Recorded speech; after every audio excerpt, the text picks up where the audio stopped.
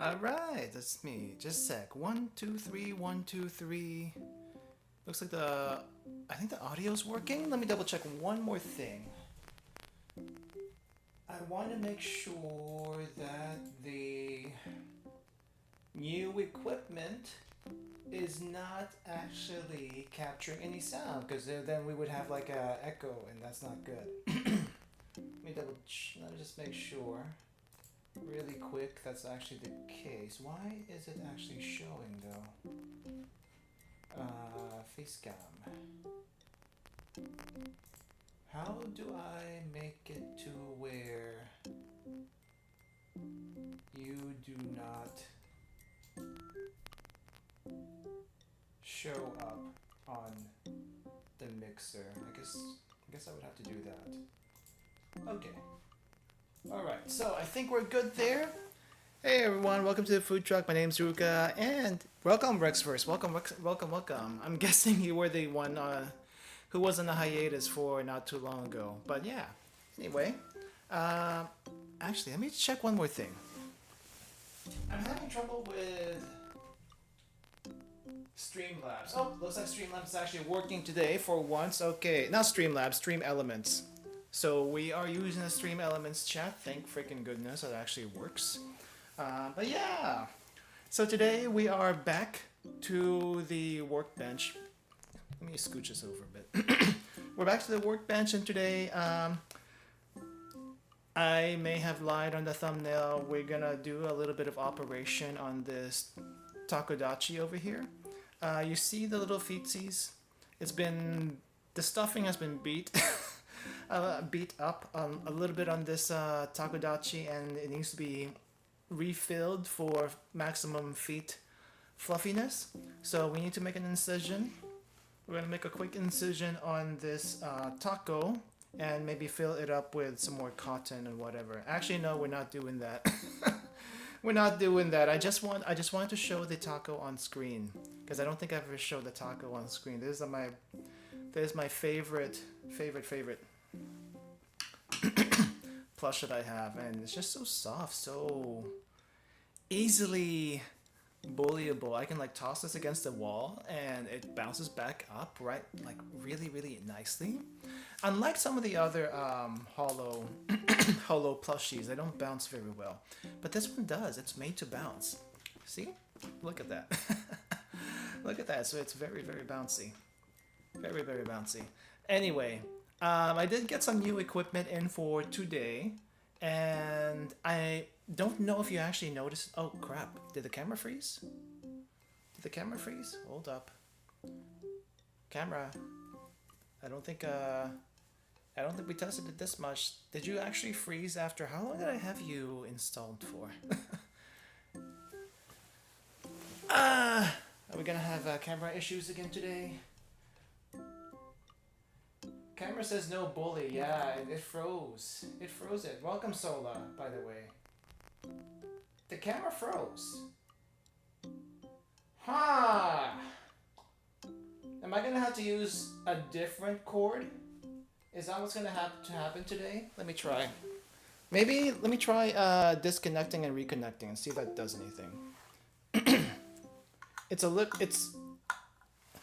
honestly, it's so hard to find a camera that'll work properly for some reason. I'm not exactly sure what's going on. If it freezes again, if it freezes again, I'm gonna either have to like reconnect and disconnect, or like use the actual cord that came with it. The thing is, okay, so I got a new camera for the Handcam stuff. I'm not sure if you noticed. Before I had a manual camera. Let me show you what I had before. So I got a new camera in that's much nicer. It's very clear, probably too clear sometimes. Probably too clear sometimes. And I don't have to like do a manual focus, right? But whenever I like lift up or go down too much, I would have to like manually focus this thing. And it wasn't too bad. It wasn't too bad, but it was a little bit too much to work with. And sometimes it's not clear enough for my taste. So what we have now is a new camera. I think it costs a little bit more than my old camera. If I knew about it sooner, I probably would have done that first, to be honest. But I didn't know about this. So let me show you what the old camera looked like before we continue. Here's what my old camera looks like. It is a, I'm not sure what you would call this one, but this is like a camera you would use for like security stuff, I think. And you kind of hook this up to like a Raspberry Pi, because I think this is what it's actually supposed to be for.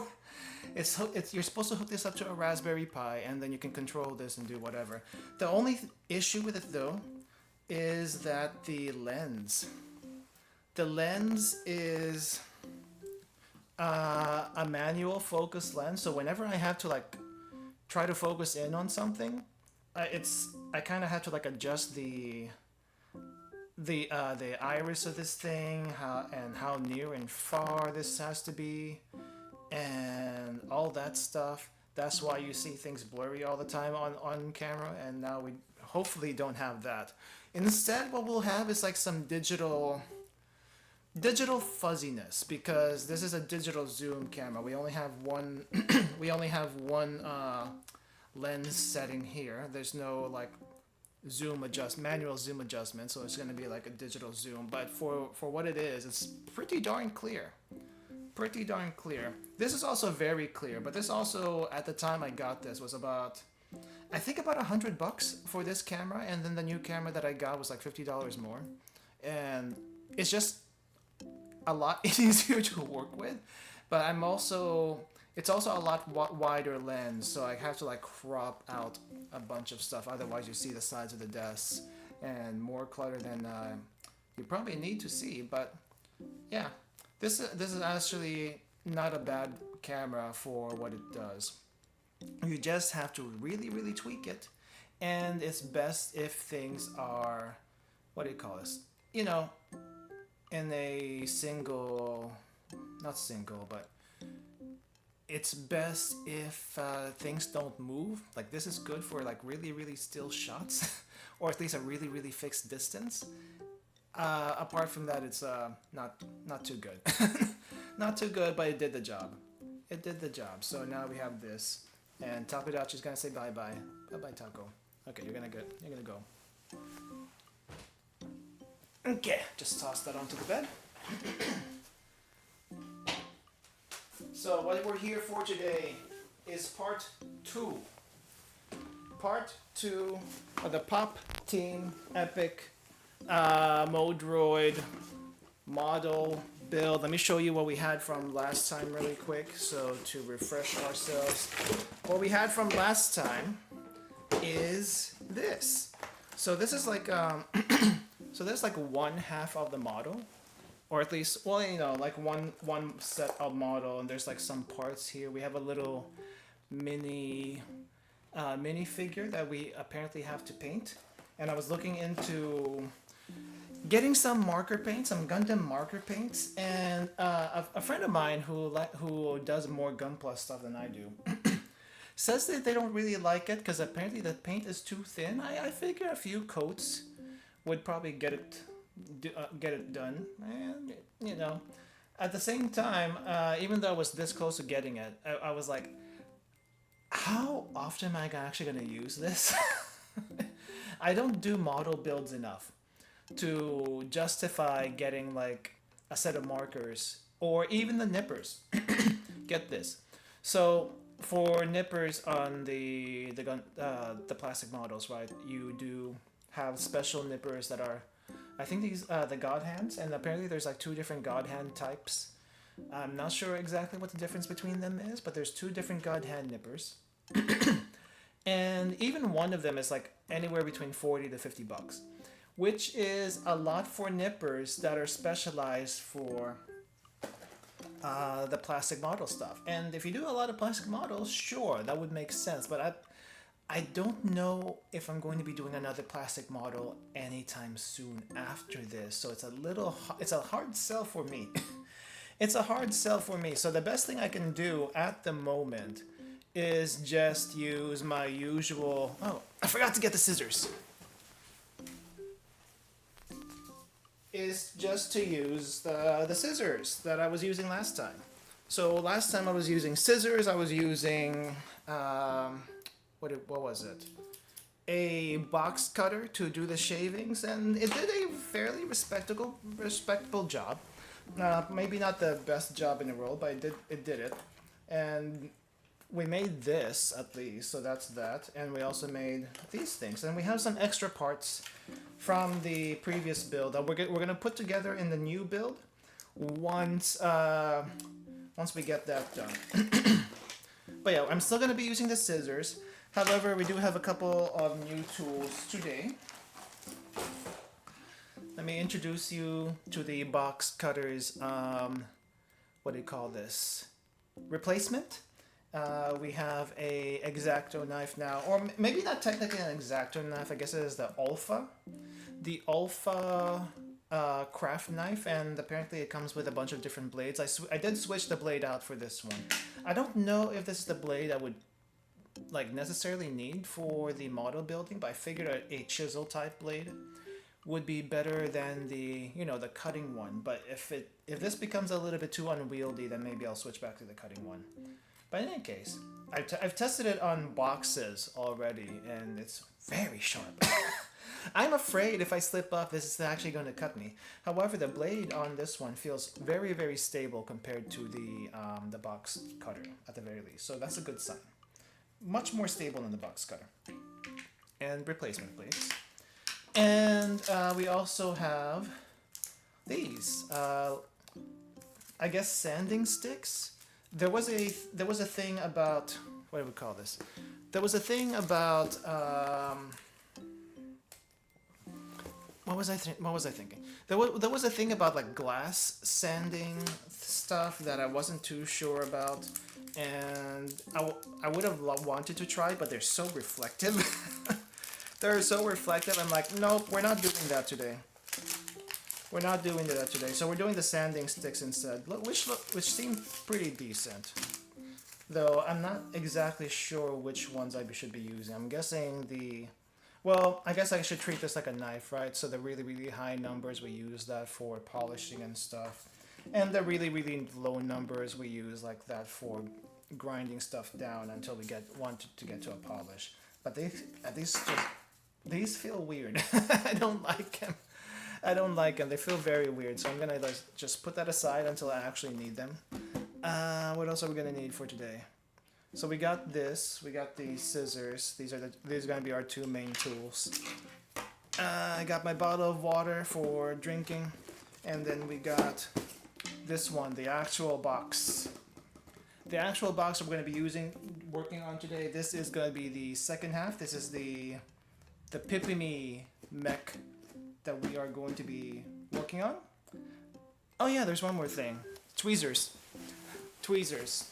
So, funny thing about the tweezers, I can tell you guys the story later, but I actually got this from a different from a different kit, and I did buy some other tweezers earlier, but it's like it was basically as big as the box, and I think it's one of those tweezers you use to like take bones out of fish and stuff, and it's like, that's a little too big, so I had to return that to Amazon. So I was like, nope.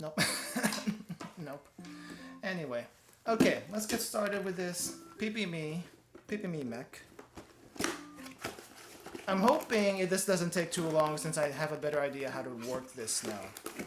But you never know with these things. I have no idea how to open this. Oh, there we go. Upside down. The box was upside down. So we are going for this, and there is a figure here, a mini figure, but I don't have paint for this darn thing. So it's gonna remain unpainted, sadly. The mech will be painted, pre-painted, but not the other thing. Okay, so we got some stickers. We got some like little red stuff, and I think there was some red stuff in the previous one too, but I don't think we ever used some of it. Okay, so let's go ahead and I guess open these really quick. Oh, you know what? Nah, I'll just cut them. I was thinking maybe I could use the new box cutter Crap, that's really tough. I was thinking maybe I could use the new box cutter to slice it open, but no. Maybe I shouldn't get too violent this quickly. But let's just free these for now. I don't remember if the other ones were all in plastic like this. I think they were. Anyway, while we do this, how's everyone doing? I hope your weekend has been good so far. Yeah, my week has been surprisingly hectic. I don't know exactly why. Which is quite the mystery to me. Why was it so hectic, despite it only being a 4-day week? I almost forgot that we had 4th of July this week, and because of that, it was a shorter work week. But despite the shorter work week, it felt like it was a 7-day week instead, like a 7-day work week. Ah, this is the model stuff. At least some of the model stuff. Kind of see the legs here. That definitely needs to be painted. Interesting. Okay. We'll definitely get to that. Oh, got a giant peepee. Got a giant peepee here. Lazy this weekend, but I went on a big cleaning tear last weekend. Nice. I think I did too. I've been not necessarily cleaning, though I did a little bit of that too. I have. This is gonna sound really bad, but it's also a bad habit of mine because I technically live on the top floor of my apartment, so and this is my excuse, okay? I live on the top floor of my apartment, and because of that, it's really, really annoying to go down all the time. And let me just tell you this ahead of time before anyone asks. I do not have an elevator, so I have to use the stairs every single time I want to go down, and I use the stairs every single time to go down and go back up. So because of that, I don't really like going down just to toss away boxes and stuff, and I get a lot of Amazon packages. So the Amazon packages, Amazon boxes, and all the random boxes I get from different places have been, let's just say, building up ever since the new year. Yeah, for that long, the boxes have been building up for over the year. And after I crushed everything down, well, no, let's back up a bit. I think I took Sunday or Monday, I forgot which one. I took Sunday or Monday to crush all the boxes down and carry them all the way down the building, and then walk about, I don't know, a quarter mile to the recycling box, the recycling container thing. Yeah, the place where you put your recyclables. And that was a chore. Let me just tell you, that was a chore that I do not want to do again, but it's just so tempting to let the boxes pile up. And basically not the entire living room, but a good half of my living room, up to last weekend at least, was filled with boxes, and it's like, I probably should get rid of these. So yeah, I had to like crush them down and fix that. Yeah, I'm happy. Yeah, happy our building has a recycling container right outside. Yeah, I think we only have one recycling container. In the old place I was at, we had, I think, 2 or 3, and they were like close to, you know, certain parts of the not building, but certain parts of the complex. And I feel like this place only has 1, maybe 2 at best. If it only has 1, that's kind of bad, because it's only on one side, and everyone else from the other side of the complex is not going to be able to get to it very easily. It's like so annoying, and it's bad enough. And I'm actually not too far from the recycling, but it's still, I gotta go up and down the stairs, I gotta walk out in the parking lot, and then I have to like actually carry everything. And if I do it for every single box that comes my way, That's a lot of walking. I would probably get really good thighs after a while, but I still don't want to walk that much. You know what I mean? I am lazy. At the end of the day, I am lazy, and the only place I will ever feel like I'm not lazy is Japan, because you do have to walk everywhere, and if you don't enjoy exploring, then, you know, sucks. It sucks. But I actually enjoy walking in Japan, but only because that's the only way you can really get around. There's trains too and buses, but you can't just rent a car for everywhere. And even if you do rent a car, it's a bit of a hassle to park in Japan. Unless you're in the countryside, it's a big hassle to park in Japan, because parking in the cities, there's not a whole lot of it, and it's kind of expensive. Not gonna lie. Okay, so they do have a color guide here of what you want to use for paints. Like I said, I don't have paints though, so that's gonna have to be another time. Maybe not on stream, but maybe also in a very, very far future if I ever feel like it. Another time I will be doing painting, but definitely not anytime soon. Okay, so let's see. Oh, I guess I recommend using the box cutter. Can you see that? I can't really see the screen from over here because it's still bright out and the light is obscuring my vision. But I guess it kind of wants you to use a box cutter. Not the box cutter, but the cutting knife around the... what do you call this? Stickers. Before you peel them off and put them on the eyes. I'm not sure why we have to be so precise, but I'm not gonna do that. Also, I didn't realize that there were some instructions up here on how to actually do the detachment. I've been cutting the... So, let's see. So I've been cutting the plastics, like these little plastic nubs here, right at the corners when I'm supposed to be actually cutting them at the thick part. Apparently you're supposed to cut at the thick part so you can just kind of twist them off and then clean them off better that way. But I didn't do that. I didn't realize that's what you were supposed to do. So no wonder I had so many more nubs than I expected. Yeah, apparently that's what this instruction says. Don't cut it right at the joint. Cut it right above the joint so you can twist it off.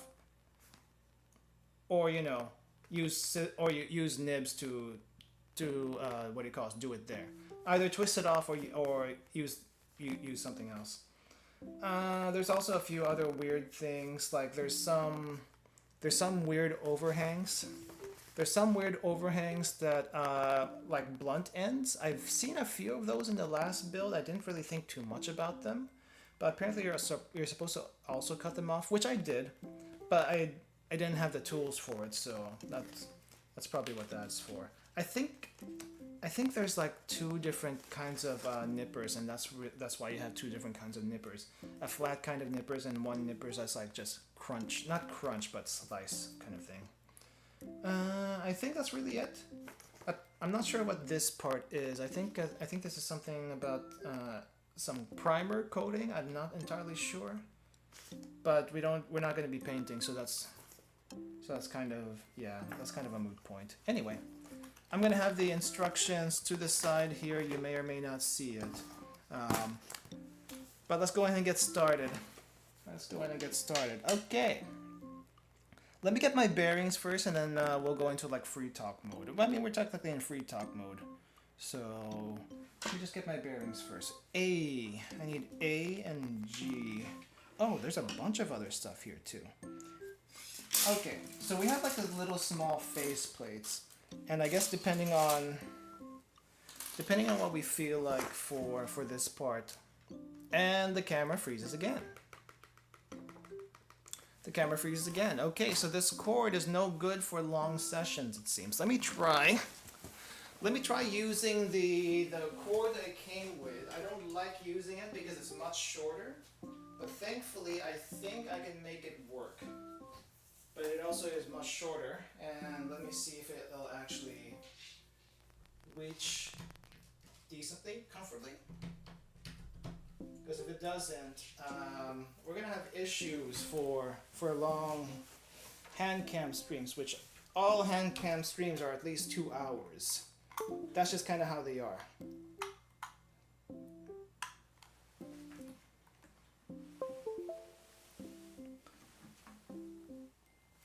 Okay, so we're back. No? We're back? Are we back? Not really.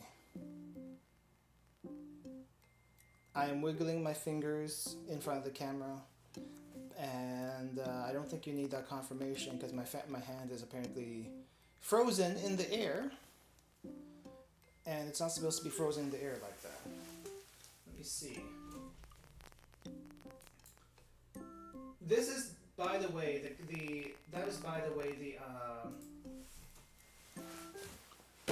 the cord that came with it. So if that doesn't work, I don't know what work. I'm not sure what's gonna work. Okay. Here's probably what happened. What probably happened was I didn't have the camera hub open while I had the other thing plugged in. So back in you go. And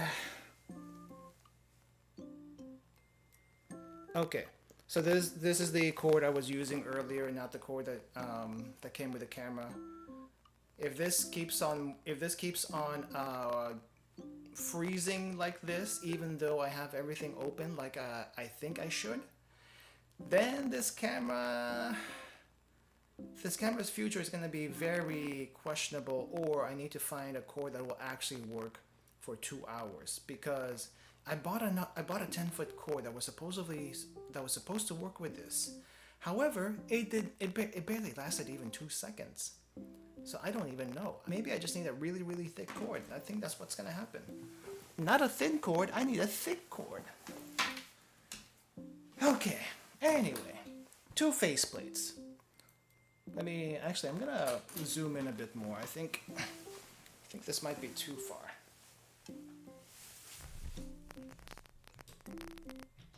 Nope, not that way. Let me try. Okay, I think this is a good distance. That might be a good distance.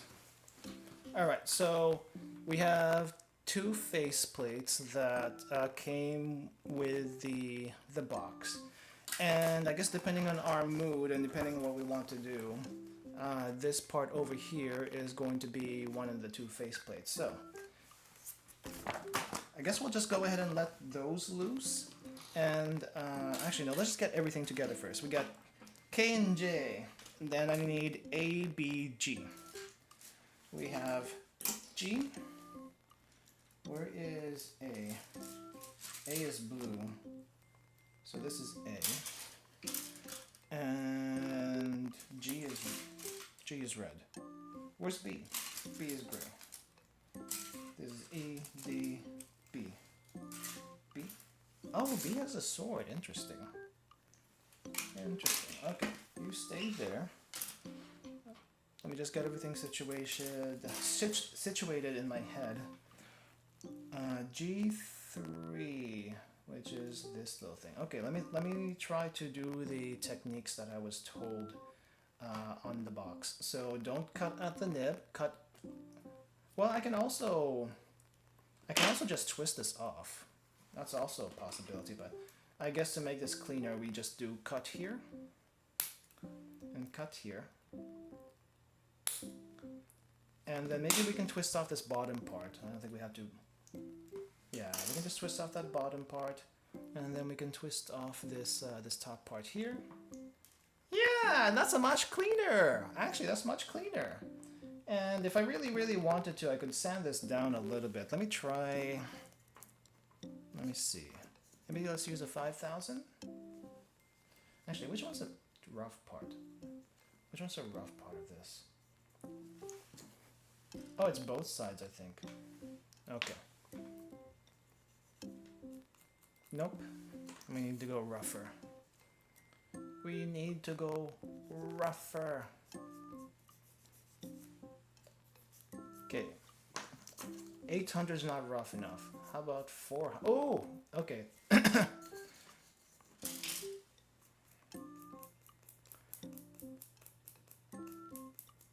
Let's not do that. let's not mess with the sandpaper thingies, because apparently I scuffed this already with the other thing, and I am not really good about this apparently. I'm just gonna smooth it out as best I could. It is a weird feeling to use though, so maybe that takes a little bit of dexterity that I don't currently have. Okay, so that's clean.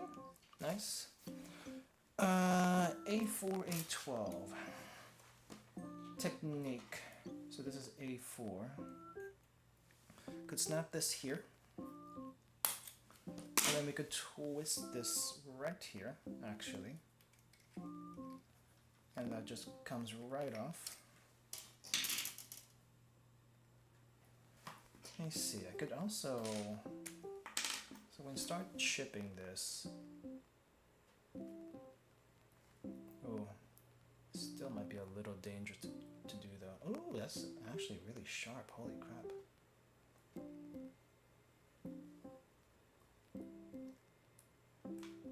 Oh wow, I am amazed of how sharp this is. This is really dangerous. That is really dangerous. Definitely cap that every single time. Cap it every single time. You do not want to be on the pointy end of this thing. Holy crap. Okay. Woo! Oh my gosh. This is so much easier with the right tools. Holy crap. Hey Bro Gaming, welcome. How's it going? We got some proper tools this time. I didn't get the nippers, but who needs nippers when you got these? I think we have the minimum tools that we could possibly need for a build. And that's all we really need. That's all we really need. Okay, this faceplate is very stuck though. I reveal when I finally decide to dox myself. Yeah, that's when you get an eye reveal. When I finally decide to dox myself. I don't know. I just don't like being in front of the camera. I'm fine with showing you my hands. I'm even fine with showing you my feet if you're into that. But I don't like showing my face in front of the camera, period. Like even for casual photos, I just don't. It's why I don't take selfies.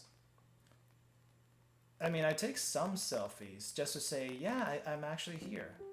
But I don't take as many selfies as, I don't know, some college girl, whatever. It's usually the college girls or Zoomers that take so many selfies. It's kind of ridiculous. But when I finally decide to dox myself, that's really it. Or when I finally get comfortable, but not that. No, it's not going to be anytime soon. Just saying. Just saying. Okay, which one am I supposed to get here? A4. Oh, I already got it. Oh, we got everything.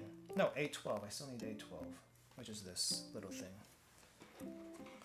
But I mean, I was kind of thinking, to be honest, whenever or if ever I get a version 3 is probably going to be closer to what I probably look like in real life. Like, I'll just tell you that flat out right now. So that's probably the closest you're going to get to a face reveal. Just saying. I like my privacy, okay? I'm pretty sure a lot of people like their privacy too. It's just that I don't. The thing is, whenever I did decide to, yeah. So I've said this story many times before, but it doesn't hurt, I guess, to talk about it again. Before before becoming a streamer, I always wanted to become a vlogger, but I did not want to be the kind of vlogger that showed their face on camera. And there's a few people like those. Like you'll eventually see the reflections. And if reflections happen during those times, that's one thing. But I'm not gonna be like in front of the camera and saying, "Hi, I'm so and so, and welcome to this channel." So I kind of do that right now. Actually, I kind of do that right now, minus actually showing my face. Voice reveal when? I don't know, man. I don't know. Voice reveal? That's a tough sell. That's a tough sell. Are you saying I'm not using my real voice right now? Is that what you're saying? It doesn't sound real, does it? It really doesn't sound real. I'll be perfectly honest with that. I don't know what to tell you. I don't know what to tell you. This is my real voice. This is my real voice. I don't know what kind of voice you're asking for. I don't know what kind of voice you're looking for, but maybe it's not this one. All right, maybe that's not this one. Or but this is actually my real voice, man. I don't know what else to tell you. If I get too famous, then I'm gonna have to like hide my voice or something. That's probably when it would be. Let's see, how do I cut this one? Okay, here's an issue right now with the YouTube chat that I'm finding out. You guys notice that there's like a little heart icon where you can like spam emotes and stuff at the bottom of chat. And I've seen that for the longest time in other people's streams, but it never actually has shown up on my chat on this side. So it's kind of I can't see some people. I can't see the entire message sometimes whenever chat speaks, because that little emote spam button is hiding the important messages coming from you. So it's like, what is the entire message? What are you trying to say? Speak to me. Speak to me. Oh crap. I think I'm... Okay, I'm just trying to make sure I don't actually nick the plastic more, because holy crap, this knife is sharp and it does the cleaning job so well. I am in love with this knife. Holy crap. It makes my job so much easier compared to last time. I still have to like clean things up, but I clean things up much easier than before. So it's amazing. I love it. I love it. I love it. Okay, so we need to put this up here. But yeah, I don't know. Some people said that my voice fits what you see on screen, but that wasn't actually the intent. That was not the intent. It just kind of worked out that way. I mean, okay. Has there actually any if you watch VTubers regularly? Okay, I'll just ask this right out. If you watch VTubers regularly, has there anyone that you've seen that you would probably say that your voice does not fit you, that kind of thing? I feel like you don't. For the most part, you don't, because you just kind of either get used to it, or you kind of just accept that is their voice. And then there's a few that you probably might ask, is that really your voice, or are you voice acting right now, kind of thing? There's a few people I could probably ask, are they actually voice acting? So there is that. Your phone is full of games? Oh my gosh, how did you guess? How did you guess? Can you guess what games are on my phone, though?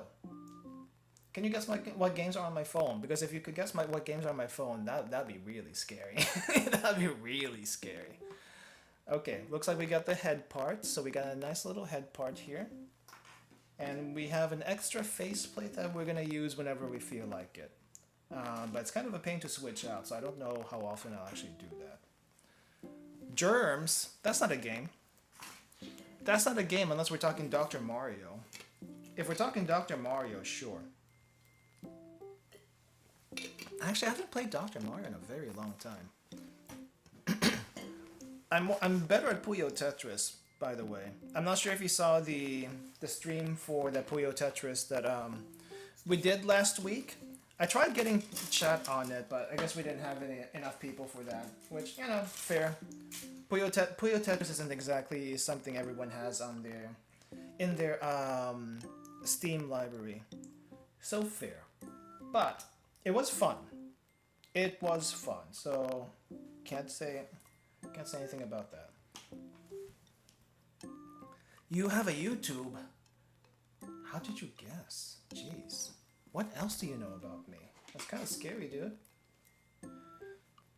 That's kind of scary. If you're stalking me, we're gonna have to like oh, this is thick. That's actually super thick. How am I supposed to do this? Maybe cut it a little bit. Oh, this is thick. There we go.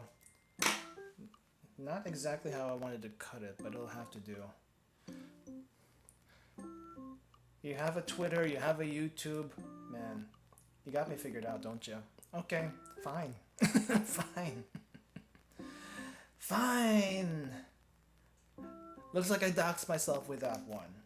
Jeez.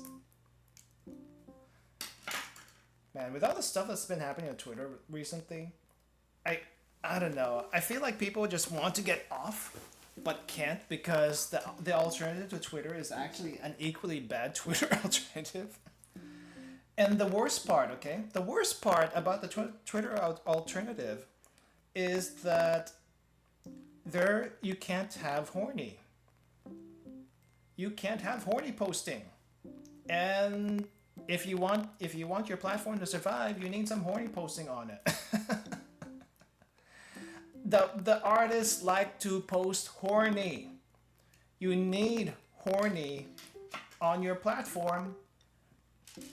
Otherwise, no. People will just say no to that. Am I wrong?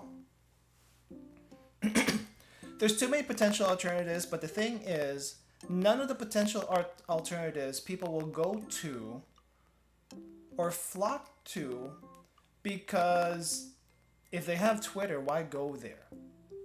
If they have Twitter, why go there? The only people who seem to care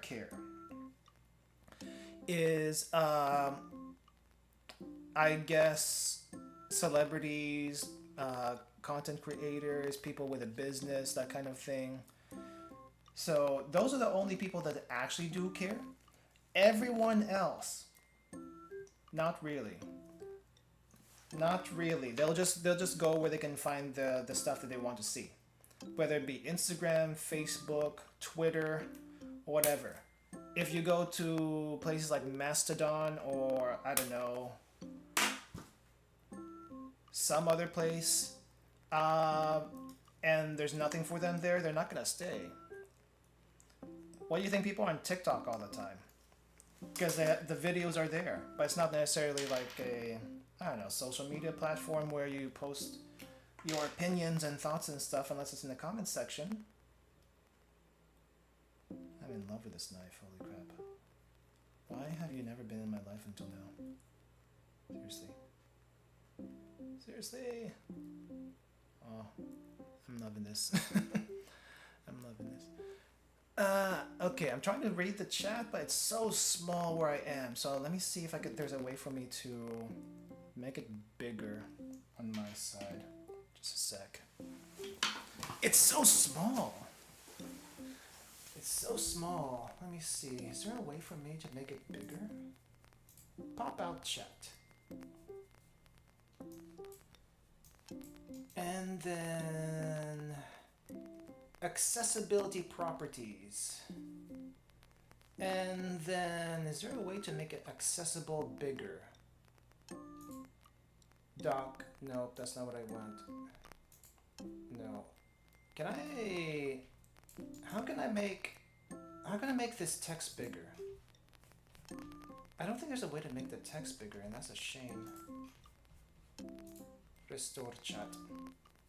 Okay, well, it is what it is. Too many alternatives mean it's hard for everyone to end up in the same place. Yeah.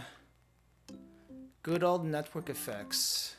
There's like a post somewhere, someone wants to add something something, and then the official Rainbow Six Siege says no with no hesitation. What? I mean, I believe that, but what? Yeah, in any case, yeah, too many alternatives. Everyone's familiar with Twitter by now, so it's like, okay, I guess everyone's gonna be here until the day it finally does something really, really bad, and it just kind of dies off on its own. Honestly, I'm just here with popcorn.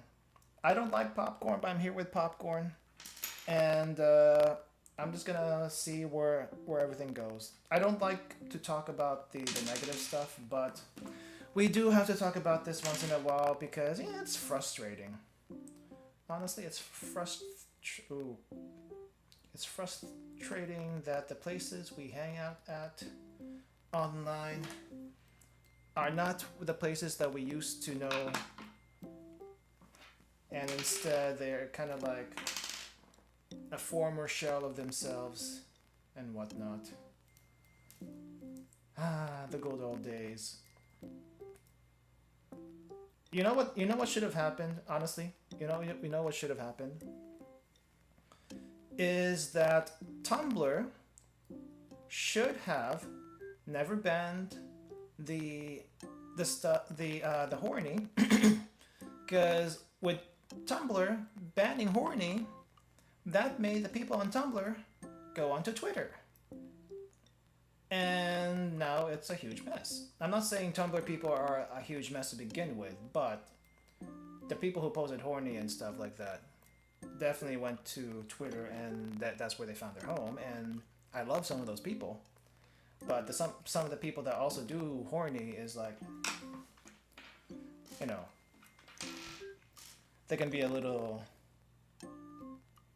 loud. Let's just say. Okay, how am I supposed to do this? Okay, so this bottom part goes here. I think it's just one little hinge or one big hinge. Anyway, too many alternatives, whatever.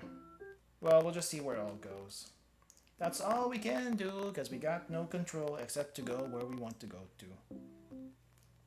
And my hands are sweaty. Holy crap. Why is my hand so sweaty? I got the AC. The AC's not running right now. I think it's the lights. It's a new setup. It's the lights. That's why I'm so sweaty. I'm not even gaming. I'm just trying to put stuff together. The whole app store payment processor situation is gonna suck. Is it because the payment processors don't want horny, and so because of that, it's affecting everyone else too? That doesn't make really much sense. I'll be perfectly honest.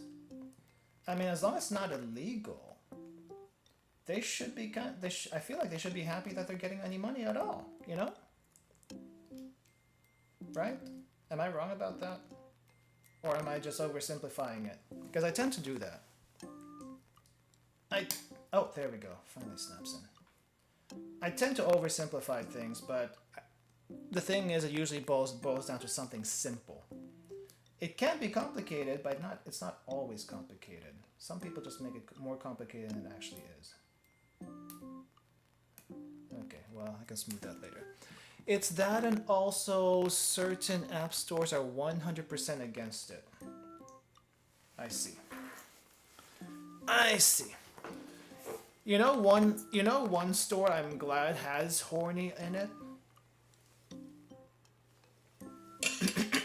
Steam. I know for the longest time Gabe said no horny on Steam, and while I respect that, you can't necessarily say no and ban everything, because everything has some level of horny, whether you want it or not. It's just going to happen. It's just simply going to happen.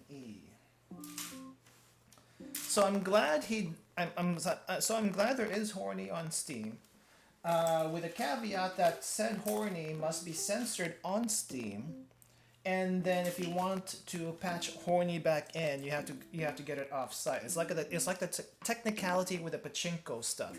You technically cannot gamble in Japan, but there are loopholes to that, where you get vouchers in pachinko parlors, and then you exchange the vouchers somewhere related, not related, who knows really, down the street, and get money that way.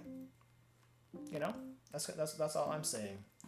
There are loopholes that make it okay, technically okay, even though the effect is similar to not having the loophole at all. It's like, what even is the point?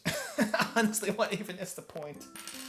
Other than the general audience who's not supposed to be able to see it cannot see it, kind of thing.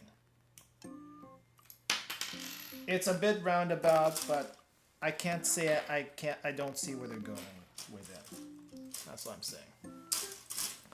Probably has something to do with liability, legality, yada yada yada.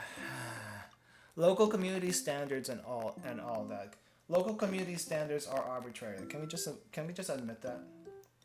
I mean, there are community standards that work for one place and doesn't work in another. That's just kind of how culture works. But the thing is, we have to make all these cultures work together, and because of that, those community standards have to be standardized to the barest minimum, and then at the end of the day, no one wins. Or very, very few people win. My personal opinion is I don't think anyone wins, but we make do what we can. Ooh, this is kind of tricky. We make do with what we can, and that's all we can really do. It's kind of like that saying, you can't make a joke funny for everyone, otherwise it's not going to be funny to anyone. Kind of thing.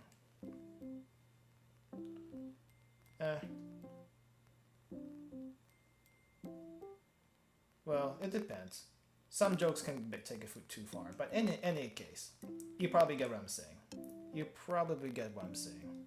And I probably should be using the other knife. Like, this is good. This is a good knife, but the chisel point probably is not the best use here. I probably should just switch it to the regular one, because it's a little bit more versatile and all that stuff. Okay. Woo! Knife switch! Knife switch. Oh my gosh. This part makes me nervous because it's like everything is like falling out. Everything is like coming out. Okay. I was testing how to do this earlier and I got kind of confused, but basically you unscrew that, take this out, and here's the actual blade. By the way, this is how swords are made. The actual blade of the sword is just this tiny little piece, and then everything below it is just holding the sword. That's also how katanas work, by the way. A katana is just a giant knife, basically.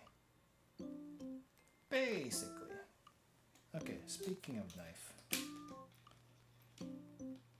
I need to grab a knife and make sure I do not cut myself. And then we insert, and then now it's latched. And then now we screw that back in.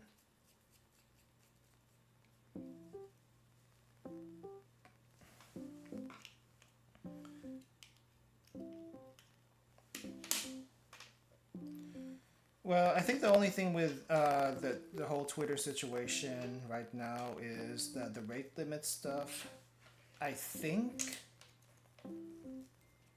as far as I'm aware of, but I heard that was also a cover story for something else because of stupidity and whatnot. That's all I'm saying.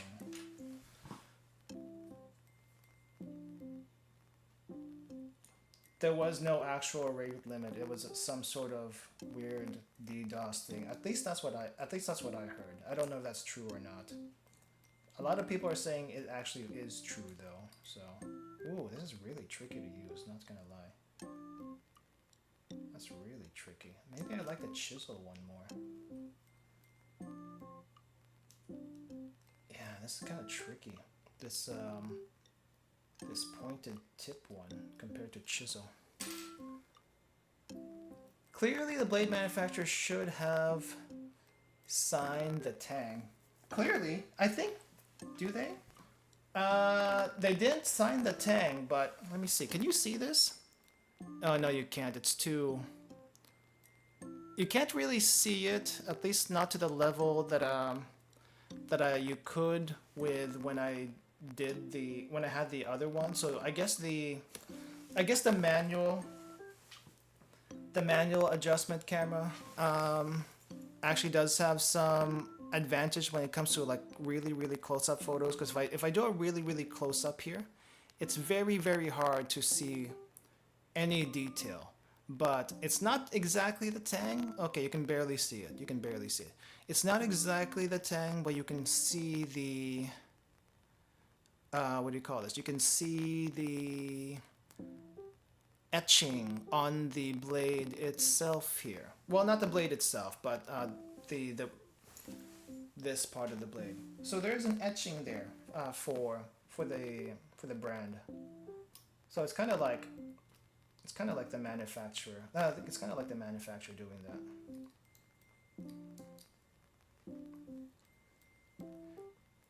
The uncovered part. Yep.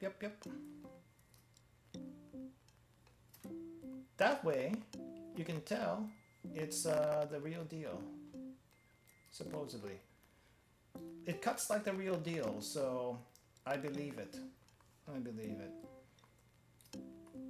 You can't have these Chinese knockoffs all the time. Yeah, the Chinese knockoffs are cheap, but they're cheap for a reason. And there's a reason why you're paying a premium for the more expensive stuff. It's not always about the name, though when it comes to fashion, it is usually about the name. When it comes to manufacturing stuff and this kind of thing, it's partly the name, but also and mostly the quality. Think about it. You need quality goods. For this level of you need quality goods for this level of precision. You can't use the cheap stuff. No. It's not gonna work like that. Okay, how am I supposed to do this? I think it goes like here, something like this, and then this bottom part goes here. This is very weird. I guess it makes some sense. And then, ka-cha! Close, right there.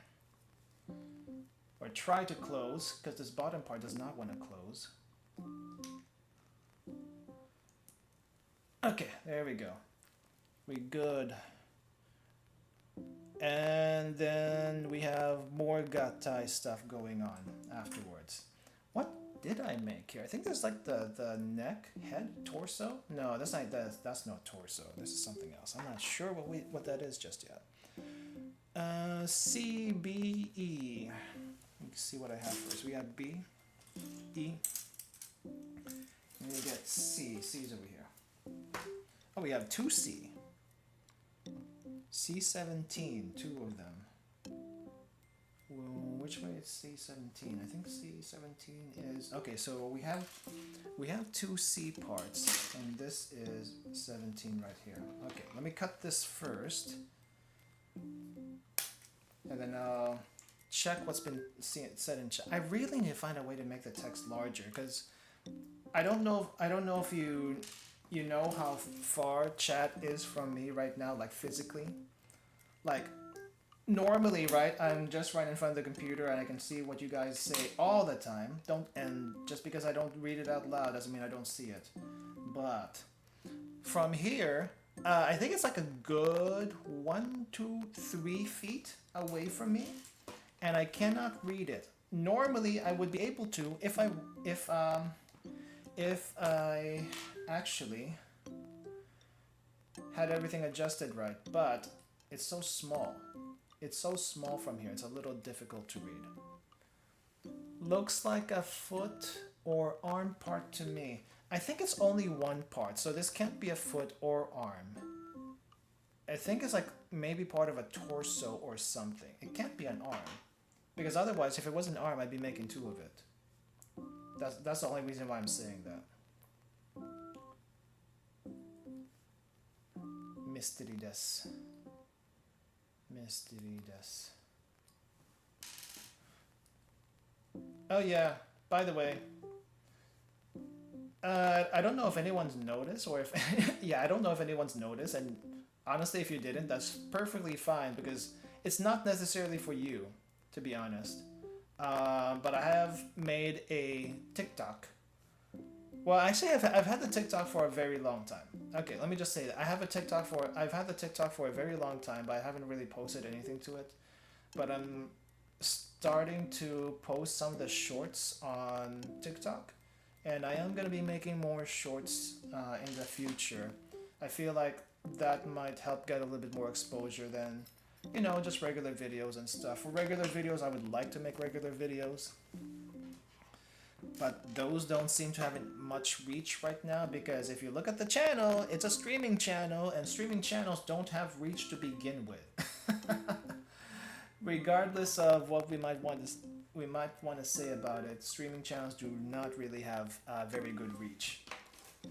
At least not at the moment. Hopefully YouTube does something about that. But at the moment we do not have reach. So shorts it is, because almost everyone sees that. Even though our numbers are low currently, if I keep posting them, eventually they'll pick up. I think that's the hope. That's the hope, that's the dream. Eventually we'll get there. But right now, at the very least, the only thing we really have to work on channel-wise is hours. And hours just takes time. Literally, it just takes time. So, thank you again for everyone who's been watching streams or watching VODs that might be interesting to you. I know you can't exactly see all the VODs and stuff, so I have been doing this for a very long time, but I do have the gameplay, most of the gameplay anyway, in playlists if you want to look at those. I also, oh, that's not a plastic part I want to toss. I also, what do you call this? I think you can also do a search if you want to see if I played a certain game, because I think I was asked a while back, am I going to be playing, since I played Dread Out, am I going to be playing Fatal Frame? And I mentioned I've played Fatal Frame 2. I haven't played any of the newer Fatal Frames. I do want to play the newer Fatal Frames. I just don't there's other priorities right now, but eventually I do want to play them. But if you want to see a Fatal Frame thing, yeah, there's Fatal Frame 2 in the either a playlist or no, it's not. It wouldn't be a playlist because I did that all in one playthrough. But you can just search Fatal Frame 2 in the channel and you can find it that way. But yeah, you can always, if there's gameplay you want me to do, or at least consider, you can always search in the channel. There's a search bar there. You can search it there. Or check the playlist if it's a longer one. Like someone was asking if I was also going to do Faith. Faith the Unholy Trinity, which I did. I did do that last year during Halloween. That was fun. I liked that quite a bit. I think I cleaned this all up already. I liked it quite a bit. And I would do it again if there was a reason to do it again other than endings. Like, honestly, after I get one ending and it's a decently long game, I feel like I'm good. I'm good with it, and maybe I'll probably play the rest of it on my own time, kind of thing. Which I've been trying to actually play more games on my own time. Like I bought a lot of games before that I feel like I kind of want to see if I can stream this, and this interests me. But I just have so many games, and I realize I can't stream everything. So I have to pick I have to like start choosing games based on, do I like this game? Is this a game I can see myself liking? And if the answer is yes, I will buy it. I'm not gonna buy something just because, oh hey, it's trending right now. it's trending right now, but do I really enjoy this kind of gameplay? And if the answer is no, then I'm not gonna get it. Kind of like some of the trending stuff. Let's just say Only Up as one of them. I know. Well, maybe it was kind of big a week or two ago. That's also the scary part. Whenever a game is trending, they trend for a very short time, like one or 2 weeks, and then they just kind of die off. Or at least the ones who really want to see more of that will go look for it elsewhere. But as far as people actually streaming it, unless they're dedicated to that one thing, it just doesn't. You just don't see much of it, at least from bigger streamers, I guess. Unless, let's say when Elden Ring came, some people just played Elden Ring for an entire month, and they got all the Elden Ring people in their chats and stuff, or on their channels, what have you. Which, that's perfectly fine if that's all you want to play. But it's like, it's so much, like, we're not going to be chasing games on this channel unless, I just like the game itself. Like when Armored Core comes out, I'm definitely going to be playing that. And I have a feeling there are going to be a lot of people, streaming that. But I'm going to get it because I'm interested in it. I've never played any Armored Core before. And if I try to get any older Armored Core games, it's going to cost me an arm and a leg that I'm not willing to I'm not willing to spend at this time. I already spent, I spent way too much money, I spent way too much money getting old Atelier games. If there is one series that I will spend untold amount of money for, within reason, it is the Atelier series. And there were a few games from the past that I may have had or did not have. Like, I think, which one did I get for the Atelier series? So the Atelier Iris series is kind of an oddball as far as the Atelier games are concerned, because it's more like a JRPG than an actual Atelier game.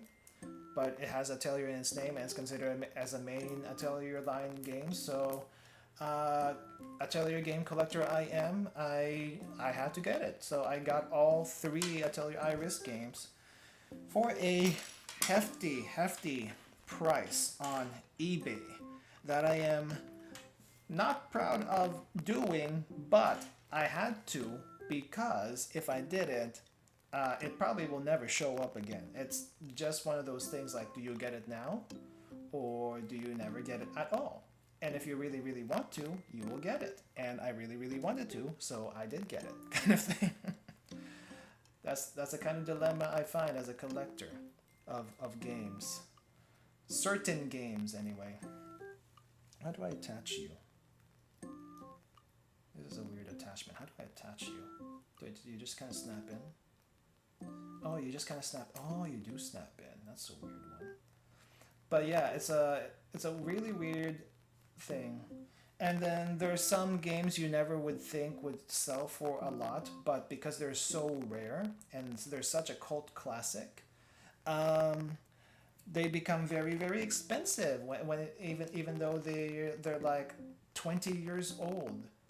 Like if you ask someone to play the original Final Fantasy games, like the original Final Fantasy 7, I bet you, in very good condition, it's gonna cost you over $100 for that. And then there's Xenogears, which is cult classic upon cult classic of all the Xeno games. Xenoblade Chronicle people. Xenogears is a game from the past that you should play, but you cannot play because it is nearly impossible to get. And if you can find it, it is gonna be super expensive. It's super expensive. And unless you were from that time, you're probably not gonna get it at a fair price. Or at least you wouldn't have gotten it at a fair price unless you got it from that time, is probably what I should be saying. Oh yeah, and this is a torso. This definitely is a torso. That's an interesting torso. And I do want to play Xenogears. I've played Xenogears so many times, But I do want to play it again on stream at some point.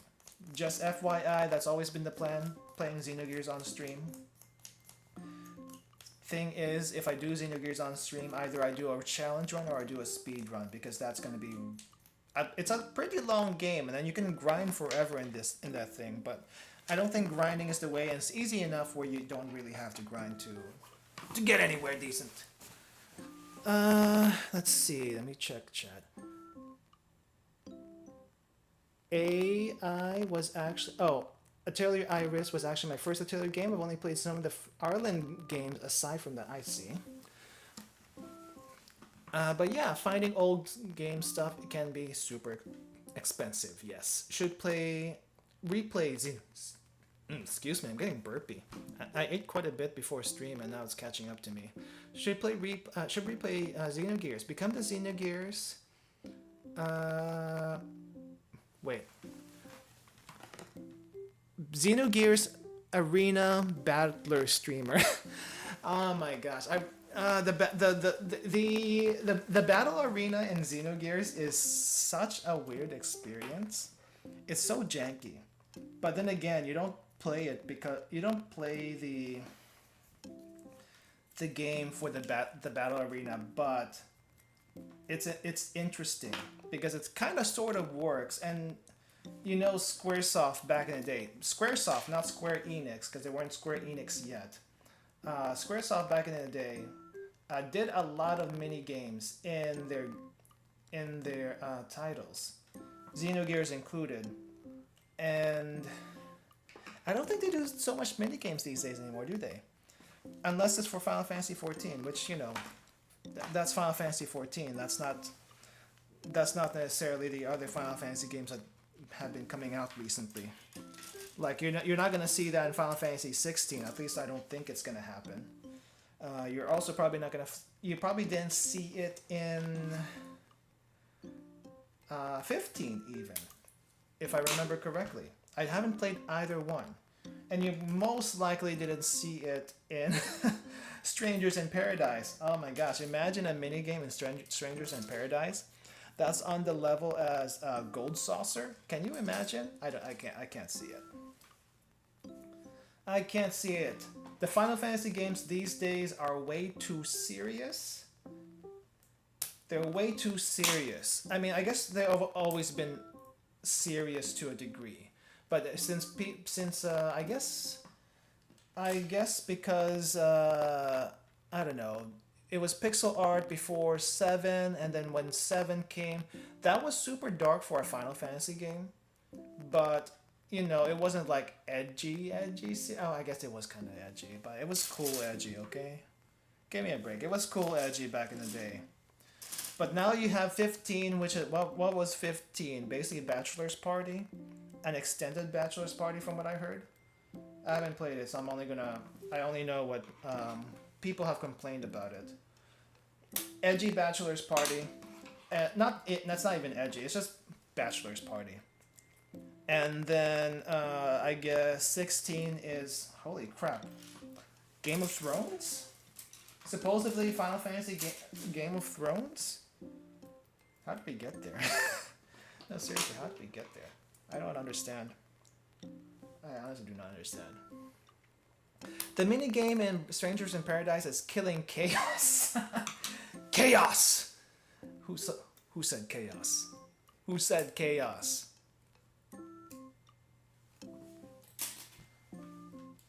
That was such a meme. It would honestly, if it weren't for the dev team, actually, what do you call this?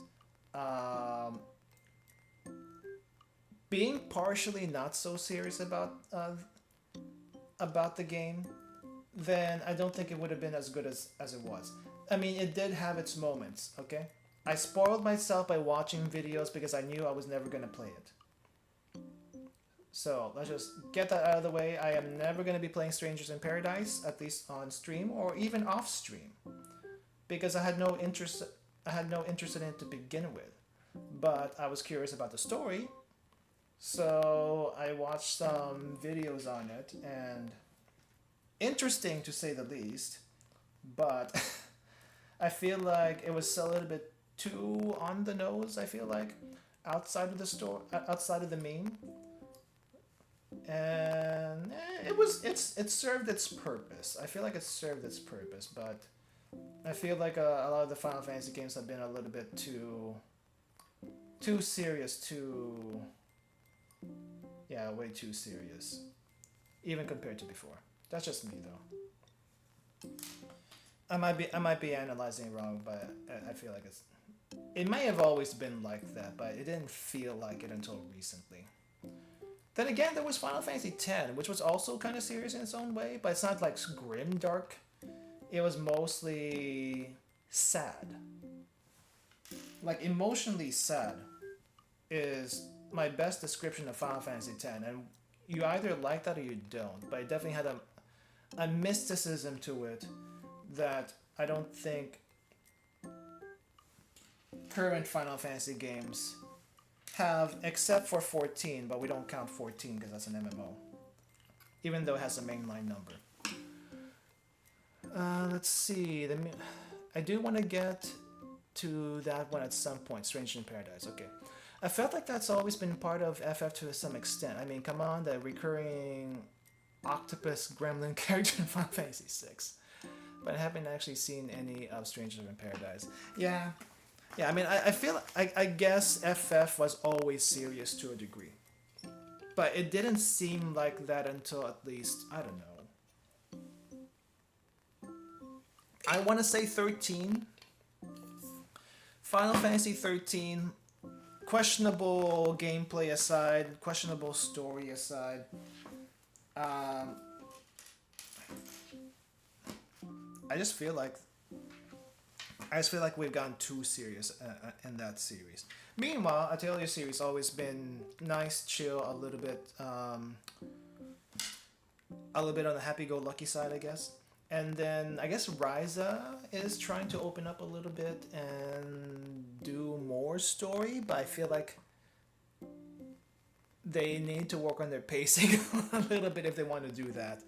Because the as much as I like Ryza 3 right now, and as much as I like the whole Atelier series as a whole, and each one of the games has its good points and weak points that I don't think I can say. I mean, I don't think I can say they're all 100% good. There are some I would say that are mostly good, or at least really pretty good, but I wouldn't say any of them are perfect, except for only one game I can say that is perfect in the entire Atelier series so far is Manikamea. It is dated in its mechanics, at least the alchemy mechanics is very dated, but everything else about it I think is pretty darn good, and it's as perfect as an Atelier game as you can get. Everything after that is, you know, just getting back to its roots, trying to find their way and all that stuff, and you know, I appreciate the amount of work in each and every one of them. I have a bias, okay? I have a bias at the end of the day, leave me be. But it's not like I've lost hope in the Atelier series in the same way I have lost hope in the Final Fantasy series. To me, the last good Final Fantasy game was Final Fantasy 12. Final Fantasy 12 was the last good game in my opinion, and I think that to me is like classic Final Fantasy seriousness slash adventure slash humor. No, I don't think I actually had that much humor. Adventure though. Classic adventure style story in Final Fantasy 12, and I guess, what do you call this? I guess the plus side to Final Fantasy 12 is it's based in Ivalice, which is Final Fantasy Tactics. So I guess that's a plus if you are in love with tactics. If you don't know anything about Final Fantasy Tactics, then don't worry about it too much. Don't worry about it too much. It's got pretty decent lore overall, but the game itself is strategy RPG that's a bit on the grindy side. Love it or hate it. Which, at the time, I did love it. But now that I know better with strategy RPGs, it's probably a good starter, but when I do have a better recommendation for strategy RPGs now compared to that. So yeah, I need to properly finish that Manichameya. It came out at a time period I felt a little too busy to devote to JRPGs. Yeah, so Manichameya, I'll just do a non-spoiler overview of that really quick. It's basically Alchemy series goes to school. And that's Manichameya 1 and Manichameya 2. I never played Manichameya 2 because at the time when Manichameya 2 was out, a friend of mine who has played it didn't like it, so I didn't think much about it. So and I didn't get it at the time. But I also didn't know it was an Atelier game. And I didn't realize it was an Atelier game until many years later. So once I found out it was an Atelier game, despite its faults, I went ahead and got it used on eBay. So I do want to play that also eventually on stream, whether you guys like it or not. I know how much you guys love Atelier games on my channel. I know how much you guys love Atelier games on my channel, but it is my obsession. And I don't care if it tanks my views or subs. You will see it. You will see it. So we have 1, 2, 3 for the Iris series, and then we have Manichameya 2, so that's 4. And we also have Atelier Marie coming out this month, which is the first Atelier game ever. So I need to check that one out for sure, eventually. What's your SRPG favorite then? That heart really is getting in the way. I can't see the entire message. Yeah. So it's not out yet, but I did play the demo.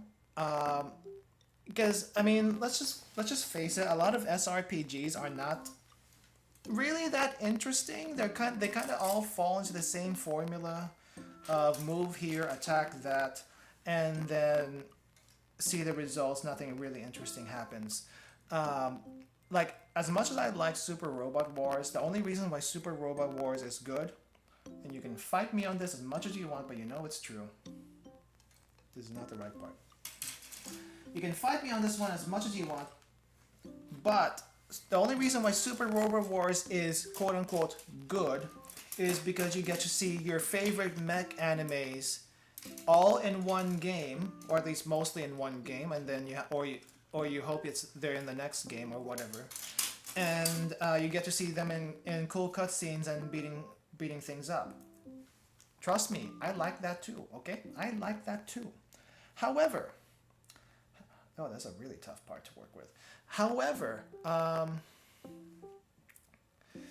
that does kind of get old after 50 or so stages. So unless you're like a huge super fan, there's really no reason to play one Super Robot Wars game from another, because otherwise you're watching the same attack over and over and over again. And honestly, who plays Super Robot Wars for the story? I don't know anyone that plays Super Robot Wars for the story. But the one game I have found recently, this is a recent find by the way, for strategy RPGs, is Reverse Collapse Bakery Girl, and you will find a what do you call this? A stream of that on this channel, but you cannot play the game right now because the what do you call this? The demo for it has been taken down. It was only available for 1 week. It was an open beta during Stream Next Fest. It was only up for 1 week. And so I played the heck out of it during that 1 week. And I think it had like a total of 10 missions, which was quite a bit. 10 missions over 2 chapters and a lot of story, a lot of content. That was like 10 hours worth of demo. Can you imagine? Can you imagine 10 hours worth of demo? I don't think most people even do 1 or 2 hours for a demo. But we got 10. a solid 8 to 10 hours of demo for one entire week, and a decent amount of story to go with it. The thing I like about the game so much as far as mechanics go, different from most strategy RPGs, and I hear XCOM is like this, but haven't played XCOM, so I can't really say if it's similar or not. But there's so many ways you can go about with a mission, and it's not always kill all enemies. Like most strategy RPGs, it's always kill all enemies, and that's really it. And you know what? That's fine. That's fine, but sometimes it gets a little old. Sometimes you want different objectives. Sometimes you want the objective to be get out of here alive, or what do you call this? Make sure you're not spotted. Like some of the objectives in Reverse Collapse Bakery Girl. I'll just call it Bakery Girl from here on out. The original Bakery Girl was a much shorter game, 10 missions total.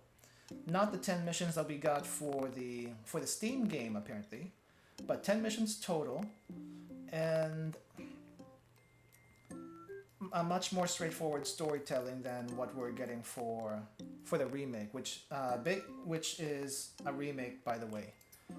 So if you want to see that gameplay, or you want to see the story, you can look for the stream. It should be in a playlist on this channel. Also, you can see the S rank clears for the hardest difficulty. I played on normal difficulty on stream with which was not so bad, and apparently normal difficulty and the hardest difficulty have a few different objectives if you want to get an S rank on it, and has certain quirks that actually make normal difficulty a little bit difficult to get all the objectives. But the thing with the harder difficulty, hard mode difficulty, challenge difficulty, is you can't save scum during a fight. In normal, you can save scum during a fight. Only once each turn though. And what else? What else is there? Yeah, there's just so many tools to work with, and so many different ways to go about. I mean, if you want to get an S rank, you kind of have to follow a formula. But outside of that, you kind of have so many. You have a lot of mobility options, and each character is not a character class. So normally, if you have like one person with a handgun or another person with a sniper rifle, you would think the one with a sniper rifle would have limited move range, because that's usually how people balance them in other SRPGs that they use those kind of guns and stuff. But no, in this case, it's more like everyone has the same amount of action points, and depending on your weapon, it's going to be higher or lower to use it. I guess it's proportional to power or something like that. And then you have different movement options. You can walk normally, which is fine and dandy. And then there's also the other option of crawling around. Now there are some missions or portions of missions where you actually have to stealth a little bit, and some people may not like stealth or get nervous about stealthing, but stealthing in that game, it actually feels good. I don't know how else to describe it, but stealth in that game feels good, and it's done well apparently. So yeah, I like the stealth missions in the game. I like how the missions are not just kill everyone, which it still does happen, but it happens less often than you would probably think it would happen.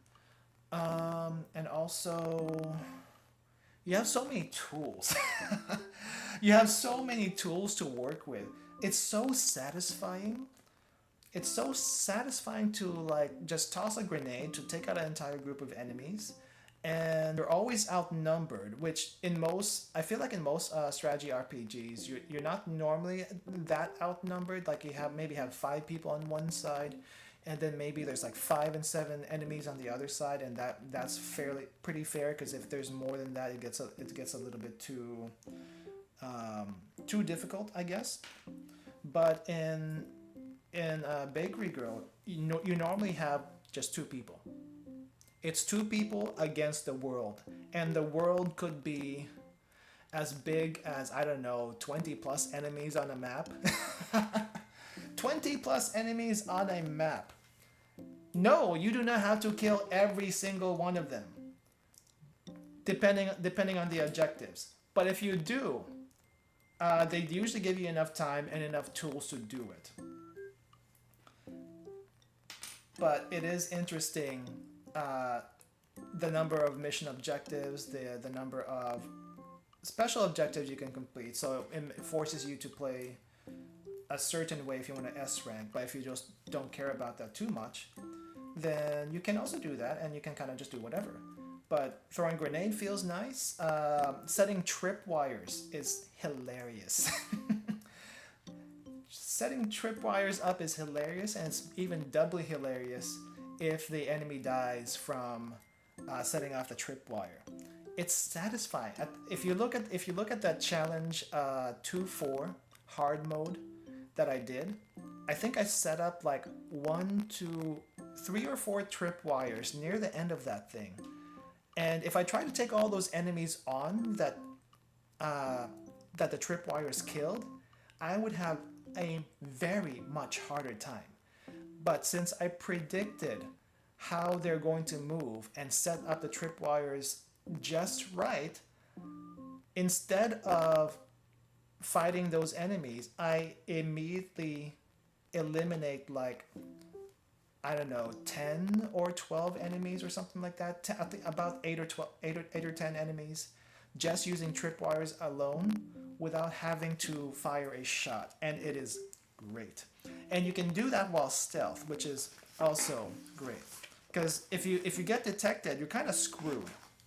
Not gonna lie, if you get detected with your small party of 2 or 4 against, I don't know, 10, 12 that do about the same damage as you do and have maybe slightly better accuracy than you do, and there's a sniper or 2 that can kill you in 1 or 2 hits, and healing is very limited, yeah, you kind of want to use a grenade, you kind of want to use a tripwires, and you kind of want to plan a little bit better to get out alive even. So I like it. I like it because of that. If you ever get a chance to play it, please try it.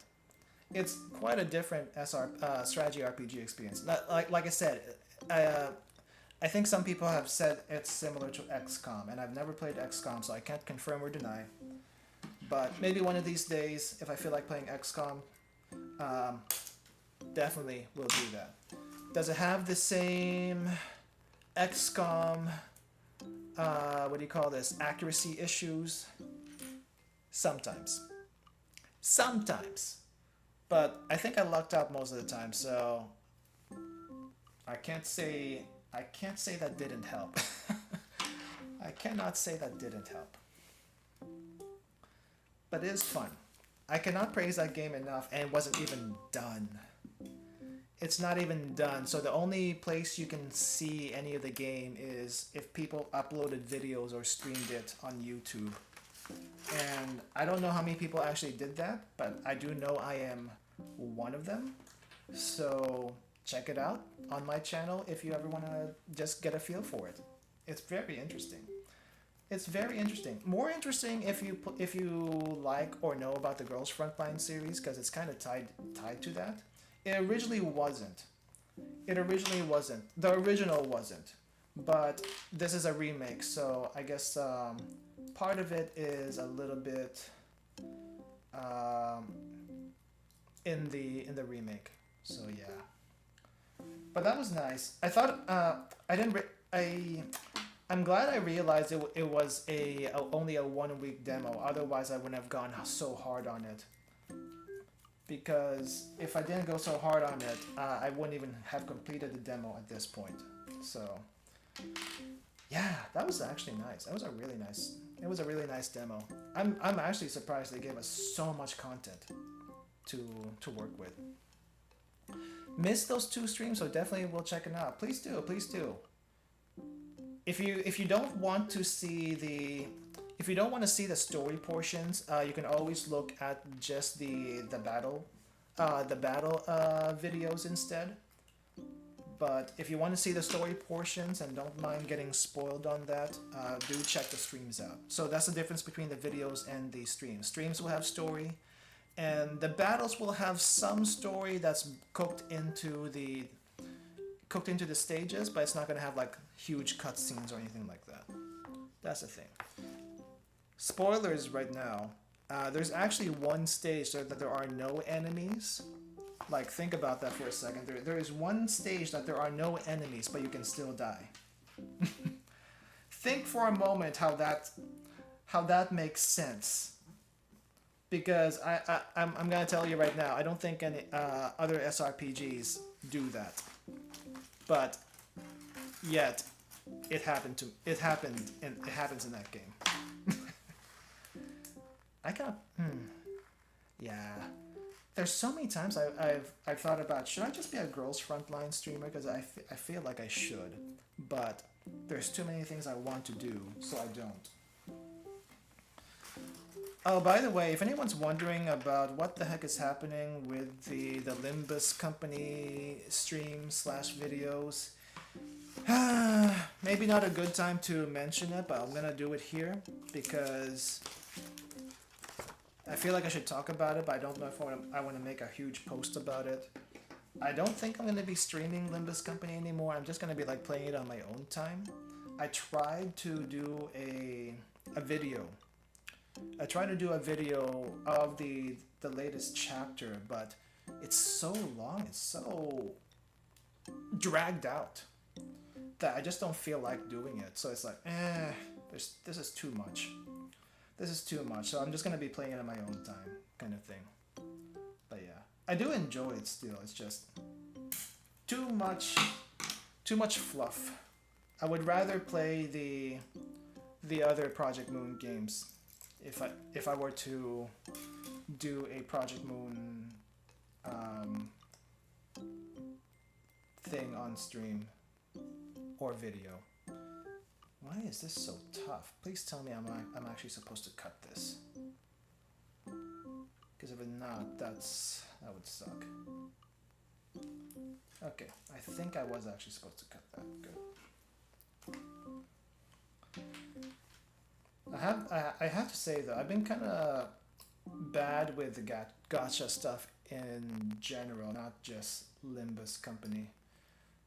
I've been playing, so I did say at one point my obsession was Kitten's Game, and then Kitten's Game got a little bit too repetitive, so I kind of dropped it. I dropped Kitten's Game, and instead I'm playing another repetitive game, but this repetitive game is at least feels a little bit better to progress in. So, why not? Why not? It is what kind of game should I call it? It's not an incremental game per se, but it's kind of like an idle game, not really an idle game. At least probably not the kind of idle game you're thinking about. Rogue with the Dead, I think is what it's called. I keep on screwing up the name of this game, even when I'm doing searches for it and stuff.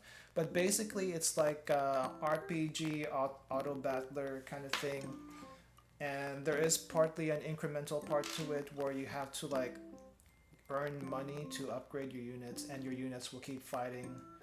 But there's actually a story to it also. It's a very short story, but basically what you do is just keep fight. It's like your units march in a straight line, and they fight enemies along the way, and then every 30 miles or so there's a boss that you have to fight, and those bosses are basically strength checks before you can move on and stuff like that. And each time you die or just give up, you have like resources that you can spend to either get more units or get stronger, that kind of thing. So yeah. But the thing is, it's paced fairly well, so it doesn't feel like you're restarting 10 times just to get one little bit of progress. So it's probably why I'm still playing it, because of that. Because the progress actually feels pretty decent compared to some games anyway. It's my current obsession. It's my current gaming obsession. I really shouldn't. I need to do other things. What am I missing here? H5. Oh, okay, so I was missing one of these.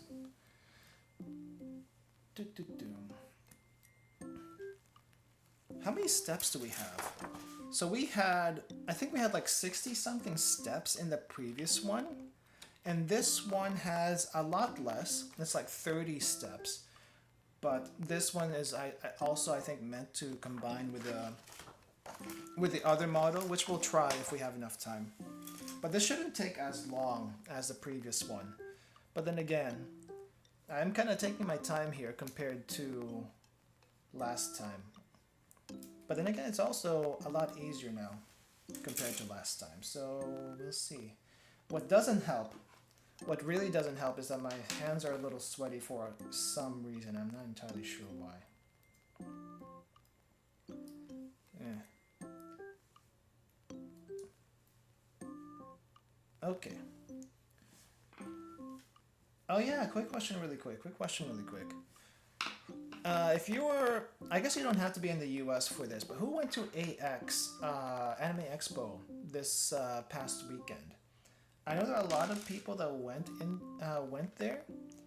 I myself did not, because I went there once. It was crazy and I do not want to do that again. And apparently it was even crazier this year because of just the sheer number of people that went to AX, and I don't think people were ready for that, especially the new people that went to AX. It's like, oh wow. Yeah, it's a little bit too much. A teeny bit too much. And did I do this right?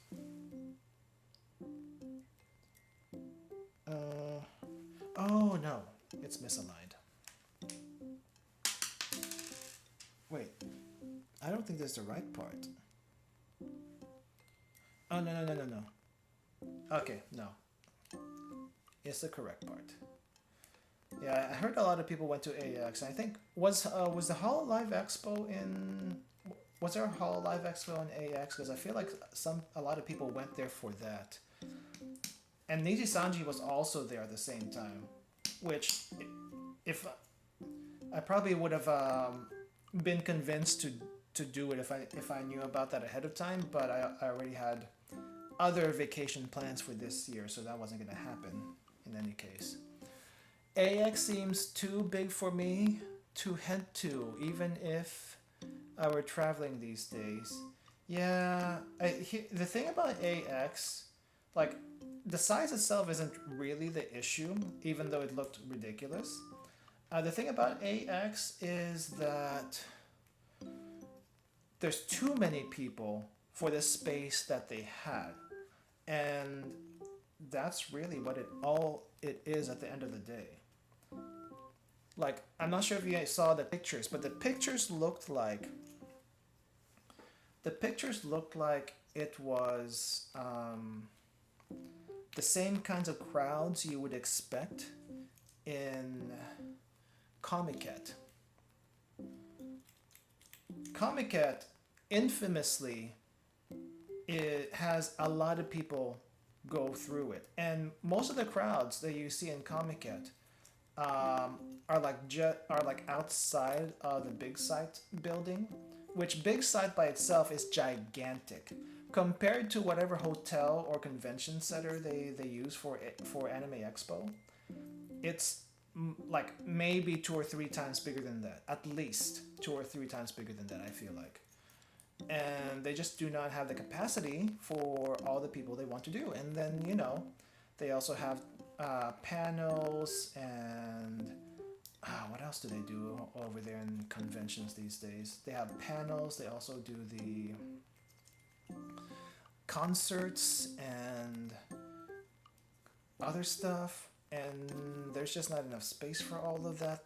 And then you have the really small hallways where people, you know, kind of just get crammed into. Even though it looks big from above, there's just not enough space. There's not enough space, and I heard they had to the fire marshal or something. I heard the fire marshal actually had to close down the entrances because there were it was getting to be too much. Like, I went many years ago when it wasn't quite so busy. But it looks like it's even crazier now than what it used to be, which is not good. Honestly, not good. After the first time I went there, I didn't feel like I wanted to go anymore because I don't know if it's just that con or most cons, or I went to other cons before too. I've been to other cons also, but I feel like the ones in AX particularly, the staff were pretty mean. Is it just me, or is the staff actually meaner than most other conventions? If you've gone to other conventions, you might be able to answer that. But I just feel like that's been the case. So it's like, nah, I don't really have any reason to be here. I just take pictures of cosplayers and that's it. I just take pictures of cosplayers because that is my only interest when it comes to cons. Otherwise, why would I even go to one? There's no reason. No reason whatsoever.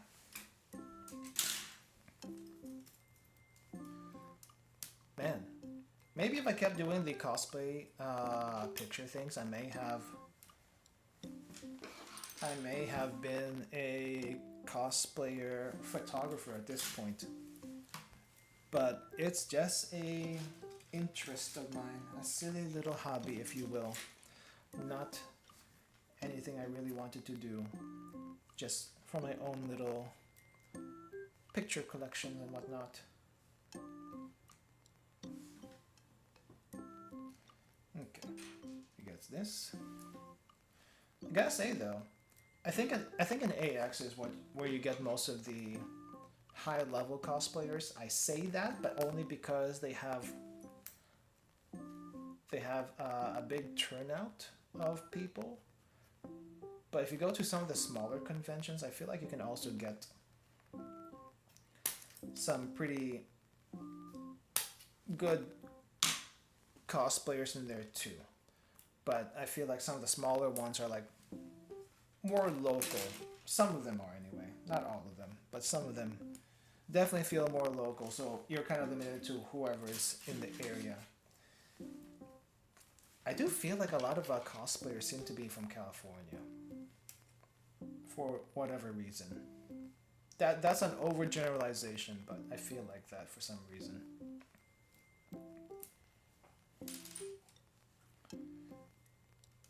Why is it always California? Or the West Coast? What's so special about the West Coast anyway? I don't understand. I don't understand what's so special about the West Coast.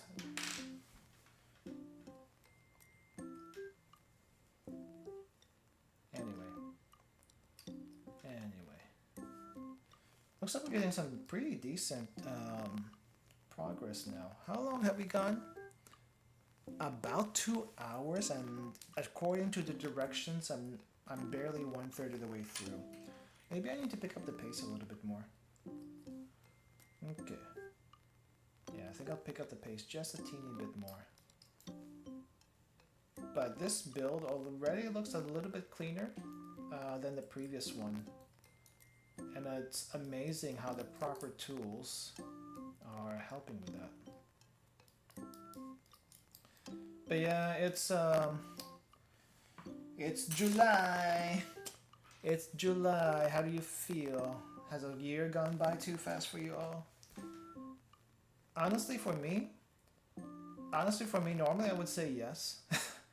Normally I would say yes. It's gone a little bit too fast, but I am also basically just waiting for October, because October is when I go back to Japan and I really, really want to go back. But I'm also not ready with my itinerary yet, so it could wait for a little bit longer. I could wait for a little bit longer. But at the same time, I should probably savor. I should savor time a bit more, because once we lose the time, it's gone bye-bye, right? It's going bye-bye. You don't get the lost time back, but the only thing I do with my time these days is stream. I stream, I work, I cook. That's how I spend my time. For better or worse. For better or worse. Way too fast. I feel like that's just a general thing as you grow older. Supposedly, as you grow older, time feels faster and faster and faster. Hopefully not too fast, but yeah, at least way too fast for a 70 to 100 year lifespan on average. Man, why do we even have lifespan? Why is it just 100 years? Then again, even the solar system and the Earth has a lifespan much longer than ours, but it also still has a lifespan that we just it doesn't really affect us for the most part, right? Because by the time the Earth is done, by the time our solar system is done, we'll be long gone. Long gone. We're talking like 5, 8, 10 billion years or something ridiculous like that. And our 100 years as a human is but a speck in that timeline. I don't know where humanity or even the rest of the planet's gonna be in that time. I can tell you, animals probably won't be here anymore. Animals will probably be either extinct or cloned off into a different planet, stuff like that. But humans, unless there's another species that evolves just like us, I don't think it's gonna happen. I think we might either be gone from here, permanently or not. Let's see. Way too fast. Don't call us out. Don't call out us age 17 season people. How old is a season anyway? I never actually got that. Also, hello workshop. Astrological time frames are totally incomprehensible, isn't it? Isn't it? It boggles the mind. It's scary to think about. On one hand, it's scary to think about. On the other hand, it's very, very fascinating to think about. It's a oh crap! This one's stuck. I need you out. I need to pop this out. It's a very double-sided thing. Like on one hand, it's very interesting. On the other hand, how accurate are our measurements? But on the other hand, there's nothing to disprove them, because we're working off a scale that we really don't know. We don't really have a frame of reference for, and that scale is just absolutely gigantic. Is this correct? Okay, I think this little thing goes in here, but it's a little difficult to tell which way it's supposed to go. I think I know, but okay, maybe I should do this first. So we have little connector here, little connector attached here, down here. Oh, if it can. Oh, there we go. And then big connector. Which way do you go? Oh, okay. So there is an orientation to this. So it's a little hard to see. Okay, so one thing about this camera is it doesn't do macro very well. as you can probably tell. Yeah, it doesn't do macro very well.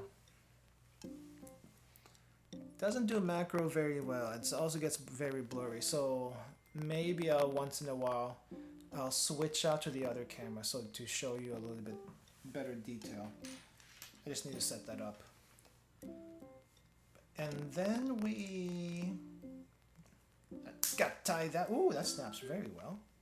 And then now, how does this go? Okay, so it goes this way. Whatever this is. What is this? Why is it attached like this? This is correct though. This is correct. It attaches this way. I think that might be either an arm or a leg at this point.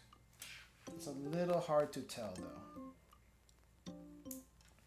Okay, do that again for side number 2.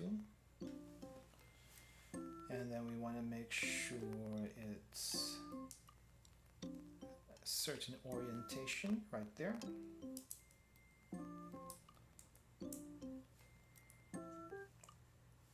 And then snap. And then got tie right there. Okay, we have a arm, I guess, or leg. It's a little hard to tell. We got 2 of those, and then we're gonna make another 2 of something. H, 15 and 16. Where is my H's?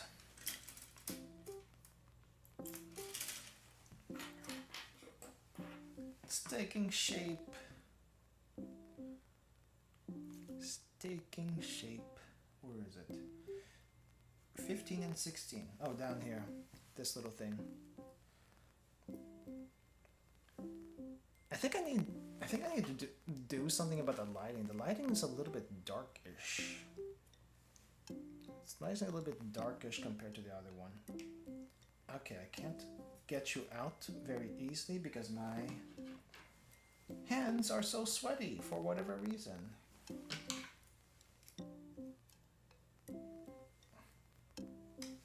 Holy crap, this is also very tough to cut. Maybe if I actually had the nippers, this would be a lot easier, but I do not. So, at this point, I kind of wish I bought the nippers. At the same time, I would only use it once. So I don't think I'm gonna miss it too much. Oh, there we go. That's a cut. And that's a cut. And then I'm gonna finagle that later. Finagling. 1314, this thing. This plastic frame, this particular plastic frame is very tough on everything. But I say that and it's like my hands are slippery. So there is that. Okay, where's D? We need D's. D8, D6, which is 8 and 6. Interesting numbering. But it's basically these ones over here. How's the new camera upgrade working, by the way? Is it better than the old one, at least? I mean, some quirks aside, is it better than the old one? I think it looks better. At least I don't have to adjust so much, but there's definitely it's definitely not as clear, right, with the close-ups. The close-ups aren't going to be as good as they used to be. I think that's my only complaint. The close-ups could use a bit more work. But I might be able to do something about that. I just need to experiment a bit. And we might have to get like a camera in camera for the close-up. That'll be interesting to see if I actually get down to that. Imagine 2 cameras on stream. We can do it technically at this point. But why would we do it? Because I can. I would do it because some food that we do would definitely benefit from it. Okay, so in this case, nippers would be very, very good, but I do not have them. So we cut. We cut.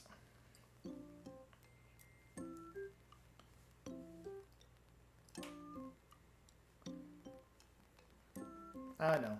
Part of me kind of just wants to return the camera.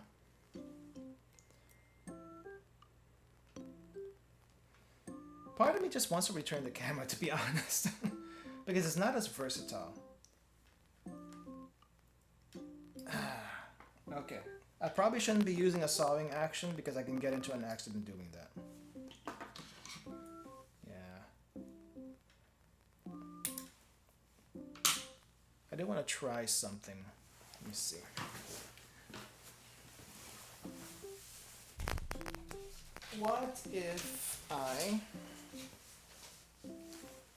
What if I zoomed in? Can we zoom in? If I zoom in, can we get detail? Nope. It's not quite the same. It's not quite the same. It's still a little grainy. It's definitely not crystal as clear as I would like it. I think the only way to fix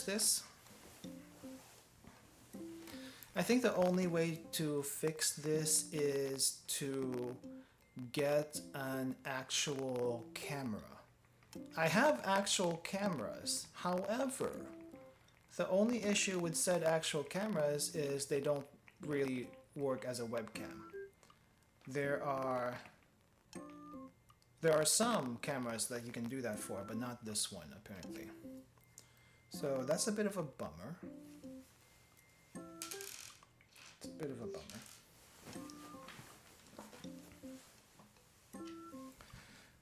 But I was gonna get an actual camera, but the actual camera costs, how much was it? 800 bucks.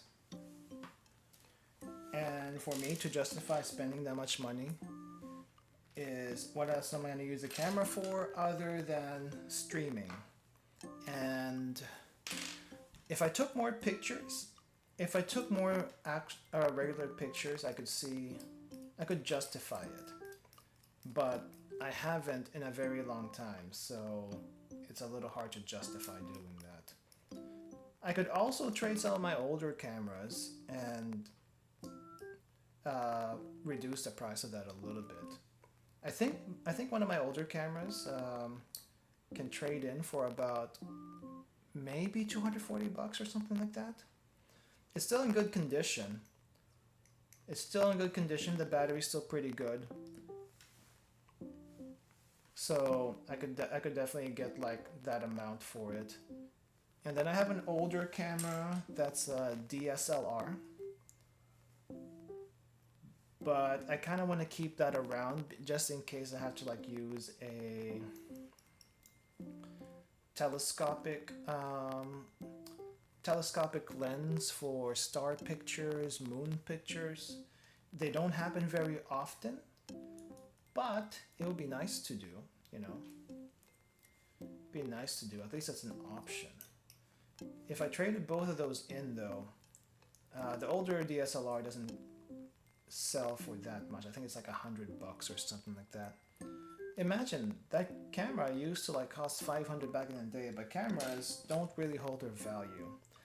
They hold their ability, but they don't hold their value. So if you want to trade up, you can't really do that. It's a bit, you know, it's kind of crap that way. Like if you think about it, cameras from the 1950s and 1960s that use roll films are probably still as good as today's cameras function-wise, because I mean that technology doesn't change. How that functions, how a camera functions does not change. Just you don't have the extra functions that a new camera has. I do wonder if some of those lenses still work on new cameras. Probably not. Probably not.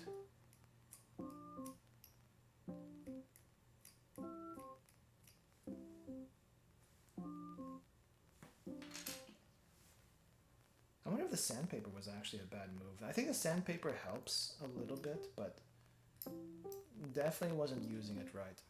That's for sure. This new blade does scare me though. It's so sharp, it just kind of cuts through everything like really super easily. It's scary.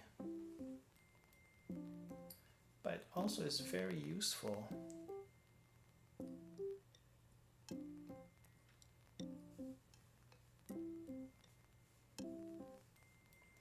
Doesn't make a lot of no. Oh, almost got myself. That kind of scraped. That kind of scraped me.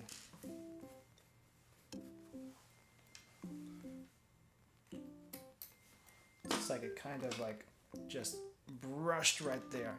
Brushed right there. But since it was on the flat side, I'm okay. I'm okay, but barely. Mentally, I'm not okay. Physically, I am okay. Okay, so we go like this.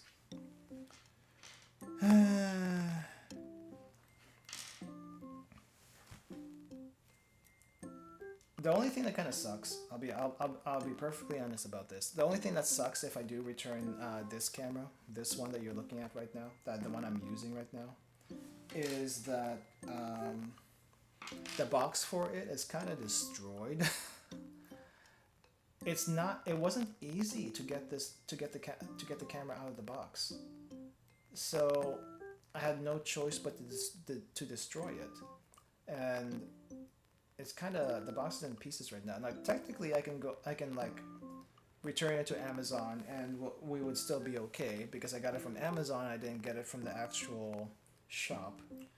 The nice thing about Amazon is they will take almost all your returns back. However, it's still not a good thing to do if you can help it.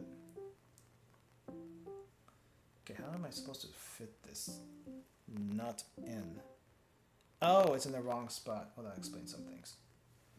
Okay, so you go there, and this goes hingey this way. Yeah.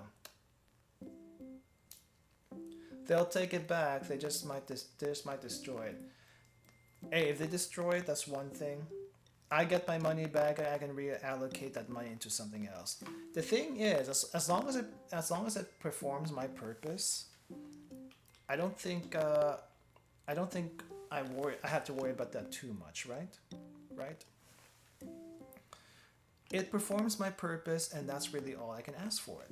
However, it performs my purpose, maybe not to the best quality as I would like it. And the best quality as I would like it is probably much higher quality than most people who do what do you call this? A lot more higher quality than most people that do hand cams. My hand cam quality is requirement is super high, if only because I like cameras. Now, I don't spend as much on cameras as my dad did. My dad was a huge camera guy, and he had like a bunch of lenses for his old Canon camera, I think is what he had, and I betcha if they had streaming back in the day, he would also probably be into that.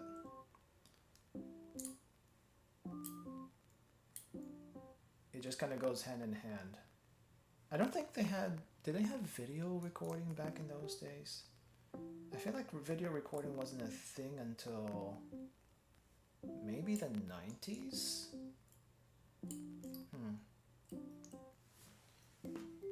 Definitely much more of a photographer, I know that much. Okay, will this gattai? Please gattai. Gattai.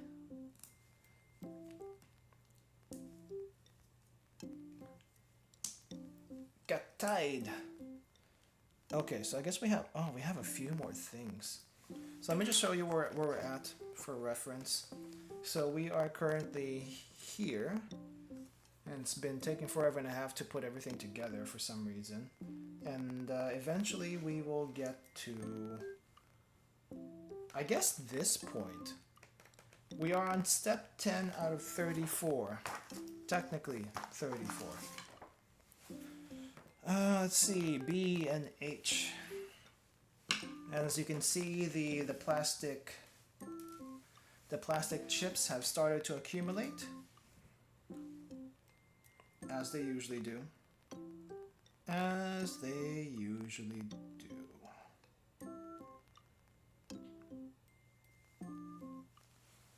I am H8. No, oh, I'm in the wrong spot.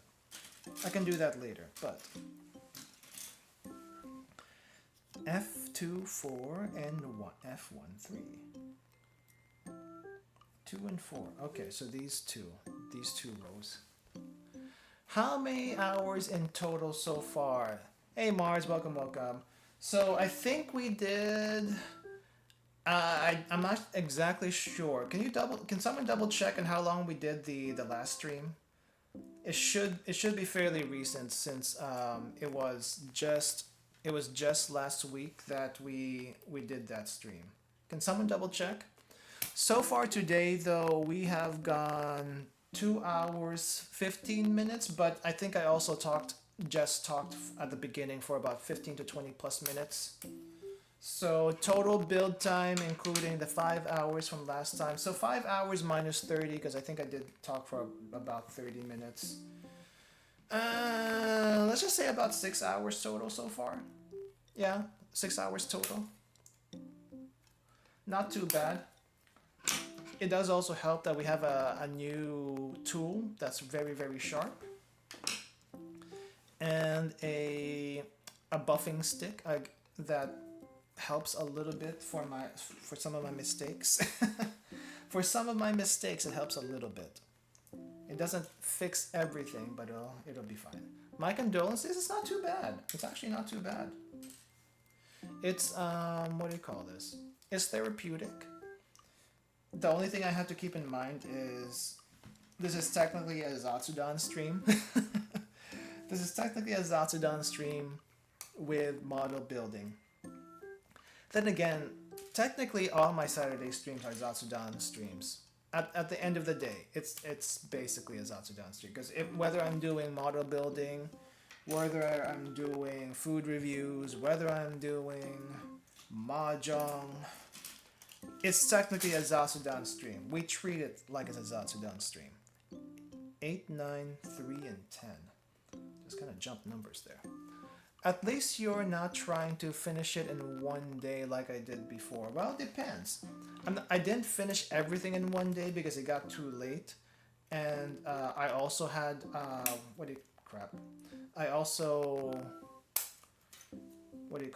I also had work the next day, so I couldn't go late anyway. But I don't have work tomorrow, but I don't think we're gonna be going 8 hours or something like that for this build in particular. I think we'll probably be going 4 hours. I feel like we'll be done in 4 hours total.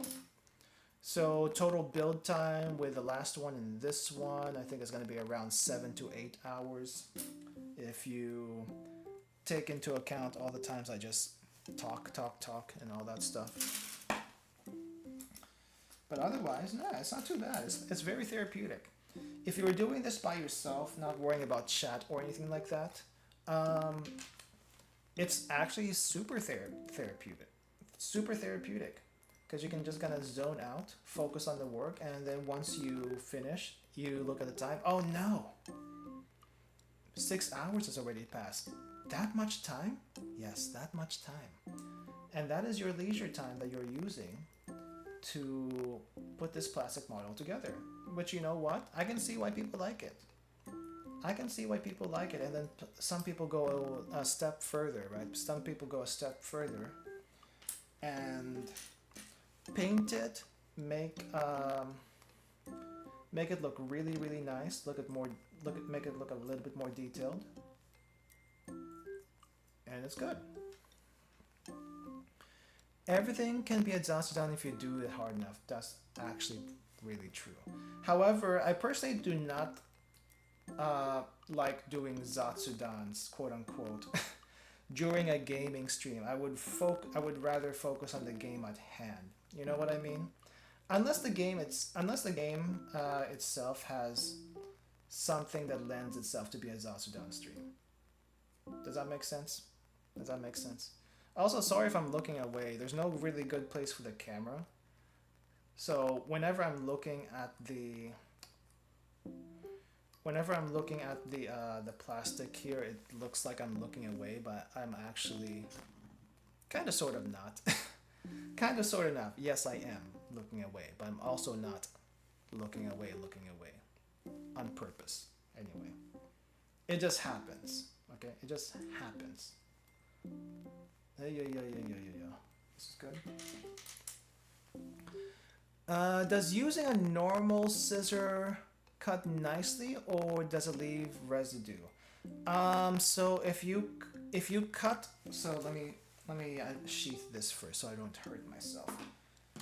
So apparently there was instructions on the pamphlet on how to cut it. What you're supposed to do, okay? You're not supposed to cut on these parts. You're not supposed to cut on these parts directly with a scissor. You can probably do it with a like a god hand or something, like a little nib cutter, directly. But they still, in most cases, they still recommend you to cut above it, above this, so that way you can just twist the small part off, and it's cleaner that way. And then all you have to do to clean up that residue is either sand it down or use like a craft knife to wear it down.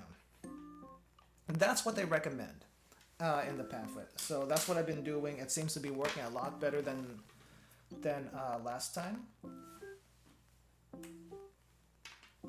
It is still a little tricky to use the scissors. And by the way, the scissors I'm using is a tailoring scissor. I use this tailoring scissor because that's what I have on hand. I don't have, if you use a less sharp scissor than a tailoring scissor, I don't think it's gonna work as well. It's much too dull for that. You want at least a tailoring scissor or a nice big kitchen scissor. Like there's scissors specifically made for the kitchen, and those work really nice also, but they're also kind of heavy duty, so they will crush things instead of cut nicely. Like I use those kitchen scissors for meats and veggies sometimes, and they work really well, but they're also bigger, so for small things like this, they'll probably crush it more than it'll cut. Just FYI. Smaller is sharper. Bigger is not necessarily sharper. I don't know if you can hear this.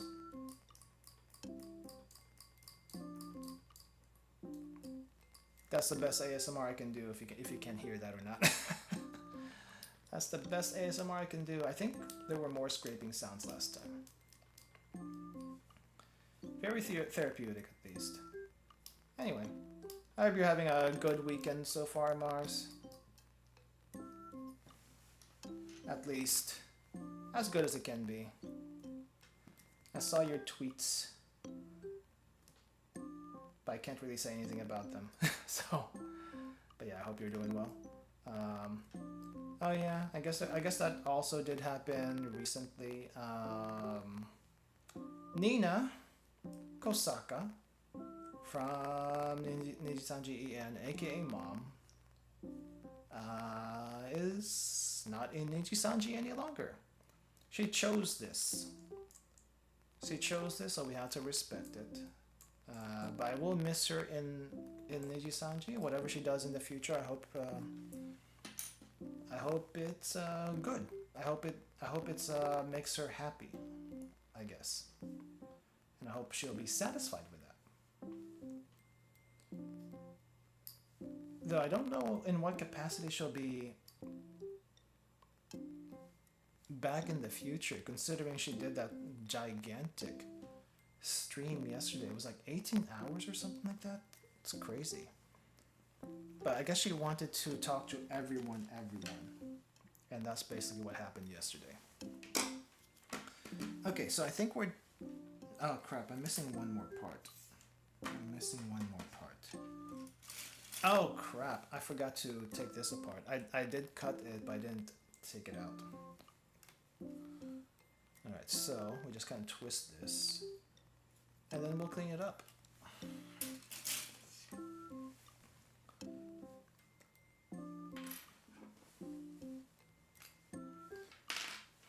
I will say though, the new knife isn't great. Much better than a box cutter. In fact, you can even use this as a box cutter. I think it'll work better than an actual box cutter. They always say use the right tool for the job. But in this case, the right tool is sometimes not what you expect. Or at least it makes sense in context. Like it's sharp, it's pointy. Why would it not work? But it's not recommended probably because of how small the blade is.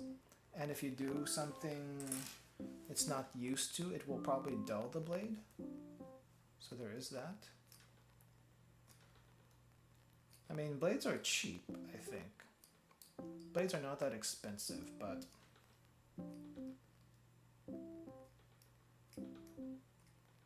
I mean, if you use it long enough for any number of occasions, it will eventually wear down anyway, so there is that. Man, I can see myself like carving wood with this. Wood carving stream when? Maybe at some point. I don't have any wood to carve though. I don't even know why I would carve with wood. Don't do this, by the way. I only do it because I can.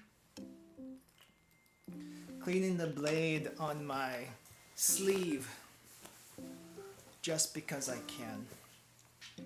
Okay, didn't we have this part also in the previous model? I feel like we did. We kind of like got tied the small piece and the big piece here, and then yeah, this looks exactly like the exact same piece. Now that I look at it, except how did this go? I do not remember. Upside down, something like this. No, no. Yes, no. I think it goes like this way. Oh, it's this part. It's this tiny part of here. Like I said, I can't really show you. I can't really show you the nitty-gritty details because it's impossible. But I'll zoom in as best as I can. Ow, Greg Smith.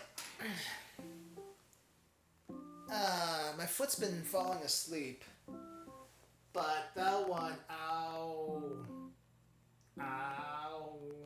I need a better way to sit.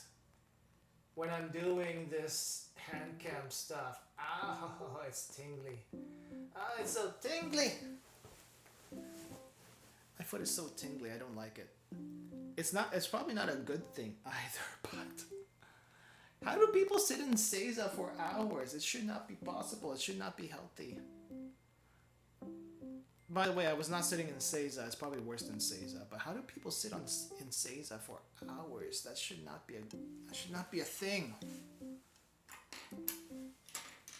That should not be a thing that is normal to do.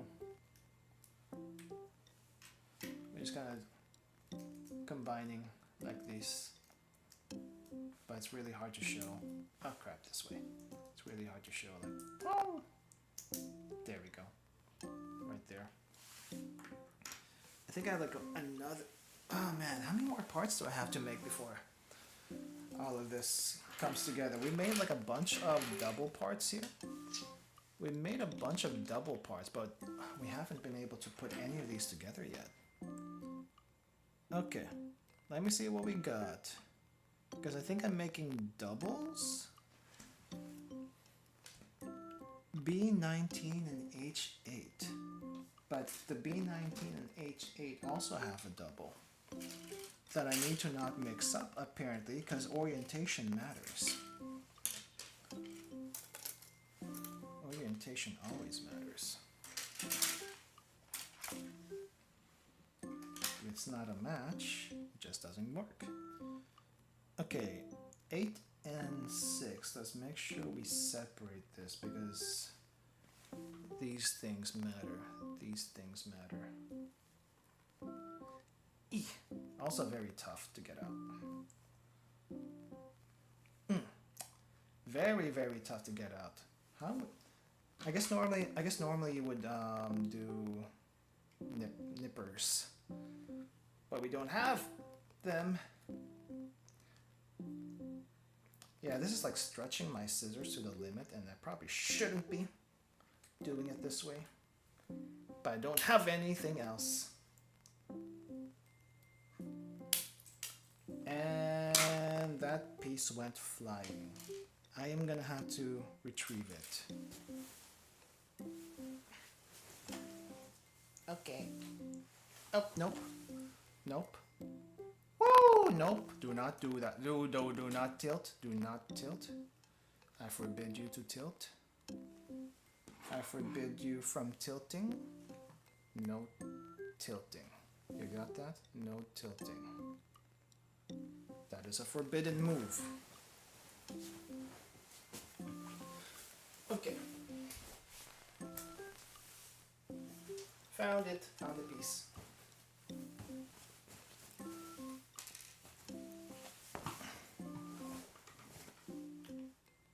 Just a second.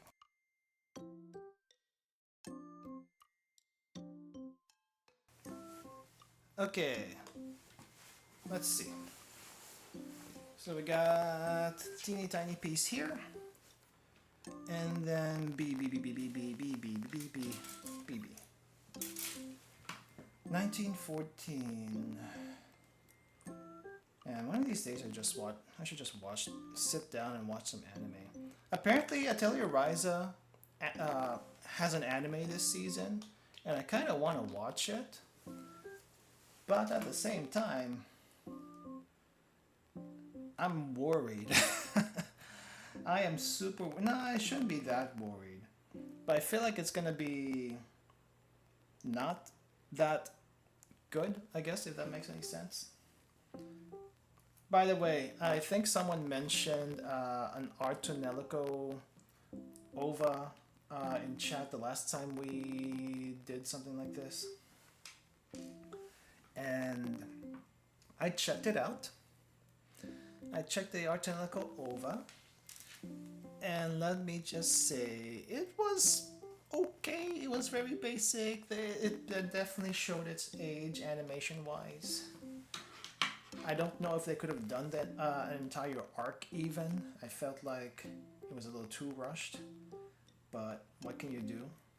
It literally cannot be any longer than it was, because it was already... If you know anything about Artonelico is a gigantic game. And not because it's grindy, it's just got a lot of story in it.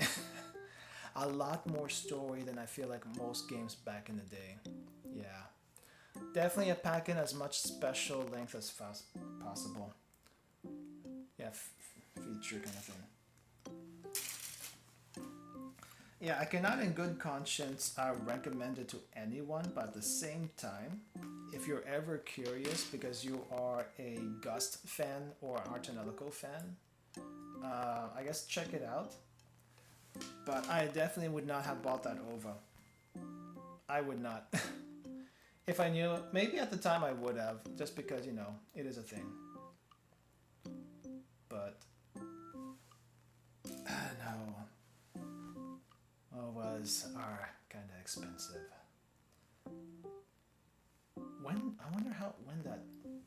I wonder where it got sold, because it's got to be a Japan only thing. There's a lot of Japan only specials and whatnot, but it's like, for the super otaku. Not necessarily fans, just super otaku in general.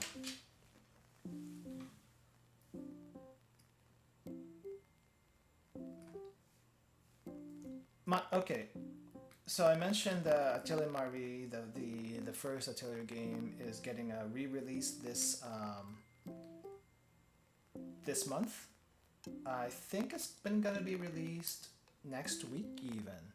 I think it's coming out the 13th. I ordered the physical version, and part of me wants to stream it, but I'm considering that I might just do a video on it instead. It might I might try to do a video instead. It just might seem better because I do want to do other stuff on stream also, and I don't want to like do multiple Atelier streams in a row like I used to do. I used to do that. Early in my streaming career, I used to do a lot of Atelier games in a row, and you know, it was what it was. I enjoyed them, but probably not the best thing to stream. And I started where did I start? I started from Manikamea. Did not have Manikamea 2 at the time, so we went from Manikamea and then went through Arland, and I think we stopped at Ayesha. Didn't even do Eska and Logi, but maybe at some point I will. Maybe at some point. I feel like I keep on buying those games over and over again on different platforms, and I am willing to. Maybe that's the sad part. I am willing to. I do feel like I also have special editions, limited editions on some of those games. I just don't have them with me. It's like back home, and I can't get to them. Not right now, anyway. Okay, orientation matters. How does orientation matter here? Open side. Okay, it's a little difficult to see. Open side. And then I think this has to be in this way. We're trying to make a little P. Insert the little P into. Is it supposed to be a P? Yeah, it's supposed to be a P. It's supposed to be a P. Insert. I know it's really hard to see because it's really small. But we'll try our best. But I think it's supposed to be something like this. Something like that. But it's really hard to put in. Which makes me think, am I doing it correctly? But it's supposed to go in just like that, though.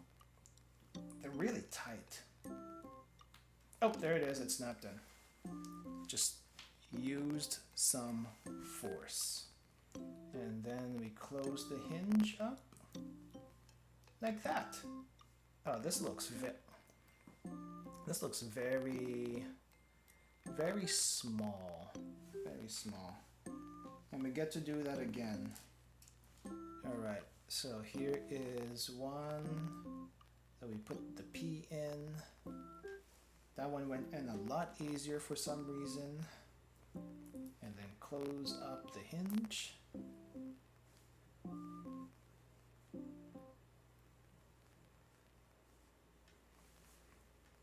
Okay, there we go.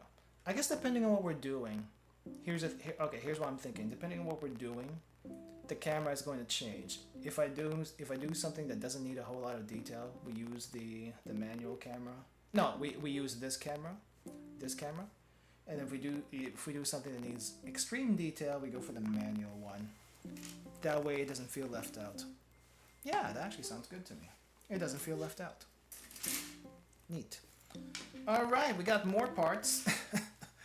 we got more parts that have been made that we still cannot put together. I'm gonna separate them though. That way, this will be easier to figure out once things need to be tied together. But we have some arm or leg piece another arm or leg piece, and we got hinges here. That's what we have. And then we have the main body here that has ports for everything. And then we have the faceplate that I am desperately trying not to lose right there. Okay, we're making a missile pod apparently. So missile pod, I need you to come loose. Yeah, like that. And apparently we're making 2 missile pods, so that's neat. So we have 1 missile pod over there, another missile pod over here. And this plastic is a lot thinner than the other one. So it's much easier to cut. Why was the other one so hard? Maybe because it's a joint one? That would make sense. You do want your joints to be harder so they can last longer, because they're gonna be you know, they're gonna be taking some abuse. They're gonna be taking some abuse from all the posing that you're gonna be making it do. Okay, we got these. C.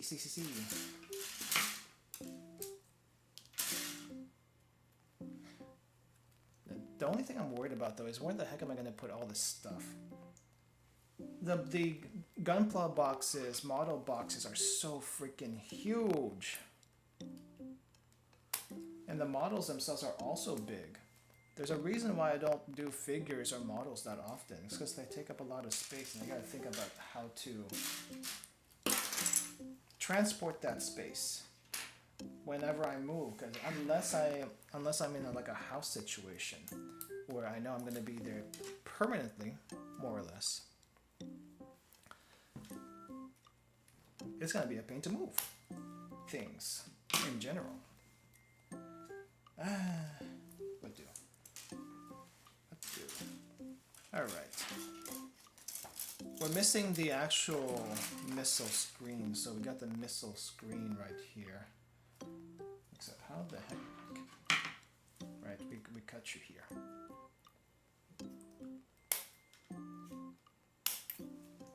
Got there.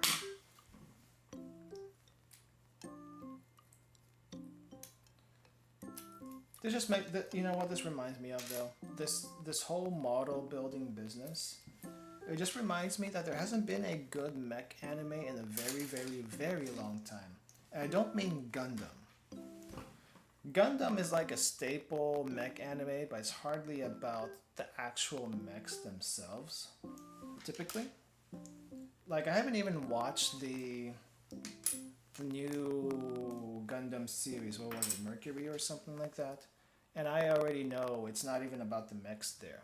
It's all about the Yuri.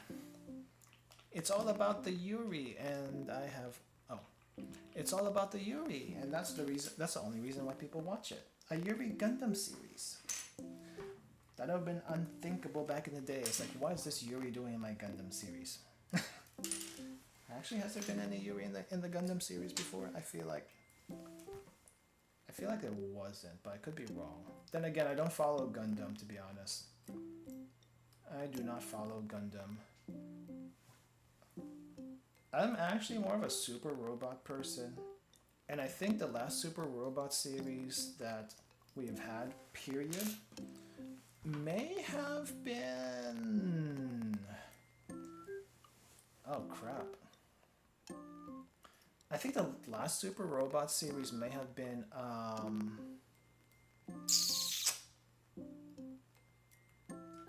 Darling in the Franxx? Am I wrong to say that Darling in the Franxx was the last Super Robot series recently? And I know how divisive Darling was when a certain episode came out, and I get it. I 100% get it. Because it kind of felt like an ass pull. And Trigger does a lot of those. If you've seen Kill la Kill, you know what I mean. If you've seen... Actually, no.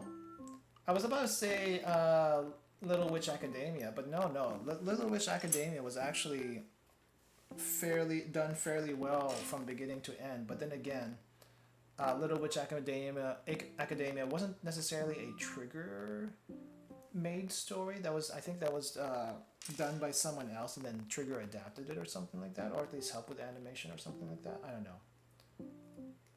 I felt like that was a story, but I'm not entirely sure.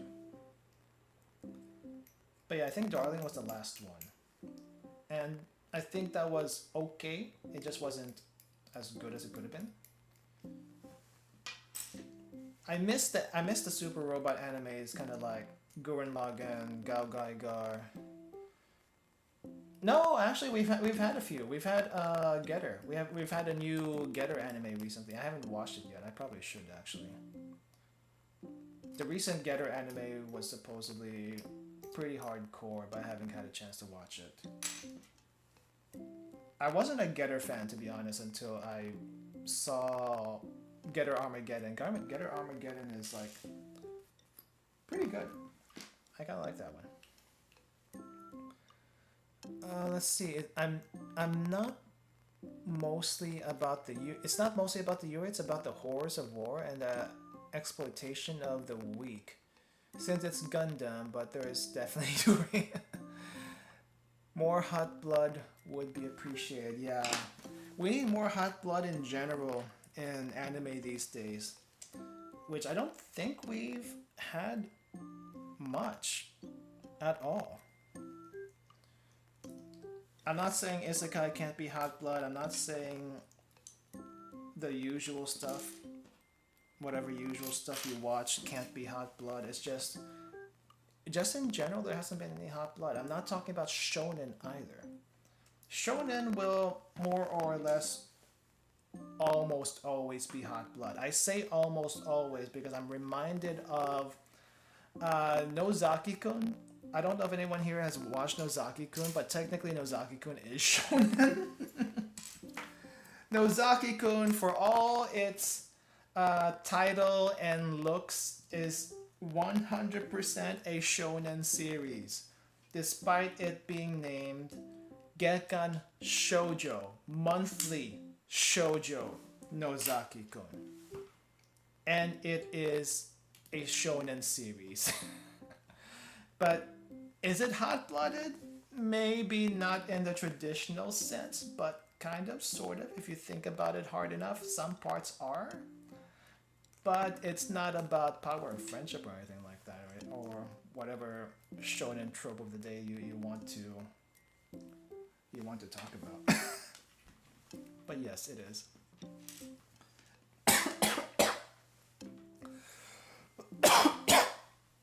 Oh, excuse me. I think I choked a bit during that part. But we need hot-blooded mecha anime would be much appreciated. Okay, I need a joint here. We need a joint piece. C10 and C10. Where is C10? I see C3, but I don't think that's the one you want. Oh, okay, we need this thing. I don't know. I just miss the old school mecha series. I will say though, the one mecha series I remember watching that was a huge disappointment was what was that thing called? Captain Earth or something like that. It kind of wanted to be like a super robot series, and it kind of sort of was, but for the majority of the 24 episodes, like 22 of the 24 episodes, the actual mecha does not do a thing, which is like, what the heck is even going on? Why are you even making this show? So that was a bummer, and the only reason why anyone still probably watch it was because of that one girl. That one girl is the only reason why people were still watching that. Anyway, I keep saying there hasn't been any good mecha recently, but maybe I just haven't been thinking hard enough. Apparently there was a Gridman anime, like a follow-up to Gridman, maybe not recently, but in the past couple of years, I think there was a Gridman anime. There was SSS Gridman, but that was a little bit back. And technically Gridman's not really mecha. It's more like a Toku series, but Toku and mecha kind of go hand in hand, sort of. So it's not like, you know, it's not technically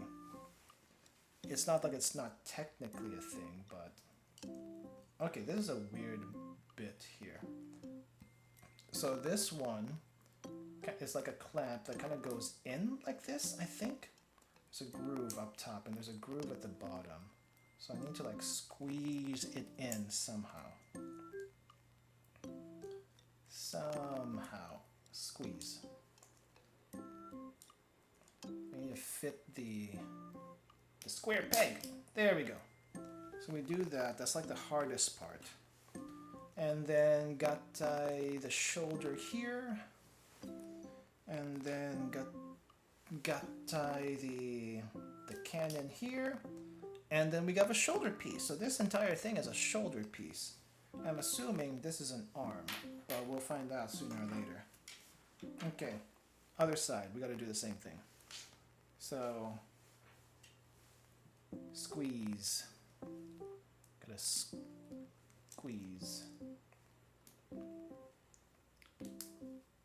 It's not too bad. I'm a little scared of breaking it. Just trying to attach it.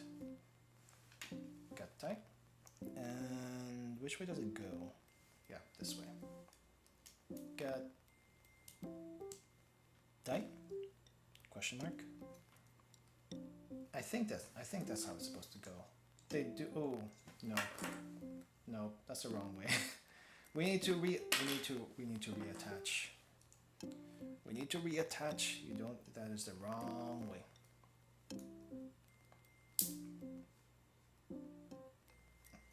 What is harder than attaching? Detaching. In some circumstances, that's harder. And sometimes, all the time, sweaty hands do not help this. Okay.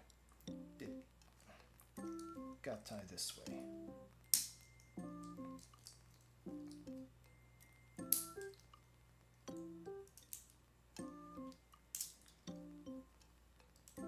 My hands are sweaty. My hands are sweaty. Why?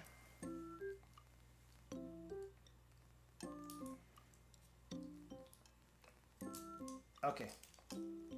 I wish I could dry my hands, but there's nothing to dry it with, to be honest. Okay, let's just do it from the bottom.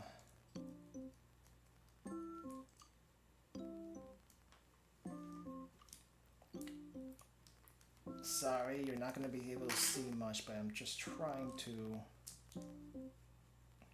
get it in there. Trying to fit the peg in the hole is a very, very hard thing to do sometimes. It's like, I think it's around here, but I can't really see it. I'm trying to insert it, but it just won't fit. It's just not going in.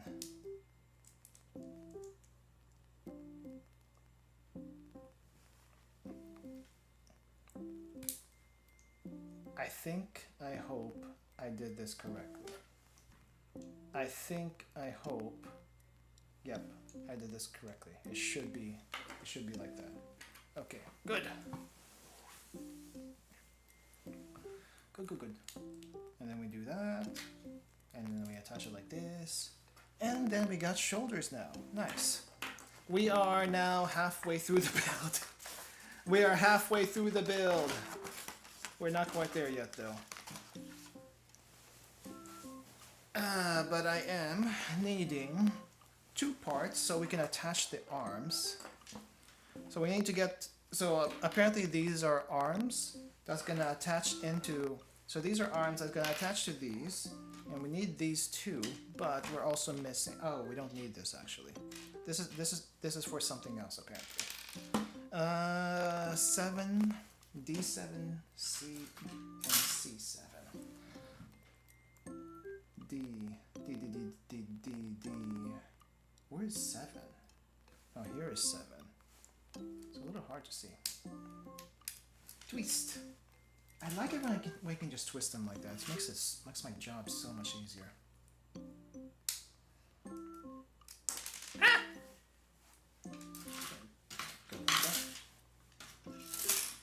I'll be so excited whenever we get to the sword part. Like, the sword part's the simplest part out of this entire thing.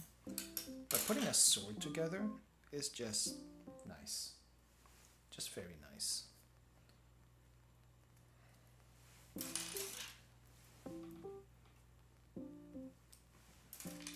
Okay, let me see. Ah! I'm fighting several things right now. I'm fighting the cramping on my foot. I'm also fighting sweaty hands. Ow. Ow, ow, ow. Why is everything so sweaty? And why is the AC not kicking in? Maybe I need to make this place as cold as Antarctica or something for the AC to kick in. I don't want that though. Okay, the orientation is important with this one also. So it kind of looks like Pac-Man, but Pac-Man has to look at a certain way. Oh no, it's not Pac-Man that has to look a certain way. This thing has to be inserted a certain way. I think it wants the bulbous part on one side. Bulbous part? Which way? Okay, so crease down the... Oh, I need to... Okay, so what we need here is crease down the middle, and then I think it's supposed to insert like this. So it's a little hard to see orientation on my hand apparently because of all these shadows and whatnot. So there is this. Wait, I think I can. Let me see if I can adjust the. See if I can adjust the exposure. Oh, it's bright.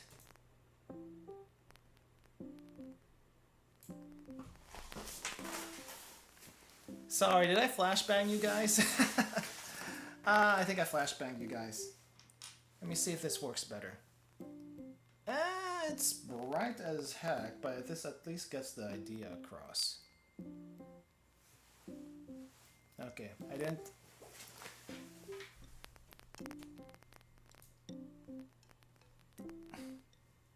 Let's see. If it's an automatic, the ISO goes down to 123. But I need it a little bit brighter than that. Maybe like around 200. Just to be able to show the detail. But with a manual camera, this would be a very easy fix because the dials are all there. Interesting. I am learning how to deal with this thing, but it's not the easiest to deal with. Definitely a lot of manual intervention, it seems. Anyway, let me fix all this. I haven't had to use stickers yet today, which is kind of interesting.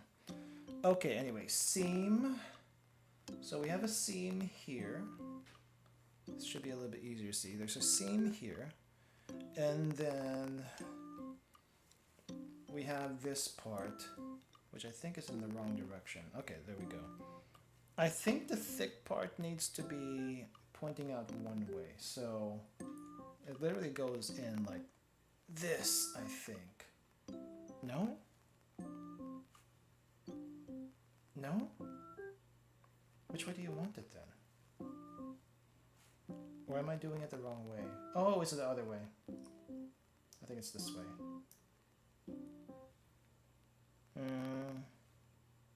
Huh?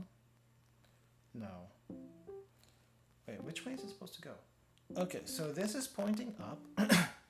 This is pointing up and this goes in this way, I think. No? Is this the right orientation unless... Oh, wrong way. Peg goes this way. That makes much more sense. Oh my gosh. That was a super easy fix. Okay. Go this way. Usually if it just doesn't go in, you're doing it wrong. And I did it wrong. There we go. So much easier. But it's also very loose right now, so I have to be very careful about this. Among other things, I have to be very careful about that. And everything is like flashbanged right now. Let me see if I can do something about that. But the ISO was just a little bit too low. But it's now too bright.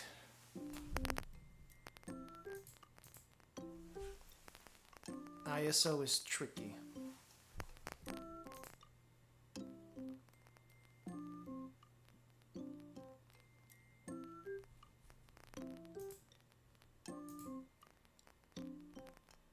Average. Centered. Okay. Yeah, this is a little bit trickier to work with because everything's like software instead of physical dials and whatnot. Okay, so we got this hinge and then we have this connector part. Except which way does it go? Oh yeah, it's definitely not as bright now. Sorry, the flashbang might be up again. Or maybe it was the exposure. Oh, that's probably the exposure. It's still a bit on the bright side, but maybe it's a bit more visible. It's a little bit more visible. On one hand, I'm impressed with the focus. On the other hand, I'm not so impressed with the lighting situation. Okay. Definitely things to think about. Definitely things to think about. Alright, so this goes here. And then, which way does the hinge go? So we have this hinge, but it needs to go a certain way, I think. I think it goes this way? Maybe it goes this way. Or not. No, I think this is correct. I think this is correct. And then I attach the arm right here. Just jam that all in. And so now we can flex the arm. And then we connect it, get tight, into the shoulder. And now we have this. Nice. Very nice. We're getting there. I don't know if we'll get to the full gut tie for this stream. I'll probably just post a picture of it if we do that. We're already 3 hours in. Holy crap. Okay, so we got this. So we do that again. Got this. And then... which way did I do it for this one?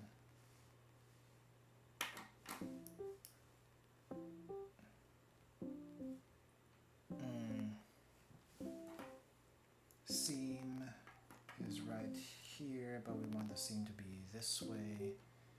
And then we got this here, and then arm is like this, I think. Yeah, arm is probably, I think, like this, so we can get this bend going. And then this arm goes here, and now we can rotate, we can flex, very nice. And now, can we got tied to the body yet? No. Apparently we don't got tied to the body yet. But we have shoulders and we have arms. But we cannot attach here yet because we're missing something apparently. Not quite sure what.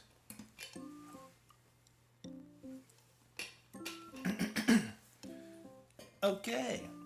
Step 19 out of 34, we are getting there. D. We need these big plates, these big... I have no idea what these are. I'm assuming these go for the legs. I'm assuming these are leg parts, but I'm not sure at this point anymore. I'm gonna snap that. Snap this. Okay, and then we got this weird little fork thingy here. We have a fork for a leg.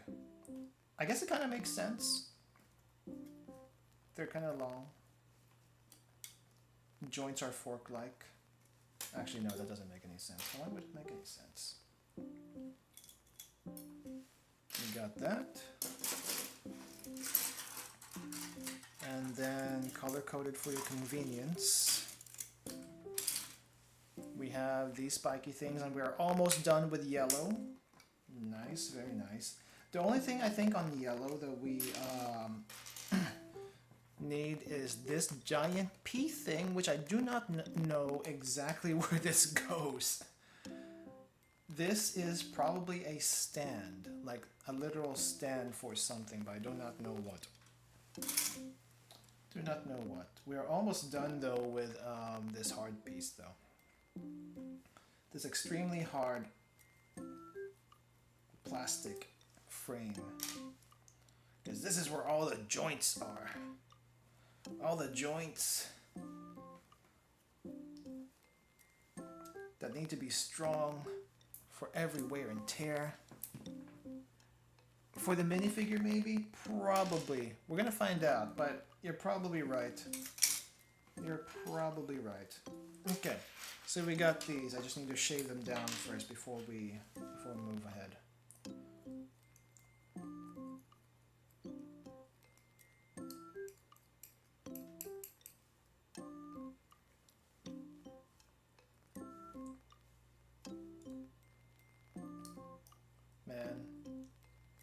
I'm looking at all the anime for this season and I'm like, wow. I do not click with most of these anime synopsis and covers whatsoever. Either because maybe because my taste in anime has changed. No, I mean I've always been like a slice of life person, but even some of the slice of life stuff just hasn't clicked with me recently. But then again, I also haven't sat and watched a lot of anime in like 3 years since the whole COVID thing started. And it's like, oh man, if I wasn't streaming, if I wasn't doing content creation, I could watch more anime, but at the same time, that's a sad life to have for me personally. I need to do something more productive than just watch and just sit down and watch anime, which is basically the equivalent of just sitting down and watching the TV. If you think about it, it's kind of it's the equivalent of that. We just don't think about it and we would like to be in denial about that. It's fun. It's our TV, okay? Watching anime is our TV these days. Because let's face it, I don't think there's much good on TV anyway. Not even much good on, not much good on Netflix, to be honest. And if there's anything good on Netflix, Netflix is probably gonna cancel in like a month or something because for some reason they do that. I don't understand. That's one reason it's hard for me to keep up with anime. Yeah. Well, I don't know. Is it because we're getting old? Is that it? I don't want to admit that because it feels like it could be something else. I feel like you never truly outgrow things. Your tastes just change. But you don't really outgrow things. Heck. Okay? Heck. Some old people even have picked up video games. and video game series you would never have thought about. Like I think there's this one grandma, by the way. I keep forgetting what her channel name is, but there's this one grandma that didn't really think much about video games apparently for the longest time, and because they won a game system from a raffle, they decided, yeah, you know what, why don't we just go and give it a try? And they actually played all the JRPGs. They even played the Atelier series, which apparently is their favorite RPG series, and so they're also a very big Atelier fan. Thankfully, I mean, it makes sense. It makes sense if you think about it. But she also plays like the really, the really horny JRPG series, and you would not think a grandma would. So it's kind of like, wow, that's a whiplash I didn't think I would actually happen, but it's very real, and mad respects for her for actually giving it a try, because you wouldn't think of her actually trying it, but she did, and she has some legit opinions of why she likes it or not. So yeah, I just wish I can remember her name, but I do have her in my subscriptions though. Let's see. I've always had a hard time sitting down and watching stuff, so I kind of do it in waves. I think I'm just back in a low hours period. Okay. No comment. No comment. Curious about the channel though. Yeah, I can look it up later after stream, but I don't remember off the top of my head. It's something dogs. The channel name is something dogs, but it's not like cooking with dogs. Cooking with dogs is a different channel. That's an actual cooking channel. It's something dogs, but I don't remember exactly what it's called. But crap, and that fell. But yeah, definitely would recommend it if I can remember the name. Actually, I can probably look it up on my phone. Let me see. I should have them on my list somewhere. Subscriptions. What is your name, Granny? I'm pretty sure I can spot you if I see your name, because half of these things are like VTubers and travel channels I already know the names of, but yours is the one that stands out.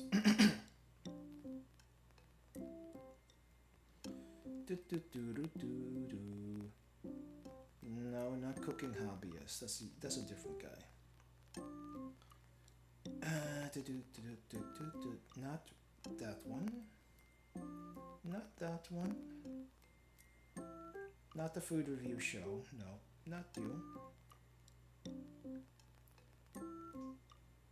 Not the kitchen. Not Harris. I wish there was a better way to search for this. But there's no search function for the list. Why is there no search function for the actual list? Not you, Bacon. This is bugging me. This is bugging me.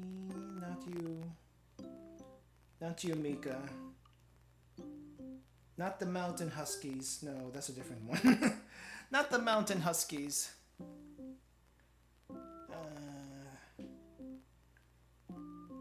Not Charla. Not the Tasty Travels. Did I actually sub to them? I'm wondering if I actually sub to them anymore. I'm pretty sure I did.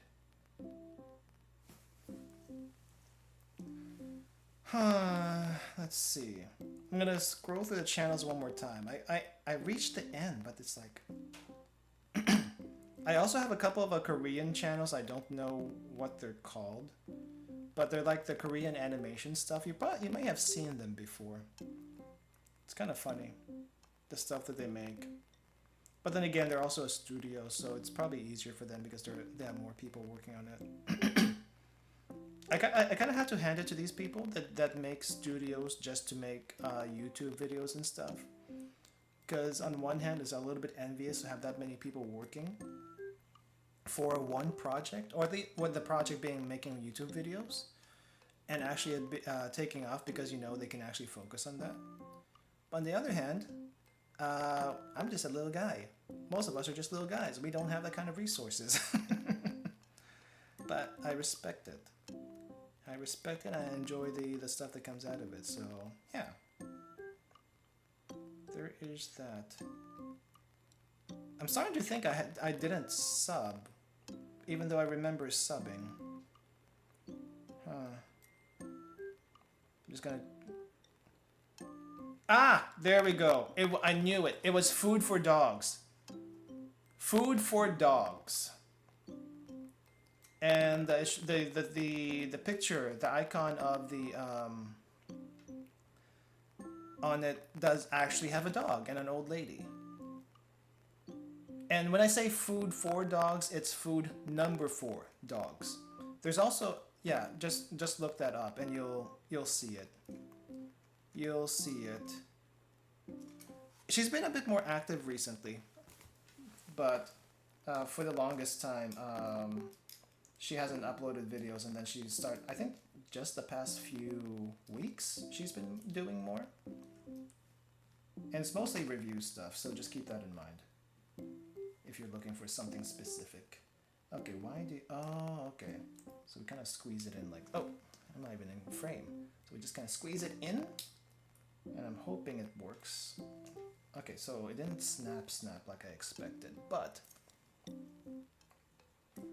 And then we make sure the yellow horn cap is secure. Okay, then we do it all over again. Okay, yellow horn cap attachment. And then this is the tricky part. Segment attachment. And then this one we just got tied like this. Oh, actually I'm on the wrong side. Oh yeah, I was on the wrong side. That would make sense. If it doesn't fit, then you're probably doing something wrong. That seems to be the recurring theme in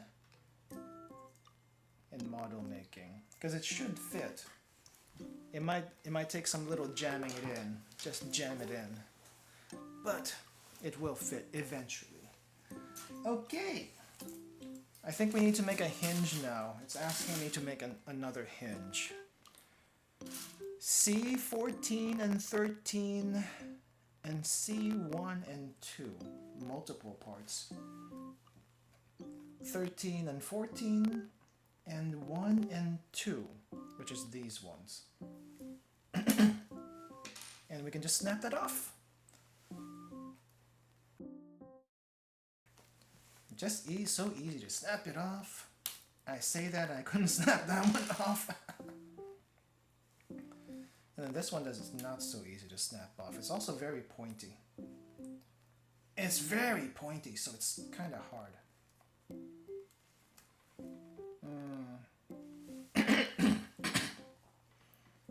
I just kind of want to press on it.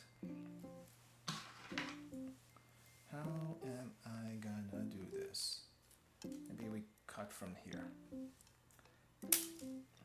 Kind of works. Kind of works.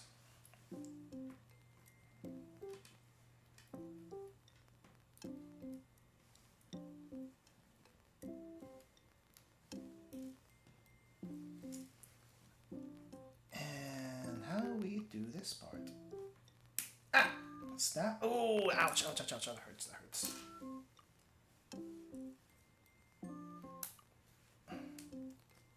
Okay, so that's one frame, but we gotta do it again on this one, because there's 2 parts. There's 2 parts to every frame. And so there's double the pain.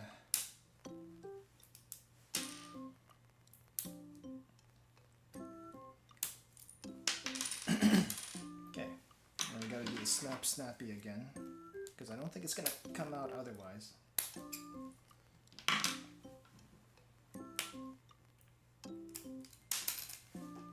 Alright, that's one.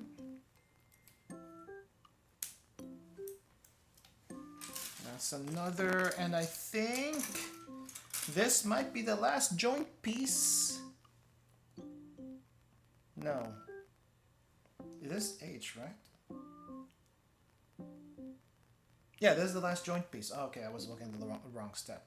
Oh wow, this is actually the last joint piece, and this is done.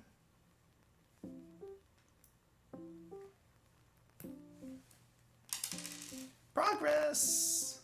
Progress, this one is complete. Okay, time to put things together after we smooth this down a little bit. It's so nice. It's so nice just to be able to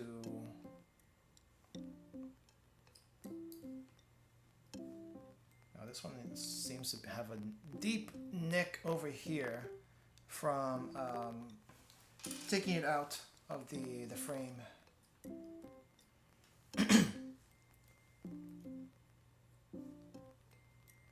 Let's see. Okay, we good there?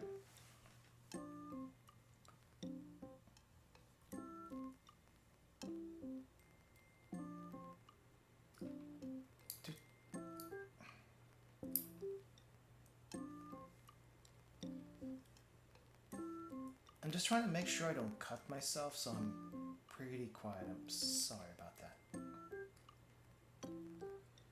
Ah, crap. Okay, let's sand that down. That's what this is for, is when you cut a little too deep, this is supposed to fix your mistakes. Or at least as much of the mistakes that can be fixed. I think that's what it's for anyway. Let's see.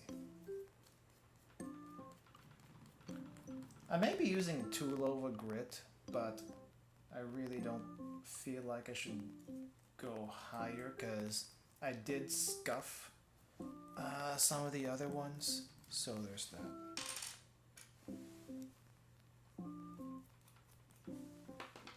But at the same time, I just kind of want to also do this. I want to use a knife, because a knife is fun. But the knife also digs deep. Digs deep into the plastic. And it could be...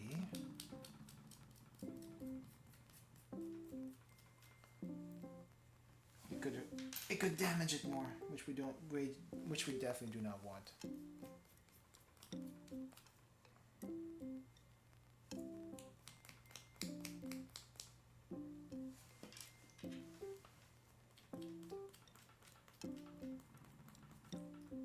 And that's a little rough.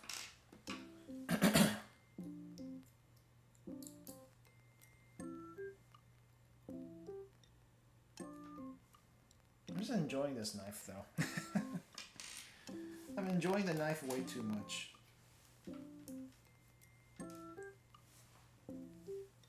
Not gonna lie though, knives are pretty fun. So, yeah.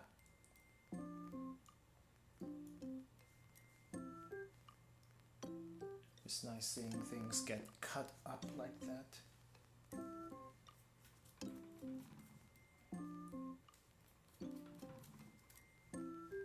I'm probably using this thing wrong too, so let me know if I'm actually using these grinding sticks down, because I'm seeing some... You can see it on camera a little bit. You can see where the parts I grinded stuff down, and I feel like that's not supposed to happen. But I could also be wrong. Maybe it is supposed to happen. Just maybe not to that extent, I feel like.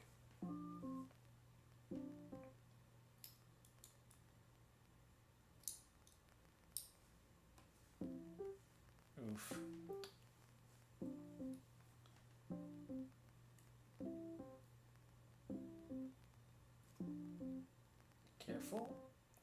careful. Alright.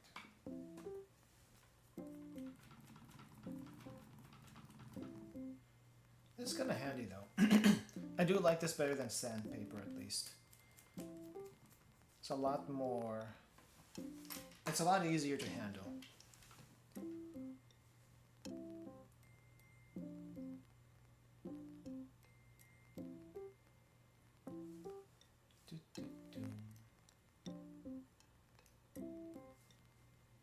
Okay, we good? We good.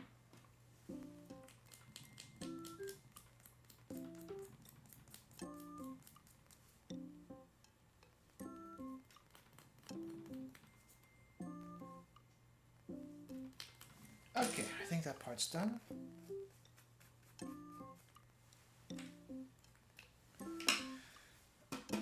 Okay, let's connect everything. So, fat little things. Well, I call them fat. They're not really that fat, but they're just kind of like these kinds of pieces, hinge pieces, I guess. Kind of like attach that. I feel like we did this back in the other what do you call this? Back in the other model, we had this piece, this specific piece before, so it's not new. Technically not new.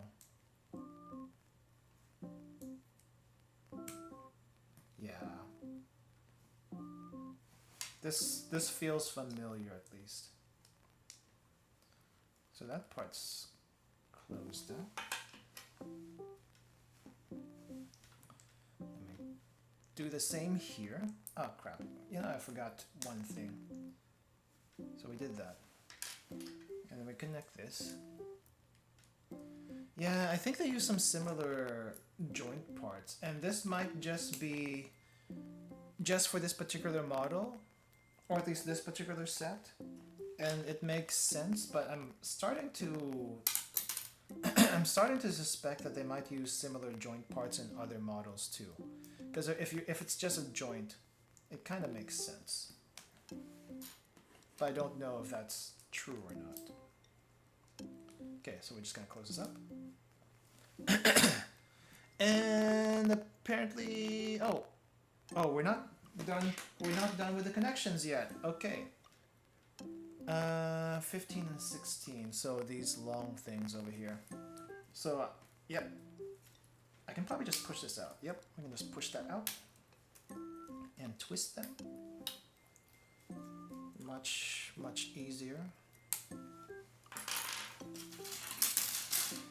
I am learning tech. And you know what? That is good. There we go.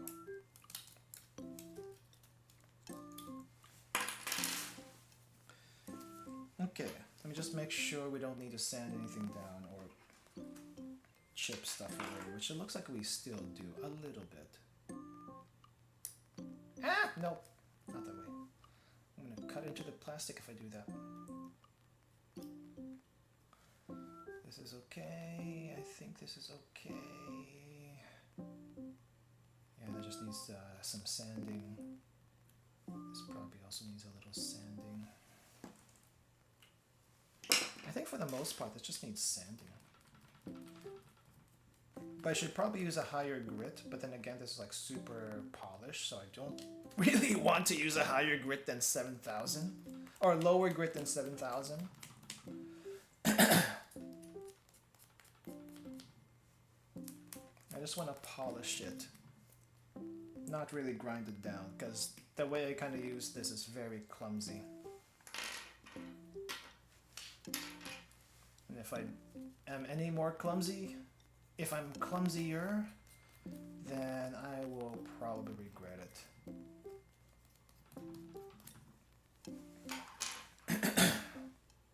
Oh, this one actually has a bigger piece, so we need to chop it off. Chop.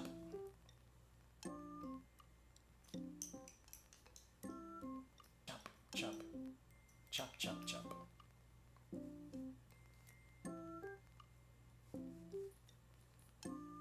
think these harder parts need to be chopped off first before they're sanded down.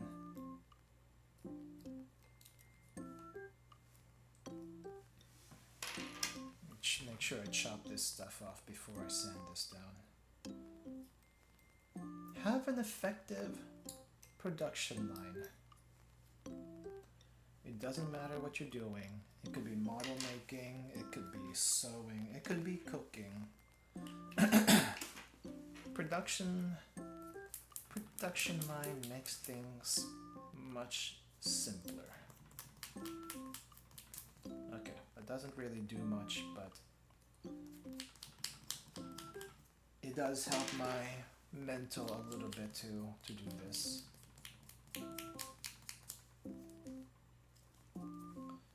Okay.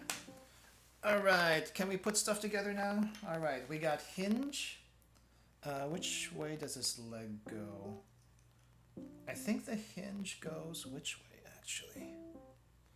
So hinge is up here. Okay, so it needs to be like this. And then the leg... Ah, I think it goes like that. I think it goes like that. It's a little weird. Is that right? It looks wrong. This looks wrong, but apparently it's supposed to look like this. And I just kind of like attach it. Attach the other half into here. It looks wrong because there's this like wide gap in the back. Ah, because it is wrong. It is wrong. Okay, let's take you apart. Let's take you apart. That's the wrong direction. So this peg and this needs to go something like that, I think. And if we put it together, it still looks wrong. I think this looks worse. I don't think this is supposed to look like this. It doesn't look like this picture. It doesn't look like this black part here. So I think I need to fix that again. I think I had it right the first time. We had it right the first time.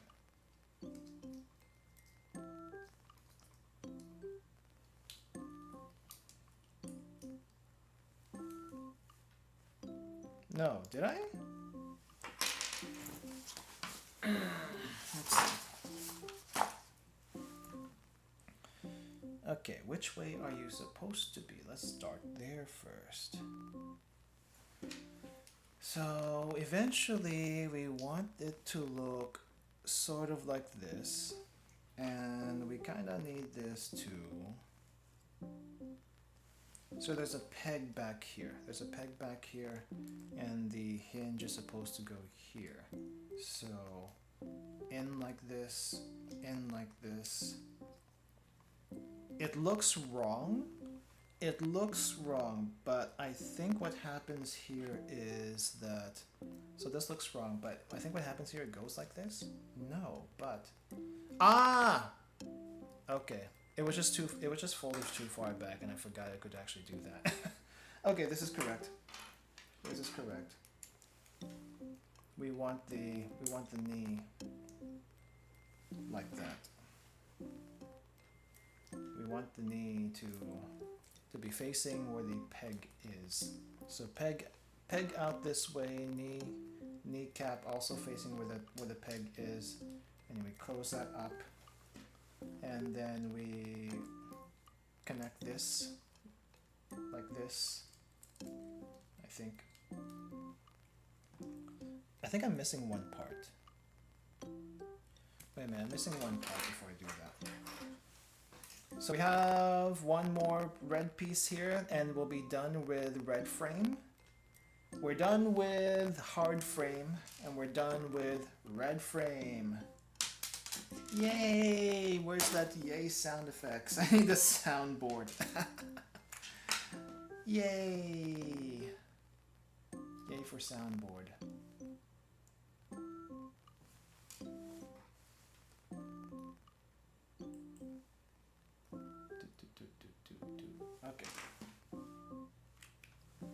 Okay, where does this go? does this go? So I think this is, no, you don't go red part, doko. Red part, where you go, red part. Actually, where do you go? Oh, so the red part, so this little tiny red part goes here. Yeah, we just kind of like plop in there and it just kind of sits like that. And we do the same thing here. We just plop that in and snap. And then for this, peg hole, peg, and gattai. And it's a little bit weird because it doesn't seem like it's all in the way in, but I think it just kind of snaps in like that. So now we have leg. So gattai, snap, leg. We have a functioning leg. Nice.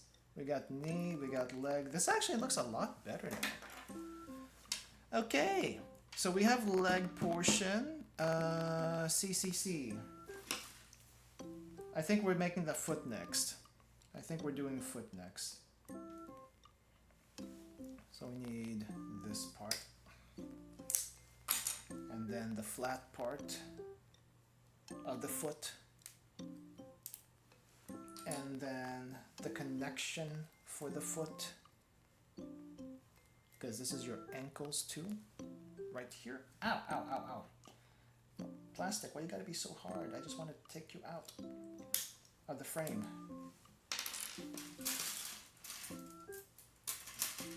Okay, that's one foot.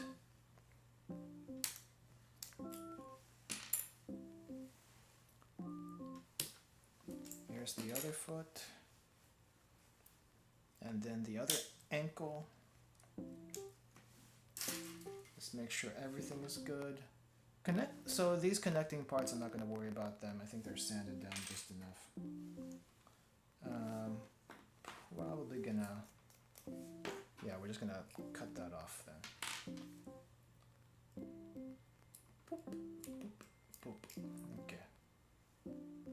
So that's shaved off as best as I can. Right there. This side, maybe. This bottom part too.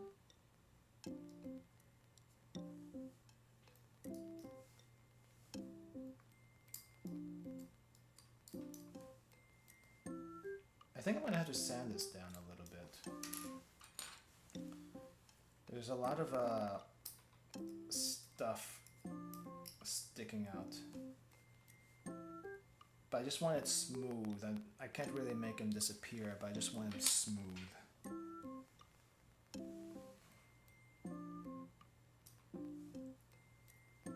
I think for me to make some of the defects disappear, I just have to paint over them or something. It's just we don't have any paint, but you know, it is what it is.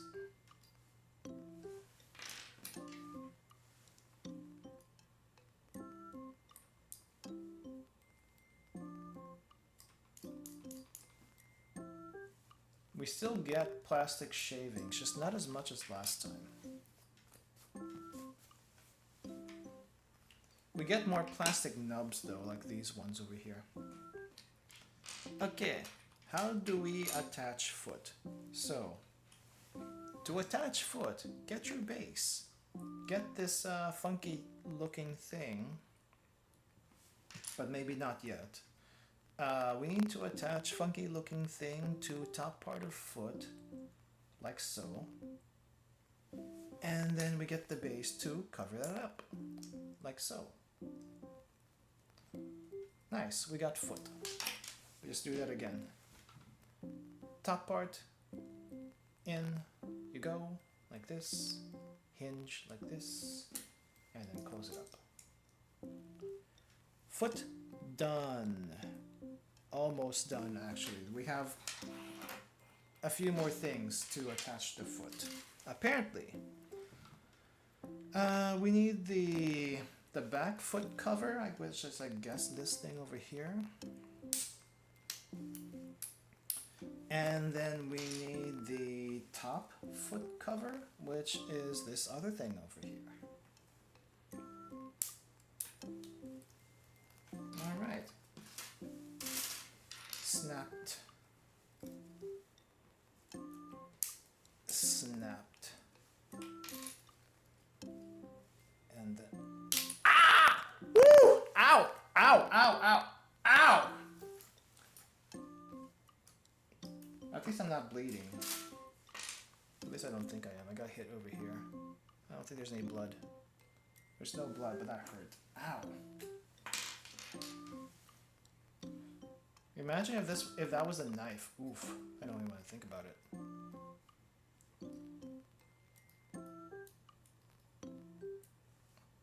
If that was the knife, that would be painful, and we would have to shut the stream down right away. The only blood allowed on stream is the blood of meat. My blood, not allowed. I don't think people would appreciate that. Self-censoring. Self-censorship of bodily fluids.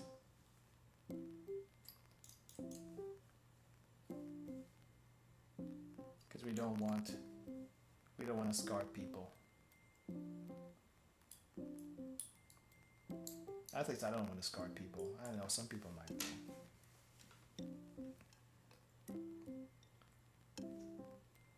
Okay. Let's see.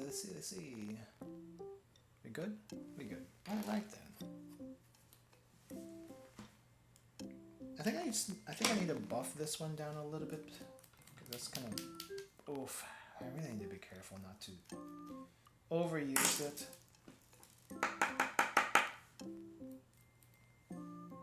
Okay. It looks okay. I think. Maybe I'm using like too high of a grit. I need to use like a lower number or something. Because I feel like this 7,000 just is not doing it. But it does feel a little smoother sometimes, so...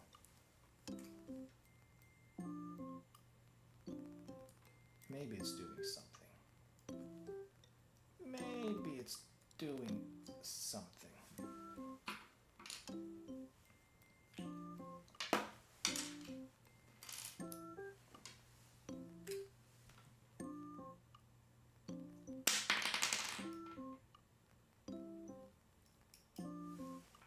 Okay.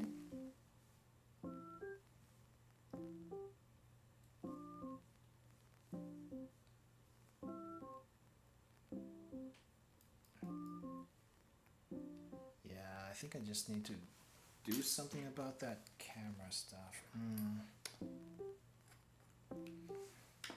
Okay, well then. We're good here. So what we need to do next is we take our foot base and we need to attach this to the back. No, is this the correct way? Yes, this is the correct way. So we want the lip side up. We put that on. And then we put the foot cover on the foot, bottom part of the foot, like so. If it wants to cooperate, please cooperate. Please cooperate. Get in there. Get in there. It's a peg. It's a peg that really does not want to go in for some reason. This back part's like super easy because it's like you have a lot of surface that you can just like push on. But this one, this top part, does not want to go in for whatever reason. Now this one snapped more, but this one didn't snap at all. I had to force that in. Okay. Apparently we're not quite done with that yet, but we are quickly going through all of this this frame here. We need like ball joints now from this frame. I think this is mostly foot stuff. Foot stuff and sword stuff from what I can tell. At least for this frame. Except I need to try not to hurt myself when I get these things out. So how do I do that without actually hurting myself? Okay, ease it out. Ease it out. Ugh, that hurts. Got trapped there in the jaw of plastic. And the jaw of plastic is not very merciful. I can tell you that much right now. Oh wow, we're back to this one with the legs. Hello legs. Hello legs. We're back to the legs now apparently. And we need these little plates here. Huh. Okay, so we need plates for both sides. Looks like I need to do a bit more cleaning on this one than the other one. Okay, that's done. And B. So it looks like this part has a lot of hand parts. Is what it's looking like. But also has some covers. At least one cover. Except it seems it's really difficult to get out, so I'm gonna have to do some cutting somehow, somewhere. Maybe here? Nope, too hard. Too hard. Maybe too hard. Okay, nippers would be really great. Oh, I can just push it down. Good to know. Push it down. And once you get one out, comes out. Okay. Let's see if we can clean this up. Let's make sure to get the big stuff off first.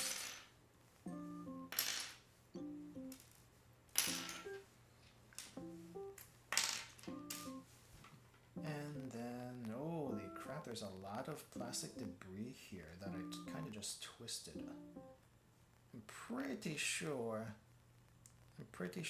this is not supposed to be a thing, this twisted piece of plastic, but it was kind of difficult to get out. So nippers would have been great here, but we do not have them. Next best thing, just chop it off. Woo! Be careful. You've avoided accidents up to this point. You do not want one now. You definitely do not want one now.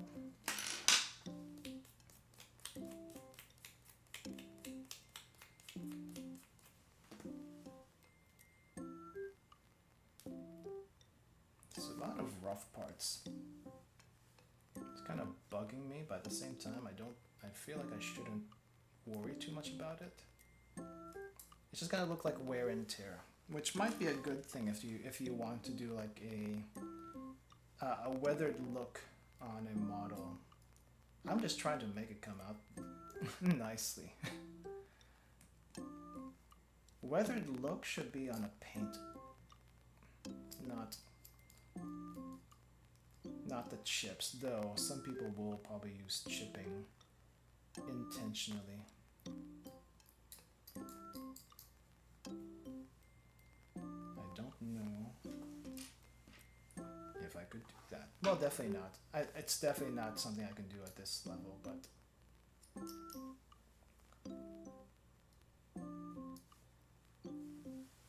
okay, we're good there. Let's try this ball joint.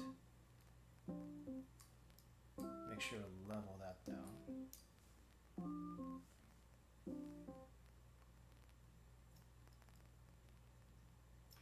Maybe this one too. Okay, so covers.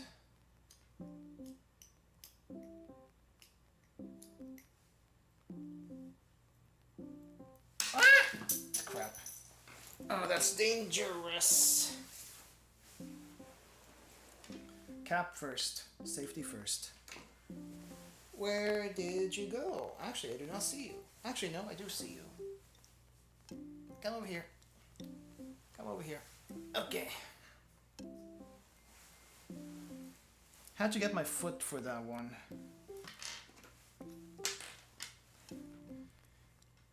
Even though humans have limited use of their feet, limited grabbing ability with their feet, we can still use them somewhat.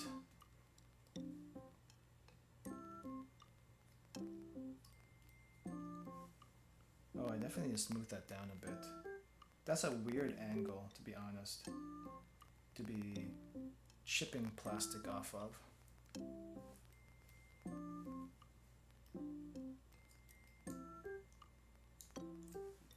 Yeah, there's a lot of debris here. What the heck?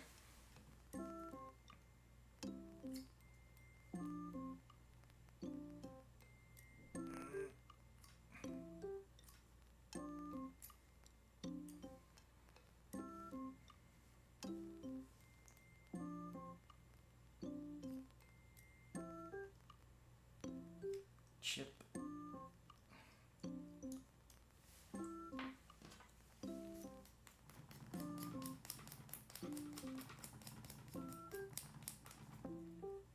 Smooth that out, smooth that out.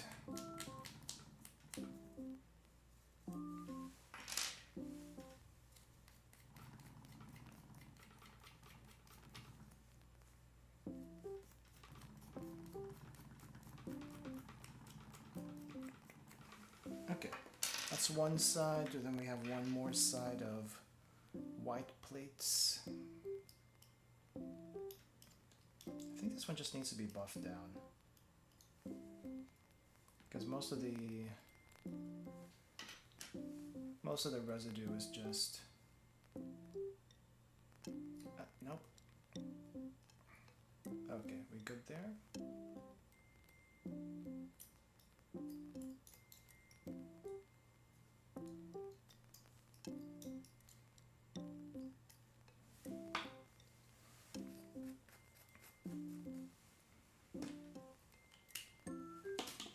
Okay, you know, okay, I was thinking about this earlier when the camera kind of disconnected. I think I figured it out. I actually think I figured that out. I think what happened was that I didn't have the camera software up, and if I don't have the camera software up, it'll disconnect by itself because it thinks it's not being used. That's probably what happened. And ever since putting the camera software up, we've been up this for about 3 hours now. More than 3 hours, actually. How much time has passed now? Holy crap, it's almost 4 hours. Okay, 4 hours later, the camera software has not crapped out, which is good news for me. Yay. Yay. Okay. Alright, so joint. Actually, no, that's not a joint. What is this? This is... So we have piece 1, piece 2. I think what I need for... So here, orientation matters. I think it wants me to put the ball end where this part is, so I need to flip that. Though it also looks like I can twist this eventually, so it's going to be movable. But initial orientation is going to be something like this. So, oh, am I missing one more thing? I think I'm missing one more thing. It also wants this little cap, but where does the cap go? Is this even the right piece? It is the right piece. So cap thingy goes in like this. Maybe it goes in afterwards. Let me see. Let me just loosely put these two halves together.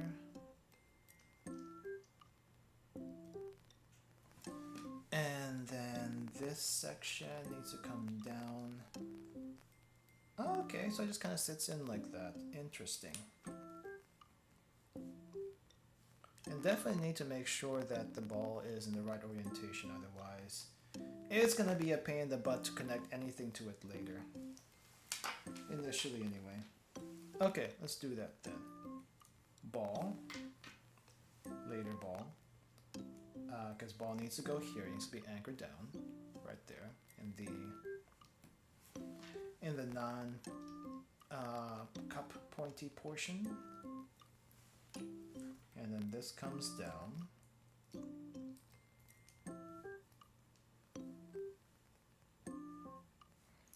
This comes down and forms another cuppy portion here.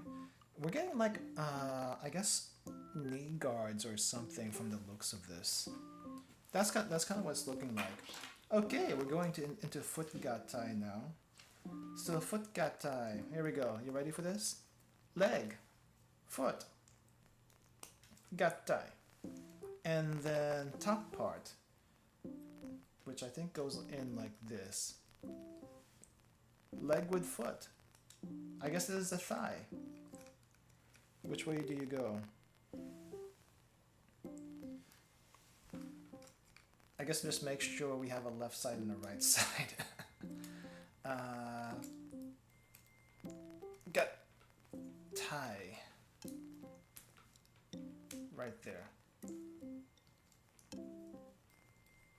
Nice, and then we got a functional leg. A very long leg. We'll do it again.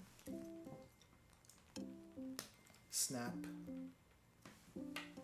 And then make sure to have the socket on the other side. And then we snap that. And then we have leg. We have two legs now. They actually look pretty good. Not gonna lie, these legs look pretty good. We're almost done. We are now at step 29. We just finished step 28. And we are eventually going to be at step 34. So we're pretty close. I just need to figure out how to position this guide so I can actually look at it, because it's like slipping around everywhere. I have a bunch of stickers, but the stickers, they don't tell me where to use the stickers this time around. Probably a bunch of connecting steps now. Yeah, mostly connecting steps, because we have most of the joints already done.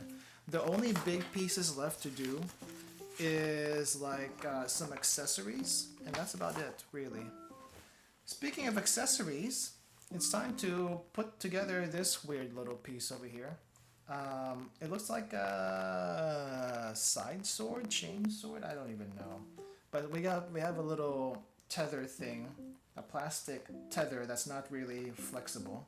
Well, it's kind of flexible, but this looks like a flexible piece of frame, so it's kind of hard to twist it around like you would the other stuff. But I can still snap it out, it seems. But I need to make sure I don't snap the wire portion here.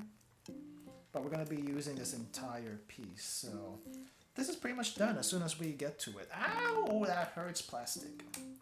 Plastic hurts. Plastic is hard. Plastic hurts. Except for saran wrap. Saran wrap is soft. But why is this? Maybe I shouldn't twist this portion out so much. I'm kind of afraid that I'm gonna what do you call this?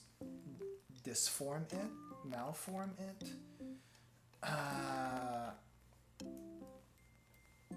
Warp it? Because it's so soft. Like, this entire frame is so soft. Holy crap. And that's done now. That's done. Definitely need to be a little bit more careful with the shaving here, it seems. I'm not gonna be that harsh on this as much as possible, but this is also like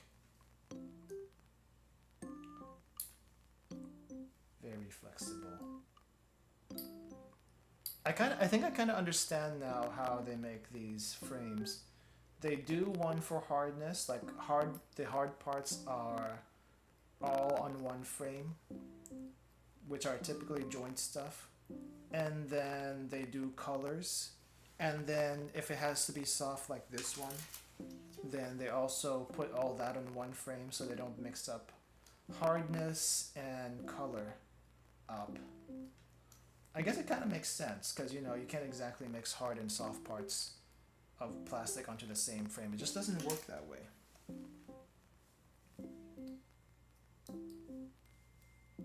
But I didn't realize they had soft plastic like this also in these kinds of builds.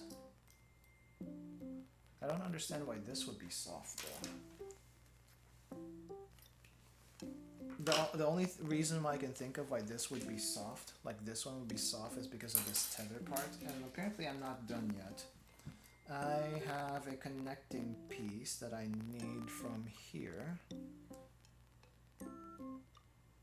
which is really, really small. It looks like a hand, this portion over here. It looks like a hand.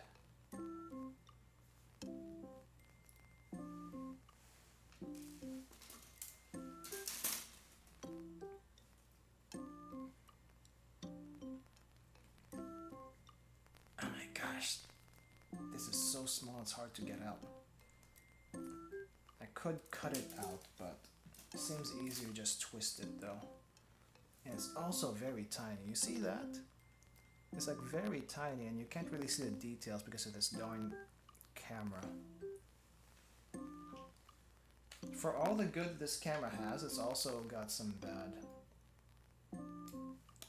So I'm considering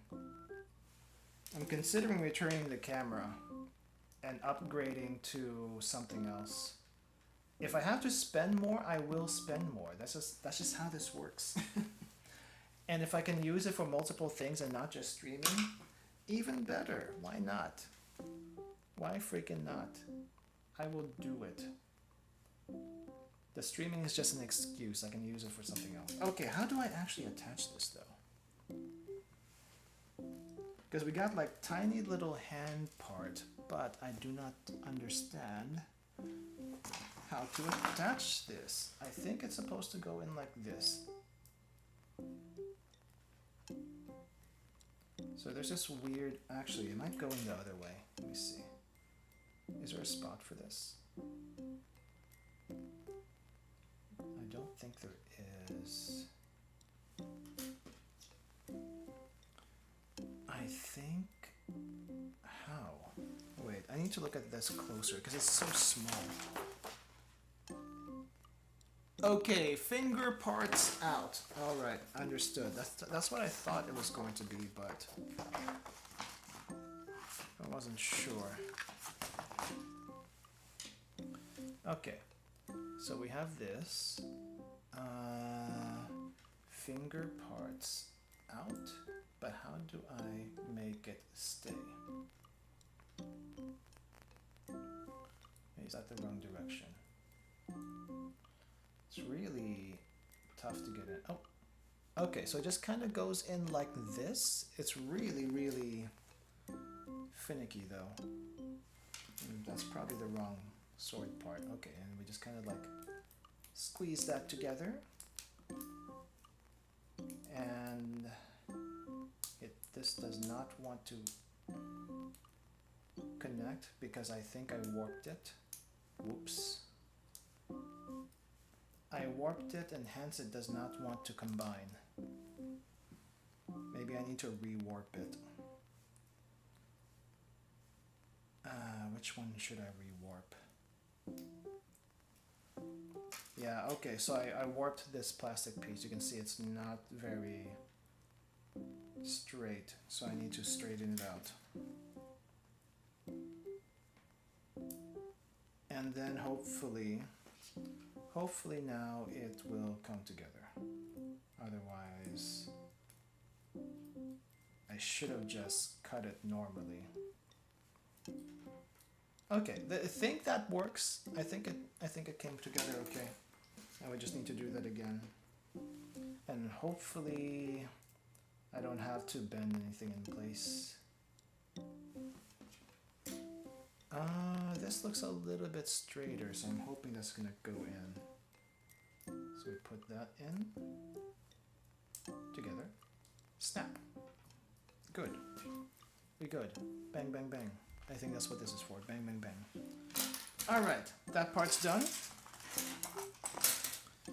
We got a few more here. We got a skirt. we have the mech skirt. I guess some mechs do have skirts, so it's not the first time, but still a little silly to think about. If I can get it out though. It doesn't want me to get it out. Okay, what if I snap this and this, and then we can twist it out. Yeah. That's what we should have done with the other one too. And then we need a connecting piece.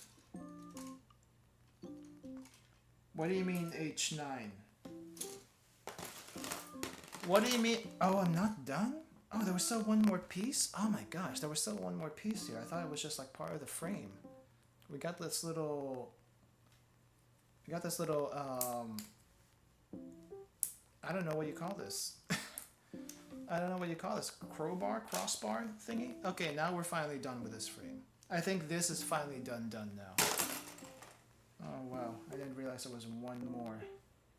Okay. It literally pulled a persona and said one more.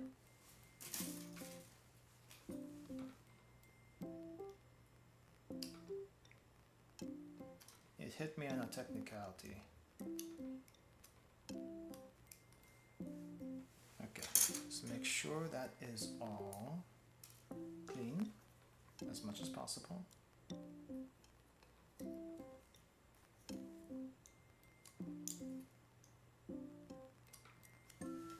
All right. Okay, so I guess we just put this skirt part together right away. Bikuri MODEROID, yep. Bikuri deshita. I need to practice my Japanese more. I mean, I am going on a trip in about 3 months from now. So I should practice my Japanese more. I'm just really lazy about it. Because I feel like, who am I going to talk to in Japanese around here? There's no one I can practice with. So the incentive to learn, or at least the motivation to learn isn't quite high. But okay, looks like we got balls and we're going to just jam this in. But we have skirt here that can bring down the pain. Bring down the pain. But it can also be stored right back up. Apparently, that's kind of how this one works. Okay, so that's one weapon, but we're done with this one. It's not letting me put all the robot parts together, but it looks like I can already do that, but we're not quite done yet. We have hands that we need to put together, apparently.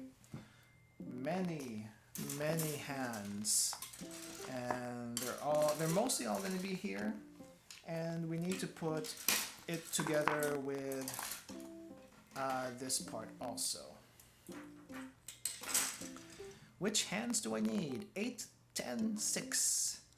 All the hands. It's saying just get all the hands. Okay, we are getting all the hands. We're getting the high five hand. Both high five hands. We're also getting the punchy hand. Actually, no, I think this might be the sword grabbing hand. We'll probably have a couple of those. This one too. So we're just getting all of these out.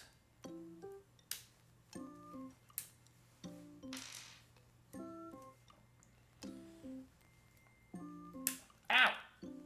Crap. Ow. And then we have plates. We have some plates on this frame, but this is not all of them. And then what's gonna be left after we get these 2 white plates out is just the small figure that needs to be painted. And yeah, it's just gonna be unpainted until I can figure out what I want to do for paint. And then if I feel like it, we might have a paint stream. We might have a paint stream. Debating. Not sure how that's gonna work, but debating. The thing is, I need to justify to myself that I also, what do you call this? Will use the paint for something else other than the paint stream, you know? To get things for one use and one use only seems like folly to me. But then again, I have done that before. And I've done that for games too, so who am I to speak? Who am I to speak? I've spent way so much money on streaming, it's ridiculous, but I'm having fun at the same time, so it's like, whatever. Okay, we are done with these frames. We're done with these frames. There we go. Nice, we're getting there. I don't think there's anything I can really do with these. I can probably like buff them down a little bit, but I don't think it's gonna help much. Like, I buffed this down that is really just for polish, so whatever I've been doing with this is kind of moot. But I'm just gonna take the knife on them, just make sure they're smoothed down. And if that's checked, I'm not gonna worry about it too much, because I literally cannot do anything. They're too small. They're too small, and that would take too much time to try to fix. I'm just hoping all these parts are interchangeable. They all look the same. They all look the same, but it looks like they fit differently on each piece. So I will find out whether or not they'll fit.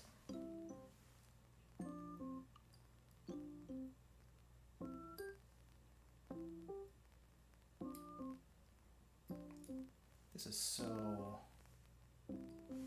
It's such a delicate process of me just not cutting myself. The fear is not breaking the plastic. The fear is cutting myself.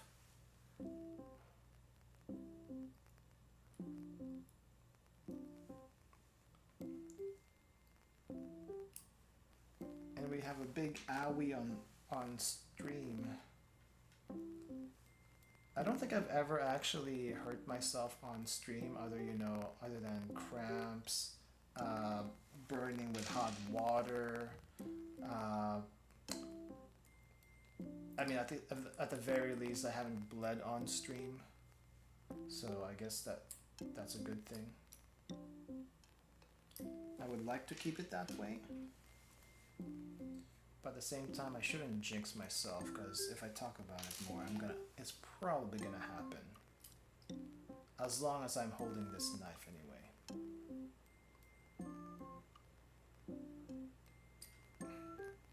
And this one has a hard part. But I can't tell if it's an actual hard part or if it's supposed to be there.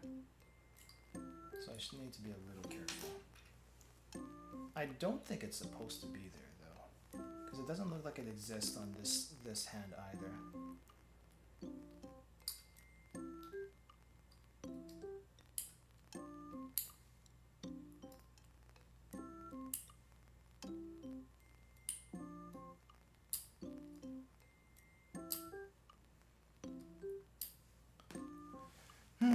Okay, let me just smoothen out this other one. I'm basically just trying to take its callus out. Sometimes you want the callus, but sometimes you don't. So you have to rub that down somehow.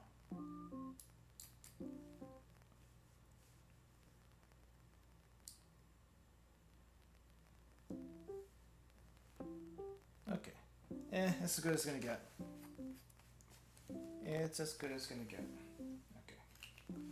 Alright, so now I have to connect these white things on on the hands. They just kind of go on like that. It doesn't seem like it matters too much. As long as they fit, it's good. There's really only one part that looks like it won't fit because there's like two little peg holes. Two little peg holes that just won't work. So like this one, we need the ones with these two little peg holes over here, and then we just kind of like put them together. Because I think this is supposed to be a clenched fist. The way it looks like there's a clenched fist. But it's also really, really difficult to just push in for whatever reason. If this was old me, or maybe younger me, I would just like use my teeth to bite that down. Why not? Violence. Violence solves some problems. It will solve this one too.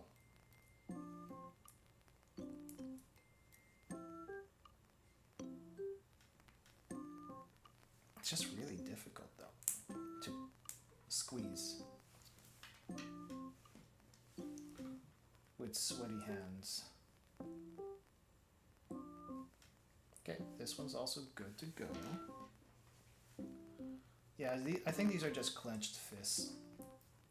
Whoa, whoa, whoa, whoa, whoa, whoa. Okay, that's done. Now we form the sword. We have two big honkin' swords on this one frame, and I probably need to be very, very careful with this. It's not soft, except for maybe that handle, but crap, how do I... It does not want to come out very easily, I'll say that much. Let's see, what's the best way to get said sword out? Not that way.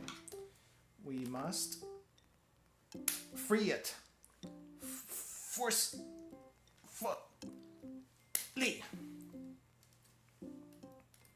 Same here, and here, and here, and here. Okay, maybe I can wiggle this one out, the one where the wing is. There we go. And this one also needs to be cut out. It's got multiple places that it just wants to be removed from.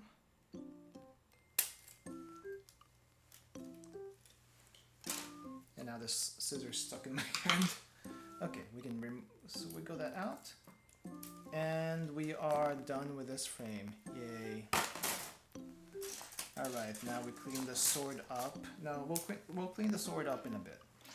Clean the sword up in a bit. I do need... which one? C. We're still not done with C? We still have some stuff in C to take out. 21. I have a C12. Where does C12 go? Did I miss a C12 somewhere? Hello? Oh, no, okay. C12 is still later down the line. Okay. C12, this little piece over here, is in the very last step, apparently. Alright.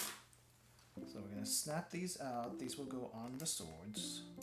Somehow. We'll figure it out. Okay.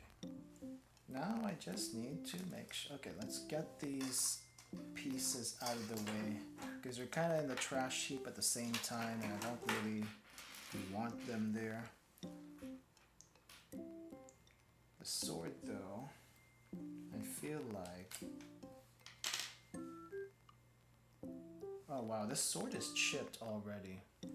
Can't really see, you can probably see it a little bit, but the sword is chipped already just because of how heavy the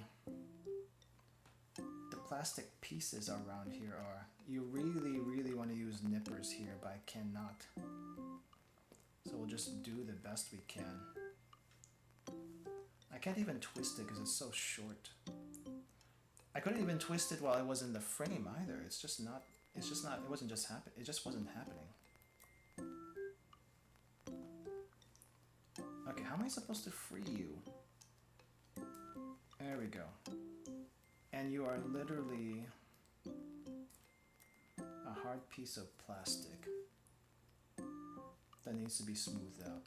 Like literally.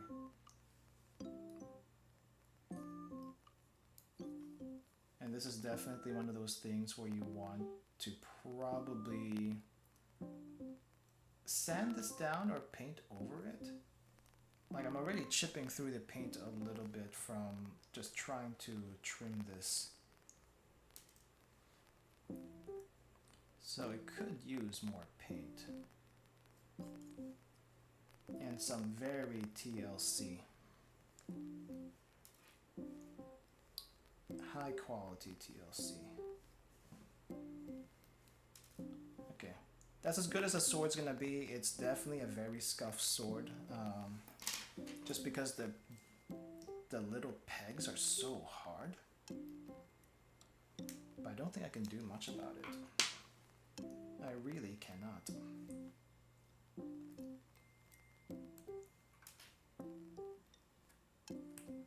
Yeah, you definitely would want to like use some thick paint over that or something to cover it up, I think. Otherwise it's just no bueno. But I'm just gonna try to smooth it out as best I can.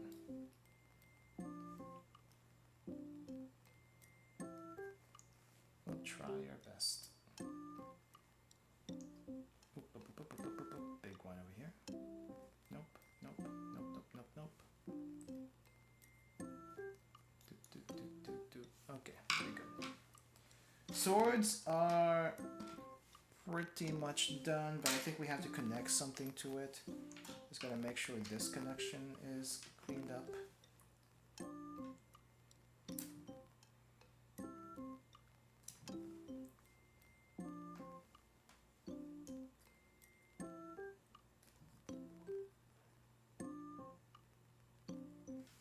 Okay, I'll probably sand that down a little bit more. Should probably sand the sword too, to be honest.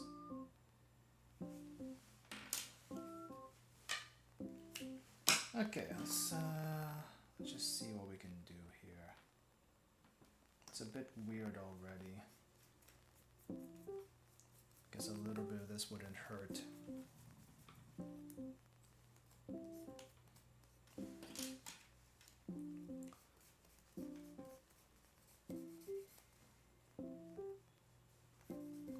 If I could use a rougher one and I'm confident I could fix it, I would, but I don't have that confidence.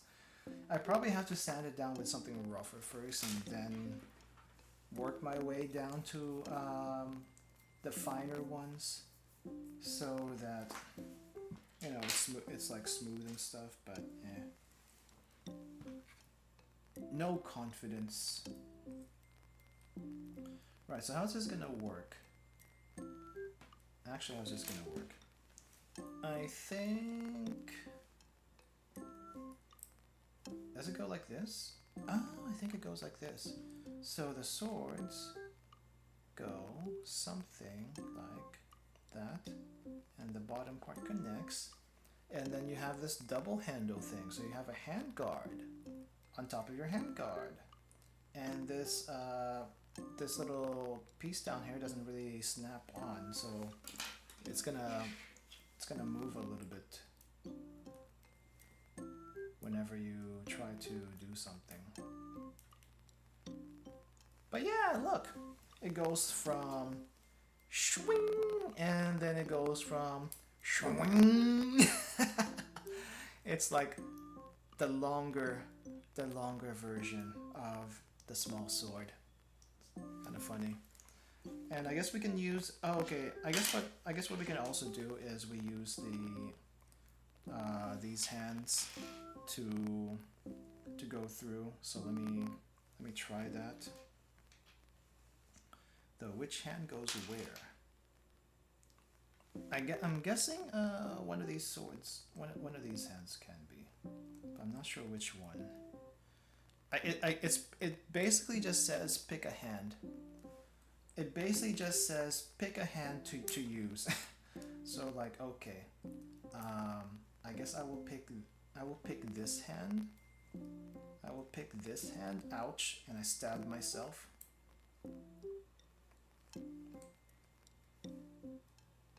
Ow! Oh, I did. That's fine. I'll just vacuum the plastic pieces later. Get in. Get in. Right, so that goes in, this goes here, and now the hand is on the sword permanently, because that's where it belongs. That's where it belongs. And now I just have to find the other hand that I can use. I don't think it mentions which hand to use it in, but they recommend, it looks like. Oh. Which hand do I use then? Oh, I can only use the hands with the holes in them. Interesting. But I guess it's not too picky. It's not really too picky which hand to use. It's just, you know, you have one hand holding the sword and you have the other hand free from the looks of it. So I just kind of have to pick and choose, I guess.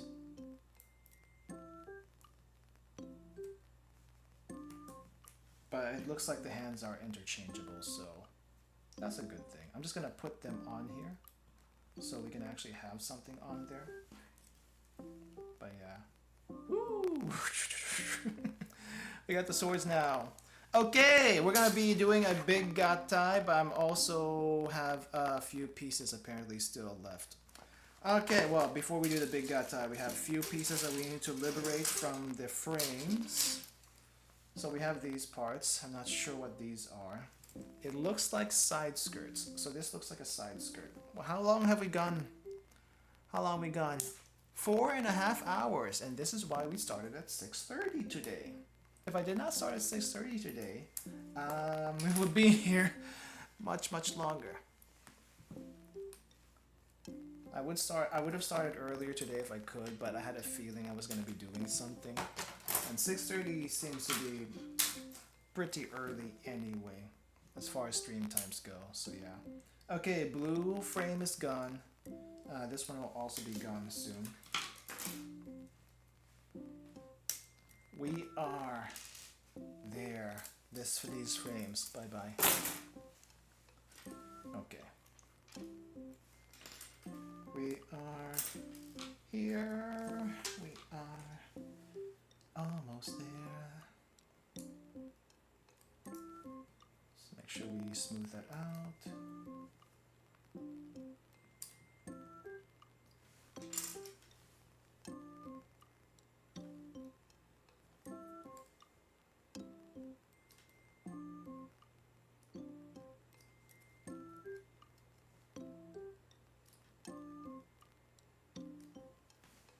Okay, and then this little piece, I have no idea where this goes, but I think I don't have to worry too much about this, but this is like an outer armor piece, so it needs to be a little bit shiny, I think.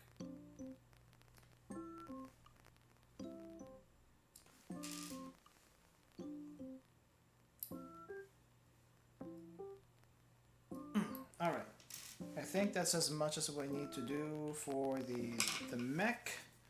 And now it's time to do the big gatai for this mech. You ready for this? Alright, let's see. Actually no, before I do that, I think I need to connect this. Oh, can I connect it this way? It doesn't really this does not want to connect. So this side skirt and this thing does connect, but it needs something else to actually go in. And what would we do? We can't do it yet. We have to put the legs on first. Okay. Alright, big gatai, let's go. Let's put on the... I'm gonna zoom out a little bit. Because, here we go. too far out. Gattai! Leg. Poof! Other leg. There we go. What do I do next? I guess let's do the side skirt. Side skirt. So it kind of goes in like this. We have the big skirt and then the little piece. And this kind of goes... Whoop, I guess. Oh, wait. So there's a hinge over here that goes there. It just, the blue piece just kind of sits there. If it wants to. Please sit. And then this gray piece just goes on top, but it's kind of hard to put in. Okay, it does snap in though. Good. And we'll just do the same thing on the other side. Except it doesn't want to. Let me put you in there. Let me put you in there. Nice, snapped. All right, and then the side skirts apparently can fly up like this, so it's easier to take the legs out for whatever reason. Which we might have to be honest, when we do the big gattai. Which it looks like we'll be able to do the big gattai, so yeah. Anyway, and then this part goes to the back. Oh, there we go. And then I guess we can lower the guns down. Yeah, let's lower the guns down.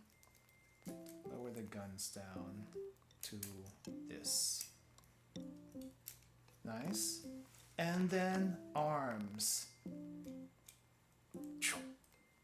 Boom. And then other arm. Please go in. Please go in. Oh, it's already in, but I didn't hear a snap. Am I supposed to hear a snap? I don't think. I did not hear a snap and it's falling apart. Ah! What happened? Oh, did I tear a piece of its armor off? Oh crap. Oh crap. How do I put you back in? I think it goes in this way. Let me take the front piece off, it might be easier to see. This way. Ah! Okay, let's put this piece back in, this way. Okay, so this model seems to be very loose. For lack of a better word, very loose as far as trying to put it together. It's like I feel like it could fall apart very easily. They might recommend some glue or something to... Oh wow, I took the entire socket with it. What the heck? I think that needs to go back in there. Hold on. That arm needs to go back in that socket.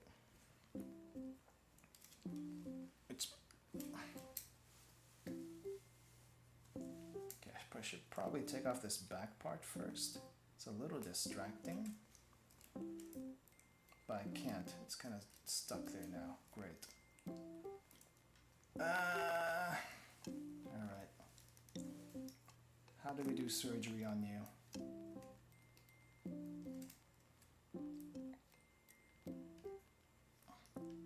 Without breaking you, because I forgot how I put you together. That's the thing. Once you put them together, it's a little difficult to figure out how to take it apart. Well, how did this part go? How did this part go?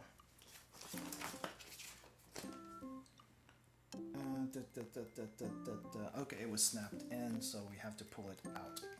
Ah! Wow, okay. You went all the way out. I see. Okay, oh, great.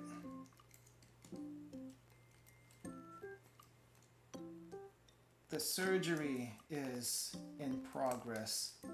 Please wait warmly. Holy crap. It really wants glue or something. This model really wants glue or something. which way do you go? Ah, okay. So this goes out this way, I see. Ah! It's falling apart! Oh no! We have an interruption in the Gatai sequence? Is that possible? Has anyone ever interrupted a Gatai sequence? In any shows? I feel like if the villains did that a bit more, they would actually win. But either most people don't think about it, or it's impossible for reasons.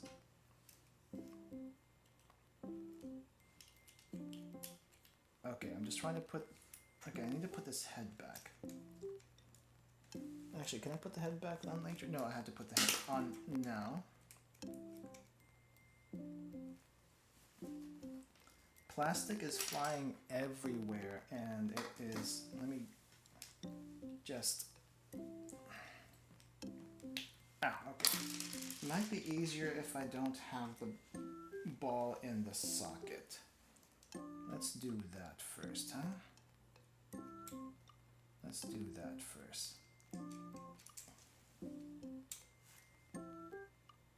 Okay, let's get this... Actually, let's get the top part off first. And this goes in.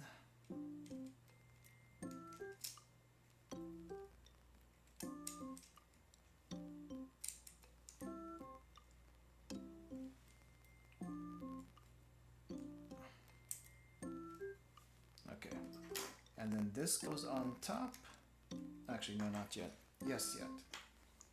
This goes on top, and then this goes on the side.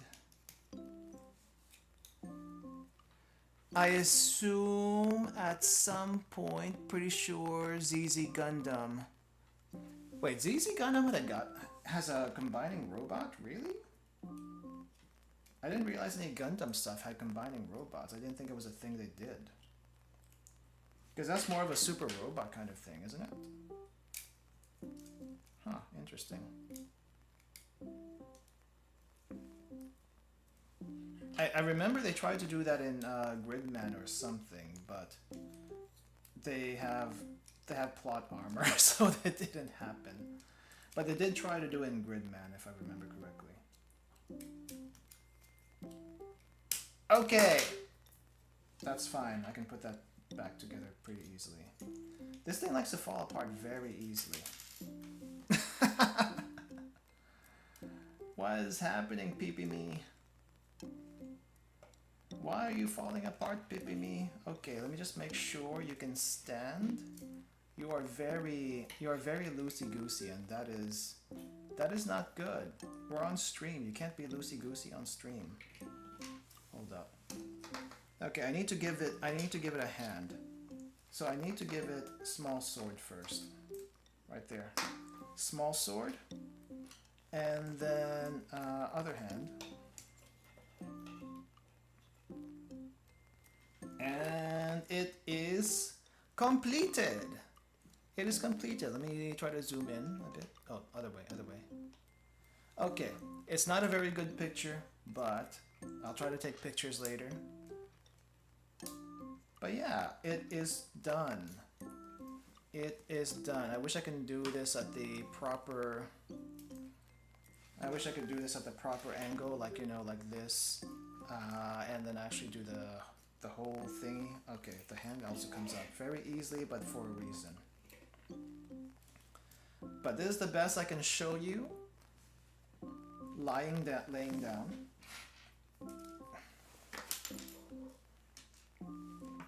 And that ribbon keeps on wanting to fall off. It's not really secure.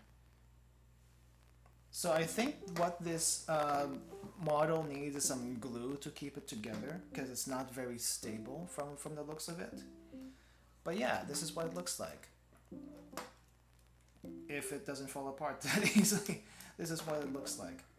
And I can't really do the sunrise pose here, but if I could do the sunrise pose, I would show you the sunrise pose. And these guns on the sides, I think I can just like have them go up, but the way this pamphlet is telling me to do it is they need to be down. But I think I can take this back part out actually, and it kind of looks like you could just have it stowed away, or you can have it just stowed away or just not shown at all. And then yeah, it looks like it's also showing me where I can put some stickers, which I'll probably do at some point, but I'm not gonna do that on stream. So this part is done. We do have one more little thing to do though, and that is, besides the big gut tie, which I kind of want to do, we do have a little time to do that. Besides the big gut tie, I at least should put the minifigure together. It might not be painted, but the minifigure can be put together, so I should do that. I didn't use the stickers. Apparently there's a sticker guide, but you know, at this point I'm not even gonna worry about the stickers. I'll do the stickers another time. Okay, let's finish this off. So the P is the base stand for the figure apparently. So we need to free that, and now yellow is all gone. And then we'll just get all of this stuff out. All the figure stuff's out. This is gonna be very weird because it's not painted. It's not painted, and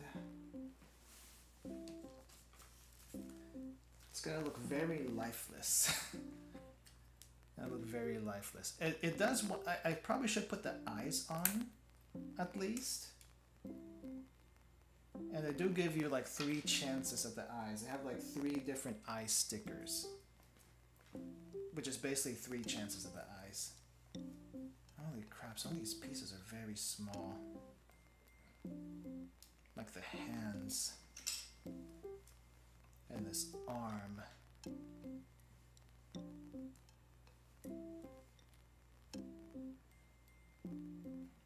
I think according to also the according to the book, the guidebook, probably I should have been doing this one first and then the other one second, because the other one has the gatai, the big gatai instructions, but this one doesn't. So that's probably what I should have done. Okay, this one I need to be careful of. These are the legs. These are the legs. Okay, everything has been freed from this, and we are done with all the frames. Now we just need to actually clean this up and put it all together. There's the stand. And then this is the... So we have pegs over here. Let me zoom in a bit more. So we have pegs over here that's gonna go into the stand. I'll do that later. Then this is the face, and then I think this is the bangs, which I think I'll need to shave it down a little bit. Oh no, is that intentional? It's hard to tell. No, this one's not intentional. Okay, I can shave this one down. This is probably intentional. I think this little piece over here, it's a little hard to see. I think this little piece that's sticking out is intentional, so I'm gonna leave that alone. Okay, so we have face, and then we put front bangs on. Oh, I think I should have put the eyes first before I did that. Let's do... If we're gonna put one sticker, we need to put the eyes on first before putting the rest of this together. Alright, we'll do the one sticker today. The one sticker. Holy crap, that is sharp. We got eyes. We got eyes, and the thing says cut it out because it's not gonna come off otherwise. So we have to cut that out and lift it apparently. Wait, how do I do this? It wanted me to do it a specific way. Where is the sticker guide? Okay. Oh, it wants me to wet it to get it on? Interesting. Well, I don't think I'm gonna do it now then, because I don't have anything to wet it with. Okay, well, it's just gonna be eyeless. It's just gonna be eyeless, no sticker. No sticker. Let me show you the instructions so you understand what I'm talking about. So this is what they want me to do for the eye sticker. So they want me to cut it out, okay? And then get some tweezers and then dab a little bit of water on there for some reason. And then stick it. But I think there's like a part of it that is paper. So I'm not sure what that's about. And then you dry it out with the cotton swabs. But I'm confused about the water part, so I don't want to figure that out right now, so I'm going to leave that alone. We're just going to... Popoko is just going to have to be eyeless today. So, oh well. Sorry. That's just how it rolls for now. This plastic though feels very sturdy. These plastic pieces feel very sturdy. I just need to make sure that they're cleaned up. Even the teeny parts that might seem a little bit, yeah, that's a very small piece to try to do. This is like a hand. I'm not sure you can really see it too well, but this is a hand that I'm just trying to shave down a little bit, and there's a few parts that need to be shaved down. It almost kind of, this plastic, as sturdy as it is, kind of almost feels like a soft clay. A very soft clay. But it's not. It is plastic through and through.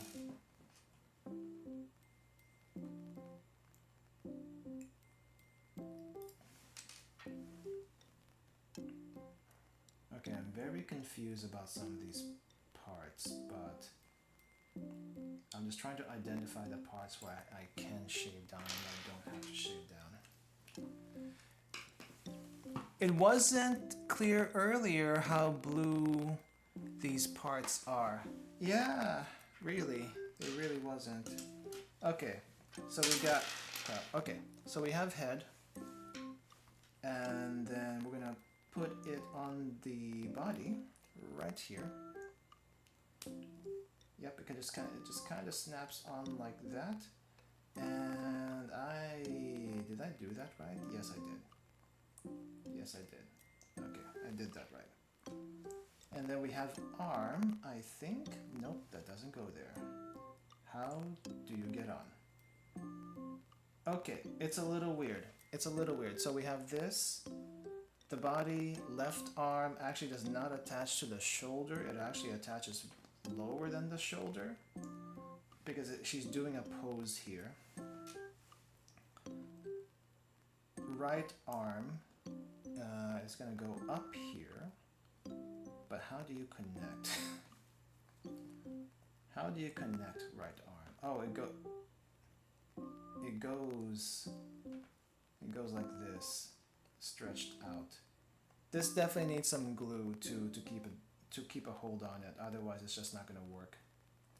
This definitely needs a lot of glue, like little bits of glue here and there.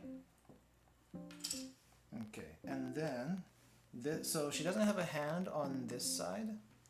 She doesn't have a hand on this side, but gotta put that on the lower hand. Ah!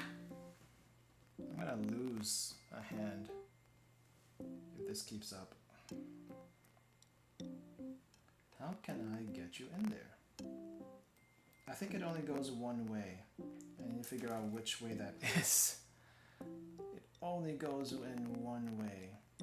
Which way is it? Oh, I think I found it. I think I found it. She's doing this action. She's doing the soran action. But I'm gonna make sure I get the hand in first before we put the arm back, because this is a pain in the butt to get in.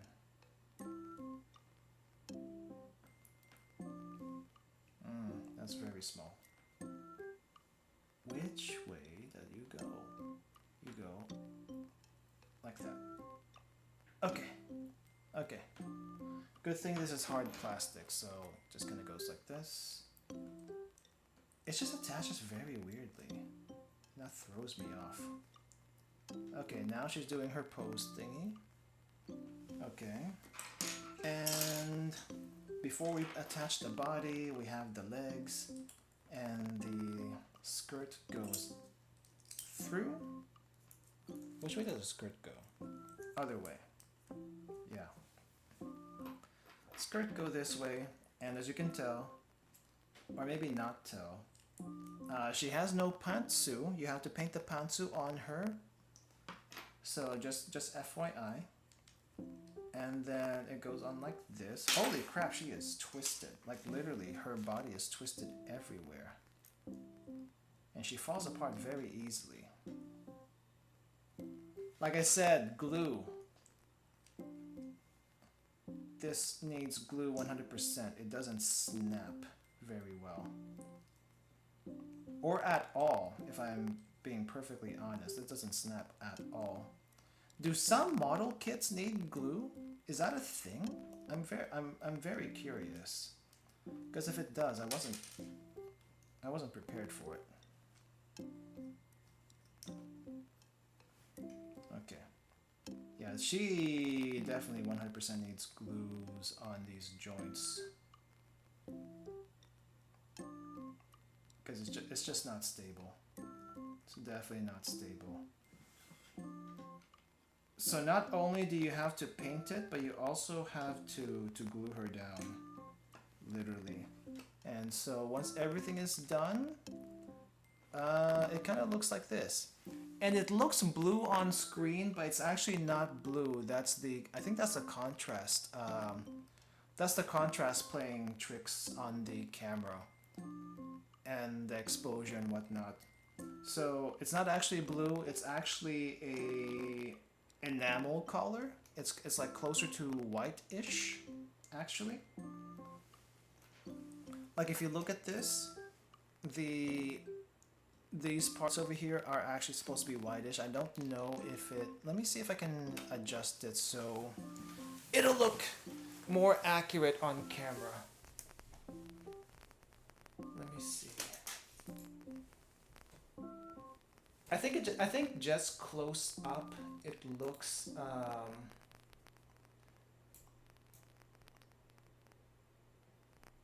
bluish, but if I tone down the saturation a bit,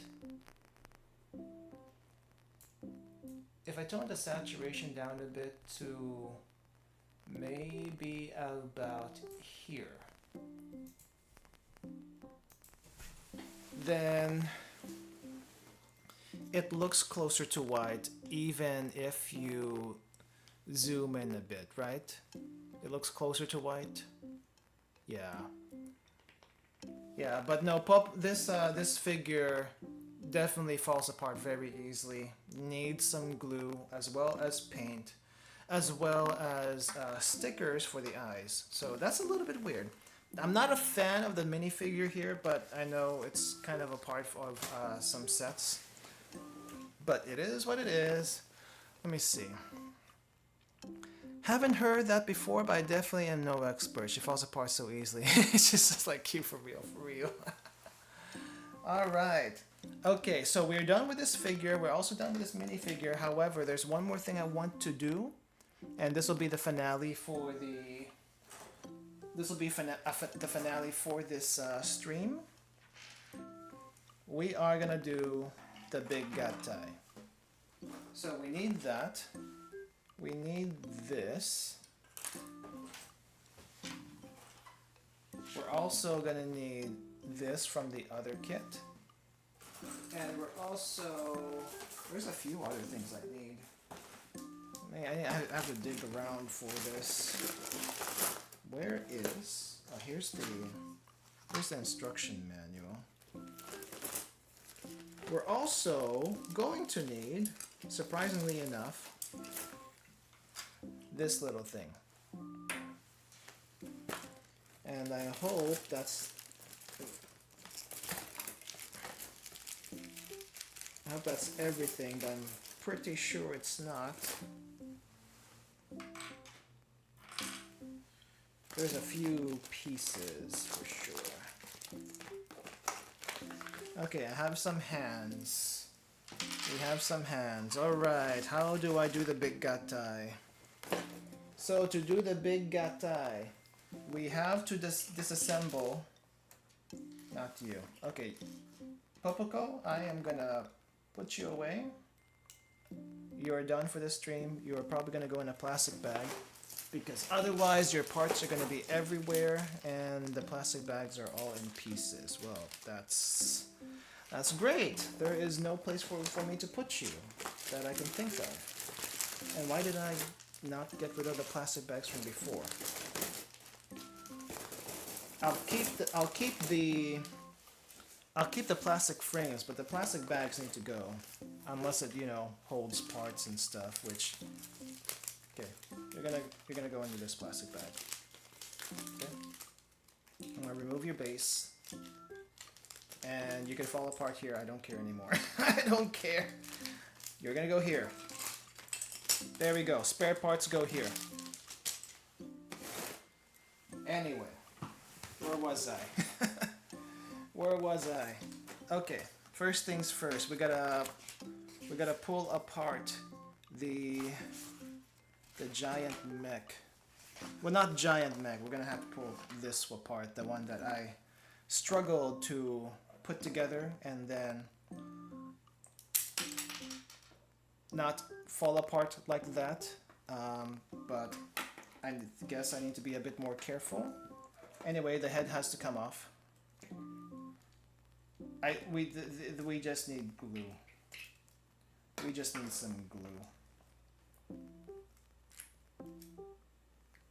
Ah! Crap. It's fine. It's fine. We're fine. How do I take this back piece apart without disassembling the entire thing? Okay. That's good. Maybe. Alright, that goes there. The legs, please, please. Please, legs. Oh, we're not taking the entire leg off. We're just taking the top part, the bottom part? Okay. Interesting. Okay, legs gone. We need this part back. We need this ball socket back. Thank you very much.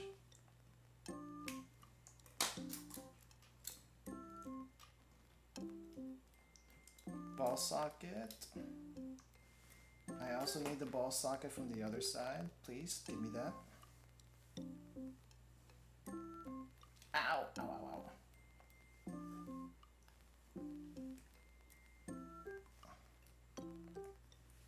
It's very hard to get out. It's very hard to get out because I'm afraid that everything's gonna fall apart. Which it has. It has fallen apart. But I'm tempted to bite this.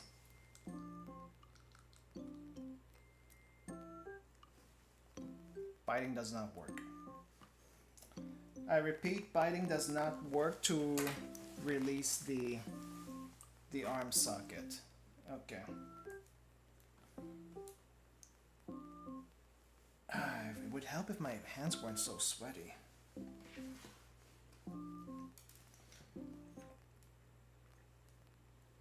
Ah, there we go. I heard the pop. Okay, we also need to remove this front chest plate. Okay, so we need to remove that. This goes back in. We need to put this here. Wait, why do you keep popping out? What makes it to you that you keep popping out? I do not understand. Okay, we're gonna zoom in. You need to see the zoom in. As much as possible, anyway. Let's see, which side do you go to? I doubt it's this side.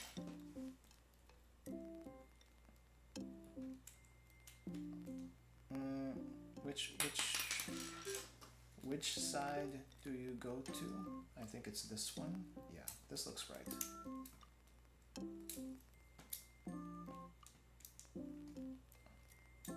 Okay, that's good.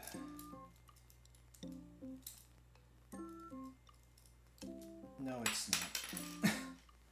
No, it's not. Okay. Refer to the manual. How do we put those pieces back together? So this piece goes in like this. Ah, that makes some sense. Okay.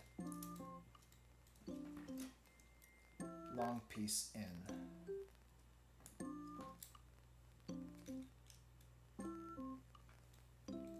Long piece. How did I get you in there the first time? I'm serious.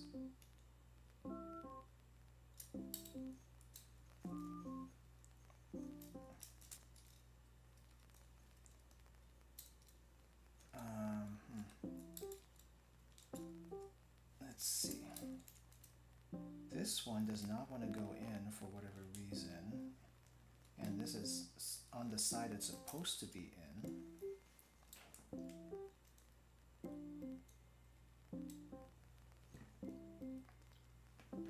Maybe this is why it fell apart, among other things.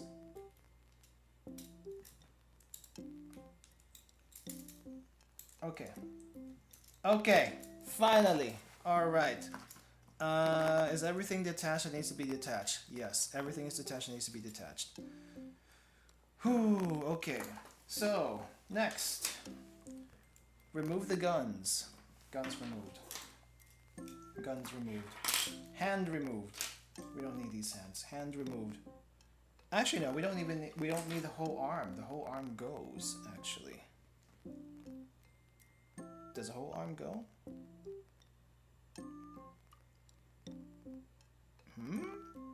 You have me taking off the... Oh, okay. I get it. I get it. Okay.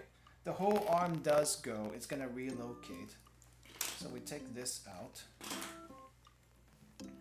And we have this other piece that we made last time. And the arms go here.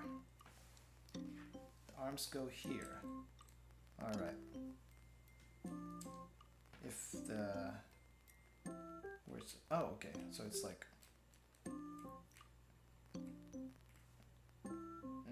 where? Oh, no. There's a socket here. In the socket. There we go. There we go. And then socket here. And we can rotate them as we need to. So that actually helps a little bit. So one side. And then the other side, but we can rotate, so this is good too. Good thing they're interchangeable. Okay. Arms. Head goes... Oh crap, we need this part of the head. We need this part. Head, come out. Yeah, so this collar part needs to go in. for true gatai function, and this is gonna be, there we go. Okay, we got arms, we got these. Where's the back part? Okay, back part with the guns that actually was supposed to come out, so it's off now. And then we have a giant piece. This thing. We're gonna got the giant piece from here. So giant piece off. And back part goes right here. Gatai. And do you go back in? You're about to go back in. We're not quite done. Apparently there's several parts I should have disassembled from here. So from here, we remove these blocky legs from here. We also remove this gun, this dragon gun. This entire thing, this block over here, it's just basically a connector to store all the parts for the big robot. Okay, there's one other thing we need to do. This little thing, face off. Face off. Boom. Out. We need to get your face out, like literally out. And you're going to connect to here. Now you are part of this.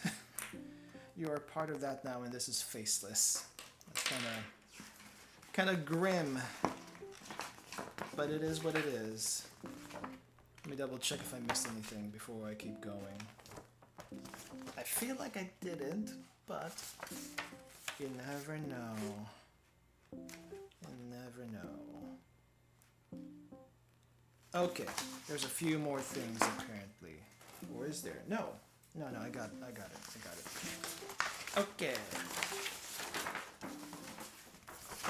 All right, I think we're ready for the big gatai sequence. It's gonna have to be here because otherwise, I think we're not gonna see everything.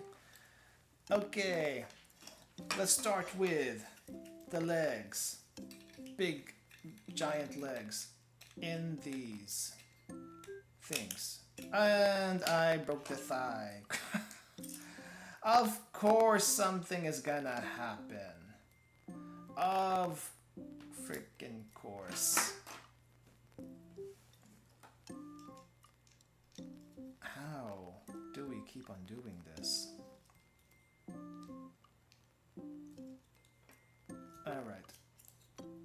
Oh, nope, that's the wrong way. The other way.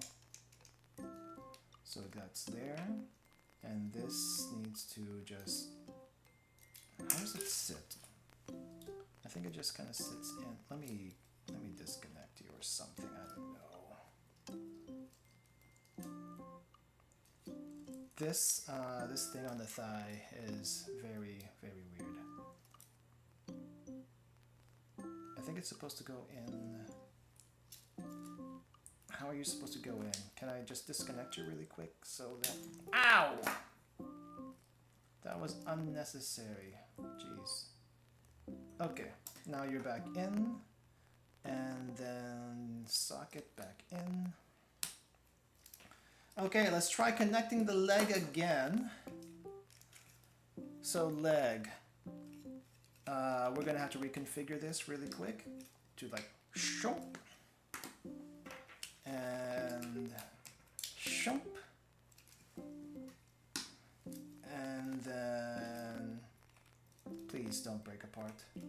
There we go, easy, nice. Now the other leg, please.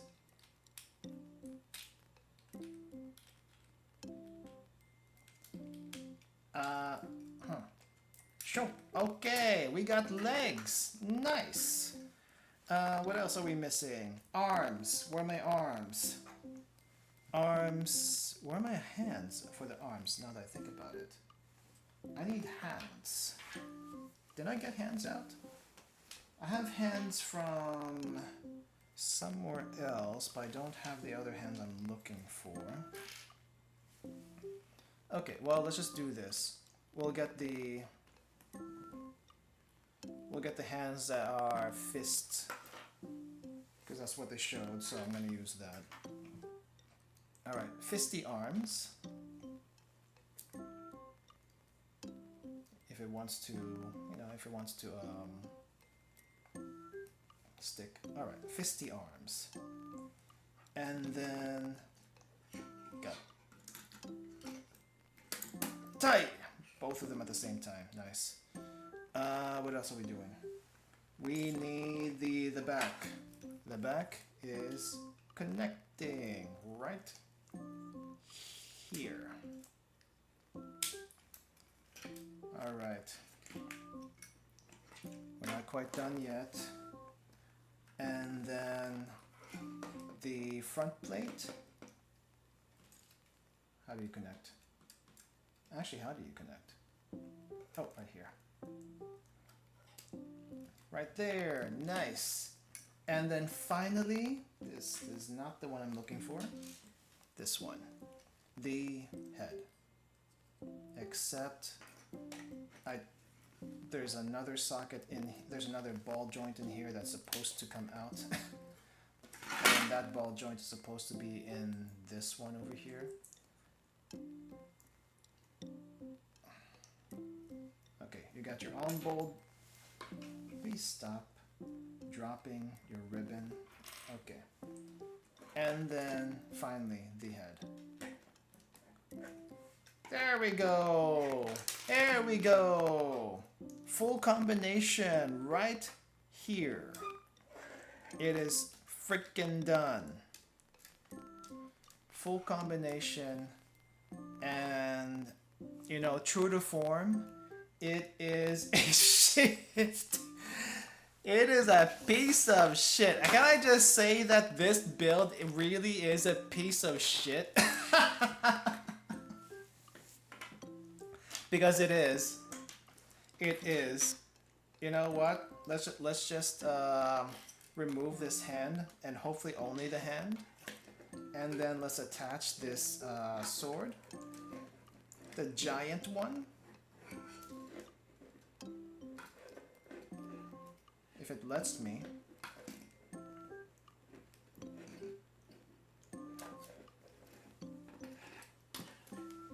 If it lets me. Maybe it doesn't like that. Hold on. Let me put something else here. Am I gonna have to do some? Am I gonna have to do some surgery? Am I gonna have to do some surgery to insert hand? Why do you not like this one? What's wrong with you? Why do you just not want it? Okay, you're barely holding on, and the arm is not very stable. Holy crap! It actually is not stable.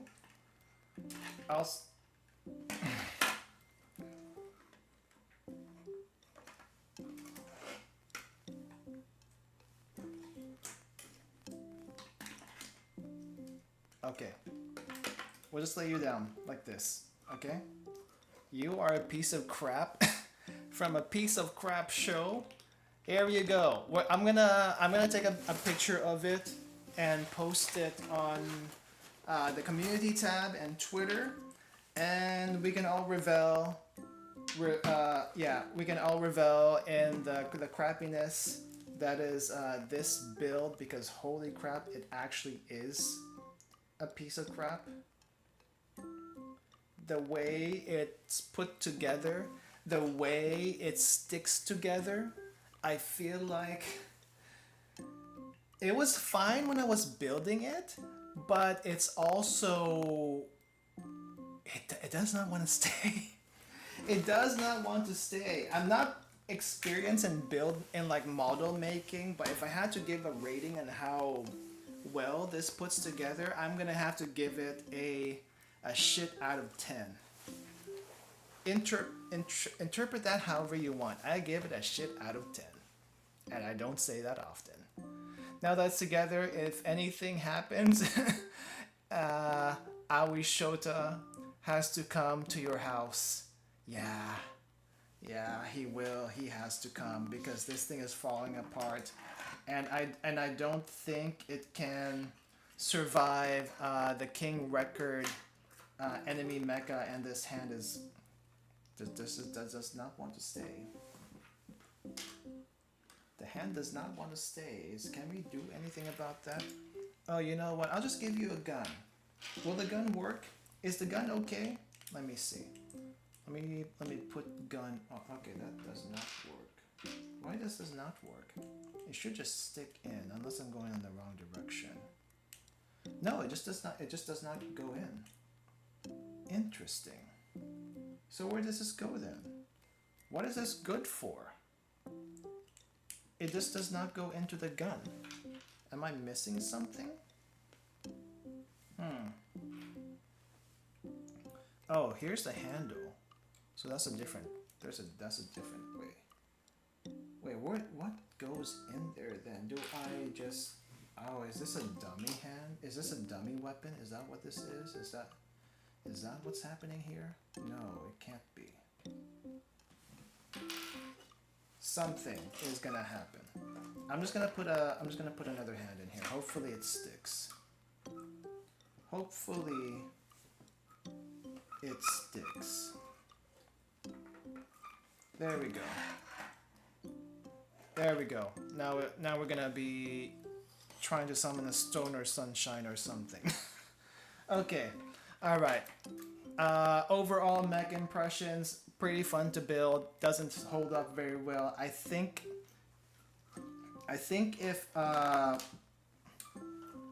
if other plastic models are like this, I don't think I'll be doing a plastic model in the future. I did one woodworking puzzle thing. I might do that more instead. just saying. This is fun to make, but I don't know how you guys work with this plastic bit. It just does not seem to want to work for me anyway. But yeah, I think yeah, this was fun.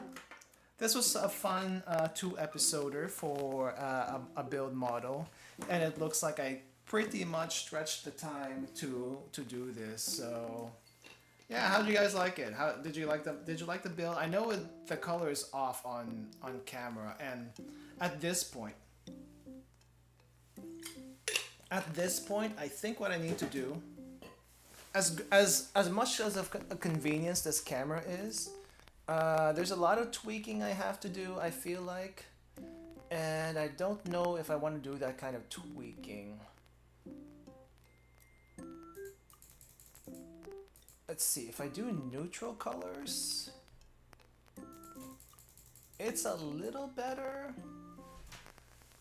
but it's definitely, I mean, look, I mean, the model itself does not show up on camera very well. My hand though, movement wise, it's okay. That's okay. I feel it's like a little washed out. Just a teeny bit washed out. The convenience though is that we don't have to do the focusing. The focusing is good. Otherwise, the focusing is good. But yeah, let me know in the comments or in chat how you like this model build. Should we do more? Maybe not plastic, please. Should we do more model builds? I don't think I'm gonna do it anytime soon because these are kind of expensive. Like really, they're kind of expensive. But they're kind of fun to do once in a while because, you know, I just wanted to get one of these things. But I'm also seeing the disadvantages of just this entire build. Like, holy crap, why? Why are you the way you are? And I can't say it's because it's cheap. The plastic's really good. The materials are really good. But once they actually come together, I have many questions I don't know the answers to. So yeah, it's also probably because I'm like laying this down, it looks a little bit weird, but if I actually stand this up, it might look better. And I'll do a stand-up version for the camera later. But this was fun. This was fun. It's also getting pretty late, so I'm gonna have to end it here soon. So thank you all for coming. Thank you all for watching. I hope you enjoyed that. Let me know again what you think about this entire build process and in the comments. I would like to see your thoughts. So yeah, we will be back next Saturday with Mahjong. I think it's been a while since we did Mahjong, so we'll be doing Mahjong again next week, and you know, the usual Zatsudan stuff that comes with it. And I will be resting the next couple of days, and you should be able to see a new set of waiting rooms for next week's streams soon. So yeah, again, thank you all for coming, thank you all for watching, I hope you enjoyed it, and see you later. It was shit. It definitely was shit. It was shit fun. Thank you all. See you later, everyone. Have a good rest of your day, and get some rest. Bye-bye.